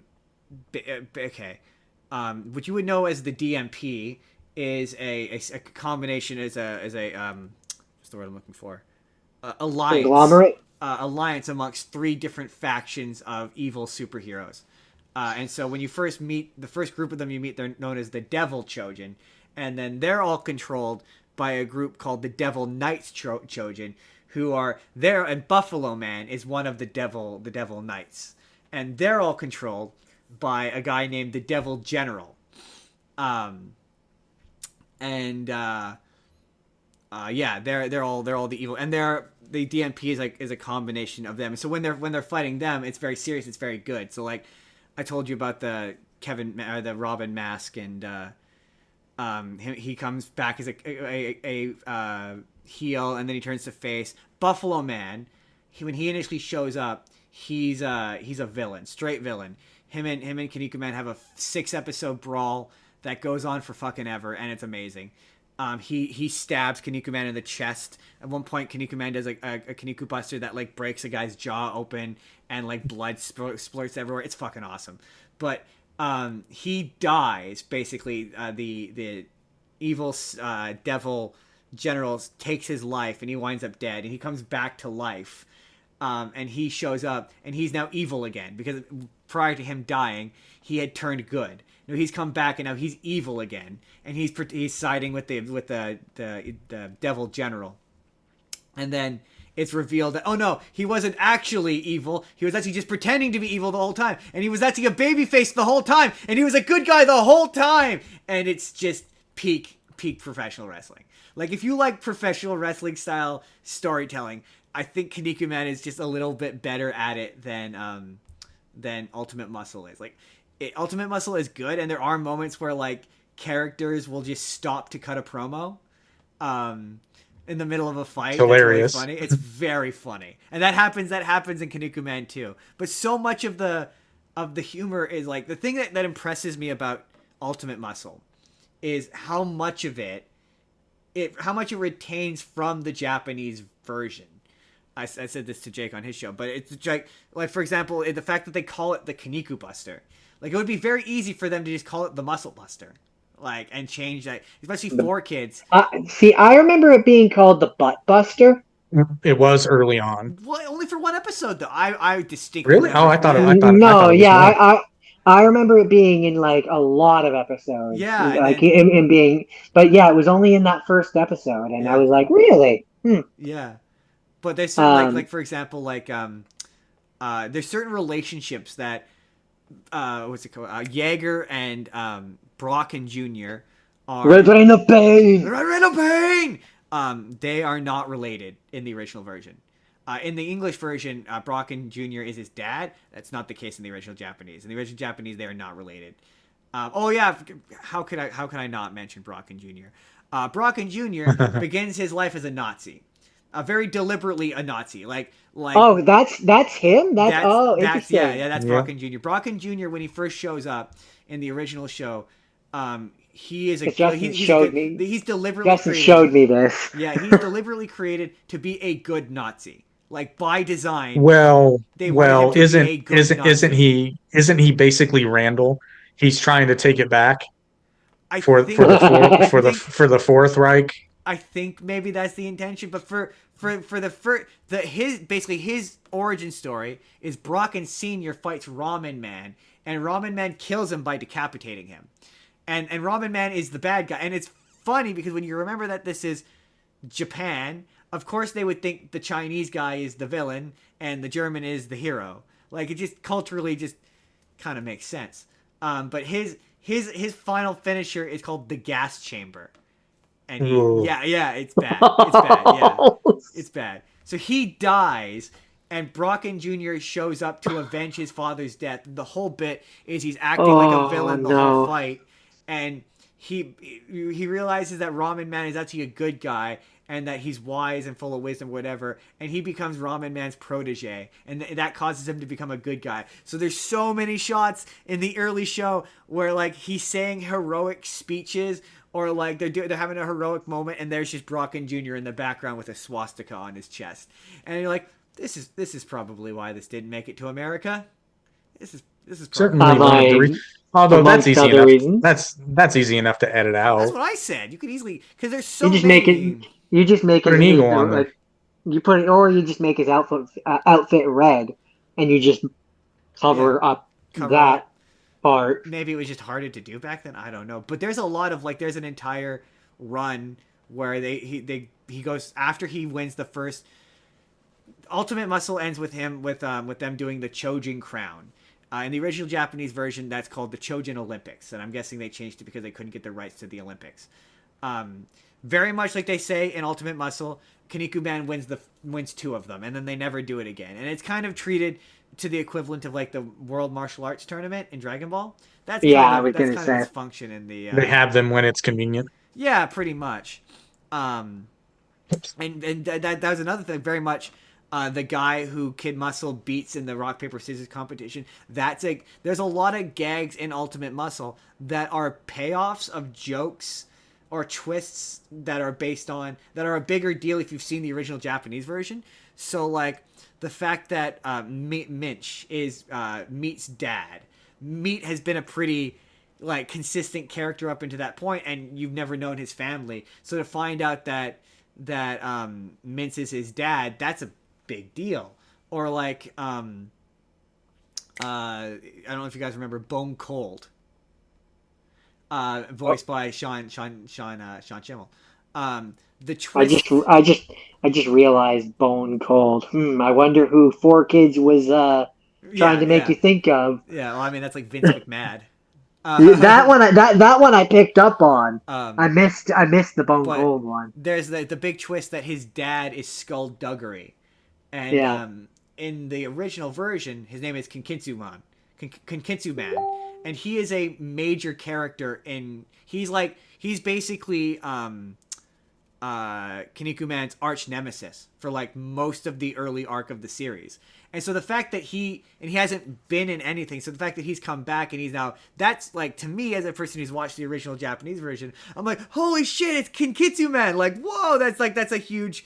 But when you're watching it, like, as a whereas me, who hasn't seen the original, I'm just like, oh, he's just an old guy. I guess he's supposed to be his dad or something. I guess is kind of what I was like. Yeah. Or like Buffalo Man. Buffalo Man, he's a hero now. He's like, oh yeah, when I saw him last, he was beating the shit out of. There's a bit. The only one which made an impact on me this time was. Because you had already said that Ramen Man killed someone in the previous one and was a villain.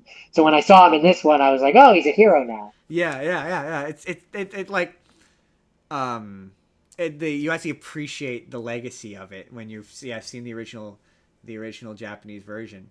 Or like the big final. There's a bunch of shit at the end where he has a final bout with Kevin Mask, and that entire arc of the series is like a tribute to the Chojin Olympics. And so there's all sorts of references, like they finally, that was the big thing that 4Kids doesn't really talk about is the fact that, and they say it in the theme song, but they really don't until the very end of the show, explain why him wearing a mask is such a big deal. But like in Kinnikuman, like they very much explain like that's part of his tribe of people is they all wear masks. So Meat is also wearing a mask. Like and so there's an episode of Kinnikuman where Meat and Kinnikuman switch masks, and so they have each other's faces. It's really fucking weird. But there's an early when he fights Warsman, which they reference. Part of it is it's a demasking death match. So if Kinnikuman loses, he has to take off his mask and reveal his face, and then he'll die. So they don't really say that in Ultimate Muscle. In Ultimate Muscle, it's like, oh, if he takes off his mask, he has to quit wrestling, is what they say. But that's very lucha libre. Yeah. Typical. Yeah. But that's in real life wrestling. That's usually just an excuse to promote a wrestler who was wrestling under a mask, and now he's going to re-debut as a guy not under a mask, under is a new name. mask wrestling like a thing in Japan? Like, is that more of a thing in Japan? Not as big as Mexico, but it is bigger in Japan than it is in the States. New Japan will do this too. They'll take because like Eddie Guerrero wrestled as Black Tiger Mask. Chris Benoit wrestled as the Blue Pegasus, both under masks. It's how a lot of guys start. It's not as common now. They used to bring in Gaijin who could wrestle without the mask and wrestle with the mask, so they get double the matches and pay less overall. Because yeah, a lot of the characters in Ultimate Muscle who have masks in the original show don't have masks. That's just their face in Ultimate Muscle. But that like they treat the concept of characters wearing, like, there's an entire arc where there's the golden mask and then there's the silver mask, and they're competing masks, and like the golden mask is the mask of war and the silver mask is the mask of peace, and if they separate them, then all of the superheroes lose their superpowers and die. And that's a big part of the narrative of the show. And that's just something the Americans were like, Americans don't care about masks in professional wrestling. No, that certainly resonated more with the Japanese. But isn't the gag that they're actually just strikingly handsome under those masks? That's the whole joke, is that both Kinnikuman and Kid Muscle are unbelievably handsome underneath the mask. That they're supposed to be really, the whole point of him wearing a mask is to make him look like a pig.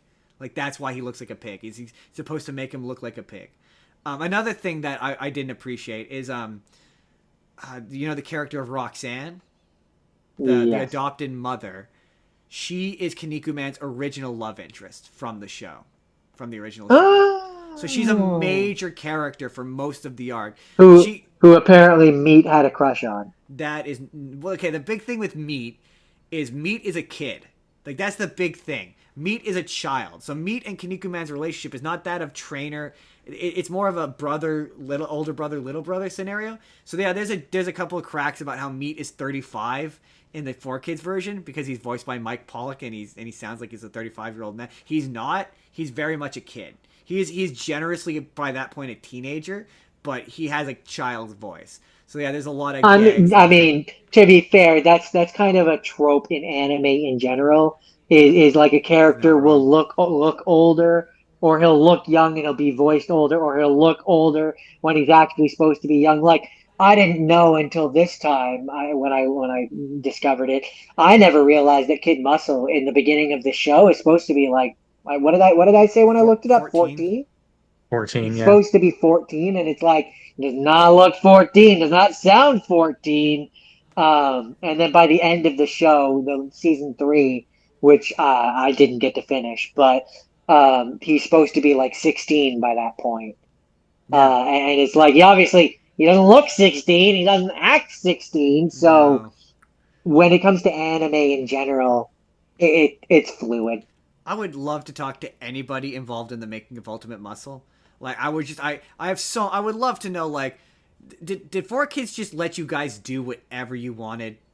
Like, certainly seems that way. It certainly seems like they were like, you just go ham, have fun, do what you want. Like, I'm kind of surprised during the height of the Team 4-Star, everybody was doing a parody, abridged version of different animes. I'm kind of surprised there was never an Ultimate Muscle one. Because it's already a parody.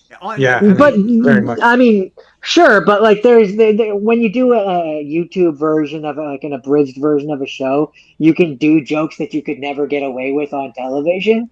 I mean, to be fair, they did a few jokes they couldn't get away with on television. I mean, they do that. You're not wrong. There are definitely jokes that I'm like, wow, I can't believe they got away with that. Pacing, they knew the parents weren't watching. The other thing, Jordan, is compared to the it is an abridged version, because the pacing of Ultimate Muscle is way faster than Kinnikuman Nisei, which is what it's based on. Like, Kinnikuman Nisei really like luxuriates in shots. Like, it takes its time but to be fair, that's just the difference between America and Japan. But it's a much slower, deliberate show. Like, the drama is much more deliberate. That's where I say I again compare Kinnikuman and Ultimate Muscle to Dragon Ball and Dragon Ball Z, because I would argue the pacing in Dragon Ball Z is very different than that of Dragon Ball as well. Kind of, but like Dragon Ball Z, there isn't nearly. It's not nearly as self-referential, I would say, as Ultimate Muscle is. I It's mean, it's less of a parody comedy and more of just like a straight in universe Yeah, comedy, though. and that's not to say that it doesn't fair. self-reference. Like early on, it does, because there were moments in the original Dragon Ball Z where like they show. I remember they showed clips of Piccolo fighting Goku, and I was like, what? Because I knew that I feel Dragon like this Ball. is a sequel to a show I haven't seen. Right, exactly, yeah. Where it was like, well, I knew I'd seen Dragon Ball, I knew Dragon Ball existed, but I had no idea he became adult Goku in Dragon Ball. So I Yeah, was no, just I like, didn't what get is that this far. from? Yeah, we never got that far. Like So back in Whoa, the day, holy time skip, Gohan. yeah, I had no idea that yeah, happened. Like, basically. it was like what I is? believe back in the day, because they on we will. I remember watching it on YTV, and I believe at the time the Canadian version of Dragon Ball only went to like to after Pilaf makes his wish on the first Yeah, time on the Dragon Ball. It pretty only went much. like around there, and then it kind of just stopped for the Yeah, longest pretty. time Well, they until we eventually, I think we eventually got the American version. they no we it was they initially I can't remember which company, but there's a company they only did the first 13 episodes of it, Yeah, and it was the up until the end of the peel off The arc. the yeah. Oh, for Dragon Ball Golden Harvest, wasn't it? I think so, yeah. And that's where the Dragon Ball gotta get those Dragon Balls. That's where that yeah, song comes from.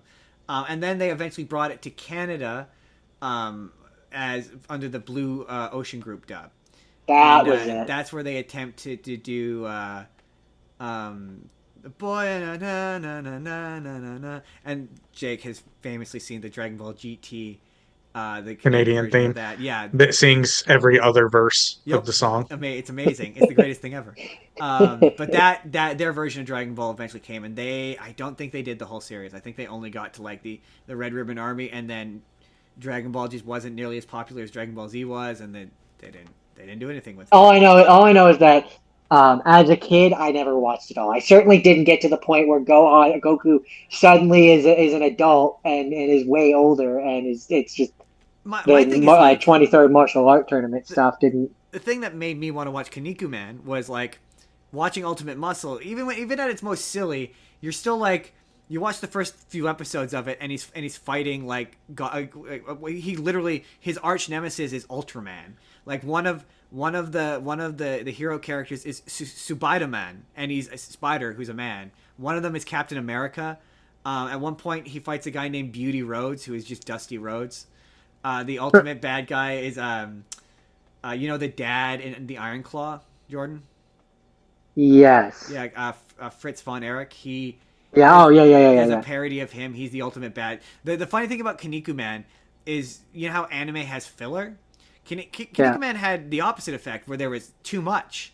So they didn't adapt at all. Like that arc, the America Tour arc, they told them to just skip right to the Chojin Olympics. So they cut half of that arc. So that half of that arc they didn't do in the anime. It's the same thing with. See, and that's where it's interesting with Muscle. Ultimate Muscle, because that was one where I very much remember reading the manga version of Ultimate Muscle, Yes. and I legitimately can't remember what I saw or what I came into contact with first, whether it was the manga or the anime. It was definitely for me. It's definitely the anime. I remember watching it Saturday mornings, getting up with my toaster waffles and sitting there watching. I can vividly remember. Well, I just I kind of don't the know reason about why you guys. It was on pretty early here. Yeah, it was reasonably early, like in the morning for a. I think it was at like 7:30, which is Oh yes, I know. I was like, yeah, that makes sense because you're 3 hours ahead. Yeah, that would have been 9 o'clock for us. 9:30, 10 o'clock, Yeah, I think, is yeah, when that it sounds came about on. right. That sounds about right. But no, the only reason why I'm not sure which I did first, manga or show, is because I very much remember you and I, we liked to frequent the library where Yes. they had the Ultimate Muscle mangas, and Yeah, the Ultimate Muscle manga. I remember those being way more risque Yes, than the show. there's they're doing the Chojin Olympics. There's a bit that is not in the anime, where one of so the thing with the Chojin Olympics is because the show didn't start out as wrestling. Part of the Chojin Olympics is just gag events. So one of the events is I don't know what it's called, but basically you have to knock out the bottom of it's like a statue with a bunch of like concrete things, and you have to knock them out from the bottom without causing the whole tower to collapse. And you have to Jenga. kind of, but you have to hit it. So you have to knock it out, and then the bottom comes out, and then it just Jenga. drops. Jenga with extra steps. There's a name for it, but Ultimate Muscle, Kid Muscle, goes up, and he completes the challenge by knocking out the bottom piece with his raging erection. That's the difference between. And that's all you need to know, folks. Yep. Yep. Good night, everybody. Good night, everybody. And the manga also, the final fight between Kid Muscle and Kevin Mask. Kevin Mask wins in the original manga. Interesting. It's the only time that Kid Muscle ever loses, which I think is good because Kid Muscle doesn't lose enough. He wins entirely too much, and then they act as though he's. I will say, towards the end of the series, they stop acting as though he's ineffectual. But also, you better like the butt guy. If you don't like the butt guy, because from like episode 40, pretty much all of season 3, he becomes the recap guy. Yeah, they swap him out for Mac Metaphor, and it's just the butt guy for the rest of the series. Oh yeah, Doc Nakano is absolutely his name in Japanese. That surprised me. He's a character right from the beginning. That's where he very much made me realize like professional wrestling is 90% the commentators. Because they're very much him and Mac Metaphor, who has a completely different name in the Japanese version. They very much commentate throughout the entirety of that series, this one and that one. Like they're very much a present character. They manage to show up no matter where the fight is. They're there commentating. There's one of the fights where they're all trapped inside a Warsman, and they're right there commentating on this 5-layered tag team death match. Again, peak professional wrestling. Like. More so than Ultimate Muscle. It does share some. I just wish it was more like WWE a little more. Like if they leaned into it a bit more, made it a bit more closer to professional wrestling. But, yeah. And a thing I learned yesterday when I was or this morning it was actually mixing my days up is if you said to yourself, man, I'd like to experience Kinnikuman, but I want all the characters to be female. That apparently exists. It's called Kinnikuman Lady, I believe. I just don't understand. Yeah, you sent this to me. Okay, Kinnikuman, just for you guys' benefit, him and Kid Muscle are pretty much the same character, more or less. He does all the same bits, like. They even do that. There's even an episode where a bad guy breaks the Kaneko Buster and he has to find out a new finisher, which is why Kid Muscle he'll often do Muscle Driver. That's another one of Kinnikuman's finishes that he learns. The bit where Kid Muscle walks into the ring, he does all his ring entrances in elaborate costumes. That's a bit from Kinnikuman. I can't imagine that character working as a girl. Well, she's not wearing a mask. Yeah, right. Well, she is. She's wearing the Kinnikuman. To be fair, all the women also all wear the mask. But yeah, it's just that character is a cowardly, lecherous pervert. How do you do cowardly, lecherous pervert as a girl? I don't see how that works. Any of the other characters, I could see Terry Woman. I could see like any of the other characters. I mean, the weird one for me, because when I saw that, I clicked. They had pictures of the different characters and stuff. One of the characters that they have a female version of is the butt guy. Wait, what? They have a female. Yeah, she's wearing a unitard. That's weird. Over that part. That's weird. That's so weird. I mean, the thing that off-put me was the cover art of Meat sitting in her lap with his head betwixt her breasts. That was weird. Yeah. That was weird. That was weird for me. That made me feel weird. I don't. Even if I can bring it up, I don't know that it's going to actually show where I can show it. But, I just wish that they had done enough of the anime to make Wally Tuskett a heel. Because that happens. Yeah. Hey, I hate to be this guy, fellas, but I'm tapping out. That's I've reached fair. my limit. That's all good. Justin knows why. I'm over here. I'm sure you've seen it. That's why we're about to wrap this up. I'm dying. So, Jake, thanks for having me on, fellas. Thanks for coming on. Thanks for coming on, Jake. Find Jake down the middle. Average Intelligence. Every Wednesday, that's where he is. And on Mondays, we're on Star Trek. Thanks, Jake. See ya, everybody. Bye. Cool. that is an excellent point for us. Excellent point for us to wrap this bad boy up. And thank Jake for coming on, and for sticking in as long as he did. I respect it. I respect the champion. Jake, if we had a belt to give you, you won the belt. You'd won a shot at the belt. You've won a shot. No. I'd put Jake over for the belt. All right. I'd Fair put him enough. over. I'd put him over. I'd give him the belt. I drop the belt to Jake. All right. I understand. Jordan gets that now. I wouldn't. He'd have to fight me. He'd have to fight you for the belt. Jordan, would you do a shoot match, or would you actually Can't make it too easy. can't make it too easy? I can't say that. I can't say that on the air. That would give away the game. I would give away kayfabe. That's fair. Kayfabe. That's fair. That's fair. Also, it's been funny, Jordan. You have messed up names several times, and I haven't bothered to correct you a single time. What are you? You called Nick Foley several times, and I thought it was funny. Well, he just looks like a Nick to me. I mean, he does. That was Kaneko Man and Ultimate Muscle. Unless Jordan has anything else you want to say. Muscle. Ultimate. Oh yeah, I suppose we didn't talk about how the theme song is an absolute banger. It slaps. It slaps. It slaps, and it is the slap that is heard around the world. It's true. That's right. I referenced back to an earlier thing. Boom, baby. Boom. Boom. Perfect way to end it. I'm doing that podcast thing where you're like putting on your jacket and you're getting ready to end it. No. So where can the audience find you, Justin? Jordan, we're gonna talk about next week first. Oh yeah, right. Next week is Valentine's Day. We're doing Love and Junk. Boo! Love and Junk, Jordan. Boo! A romance movie. Boo! I'm gonna probably do Brokeback Mountain. You would. I know I would. I've always wanted to watch that movie. Maybe I'll pick things about people who don't want to be in relationships. Anti Valentine's Day. I mean, Singles Awareness Day. I mean, there's gotta be some fun Valentine's Day movies out there that are anti-Valentine's Day. Boo! Yeah, so that's what I'm gonna look for. Valentine's Day special next week, folks. That's about Singles Awareness Day. Singles Awareness Day.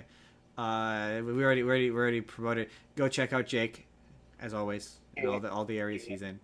Do it. Where can the people find you? I do Minecraft Monday every Monday on my Twitch, Zetscore187. And I'm here.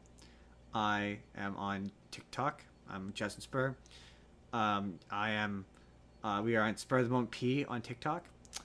You can email the show at itsjustinsbusiness@gmail.com if you want to be on the show or talk about the show or support the show or even just want chat. I'll chat. I'll email back and forth with you. You can join the Discord, although nobody's on Discord. You can. There's all sorts of links in the description. If you want to see last week's episode, which was I don't remember what it was, but it's going to appear in the box on the left. What was last week? What did we do last week? I don't know. I don't remember. I suppose the only way that anyone can know for sure is by going and watching that video. Clicking the box on the left will take you to the last episode. Yeah. If you click the box on the right, it's going to take you to a random video that YouTube thinks you're going to enjoy. Hit subscribe if you haven't already. Animal movies. Yeah, that's right. Cute animal movies. That's the box on the left. Click subscribe if you haven't already. How many videos do we put out a week, Jordan? One every day. Look forward to a slew of professional wrestling videos coming out next week. Professional wrestling videos coming out next week. Hopefully I managed to have enough content to stretch it out to 6 videos. We'll see. This was kind of a chaotic mess, but that's fine. That's what we come to expect. Quality podcasting from Jake. Anytime we do anything with Jake, it's always chaos. For the best. I mean, we enjoy some good chaos here. We enjoy some chaos.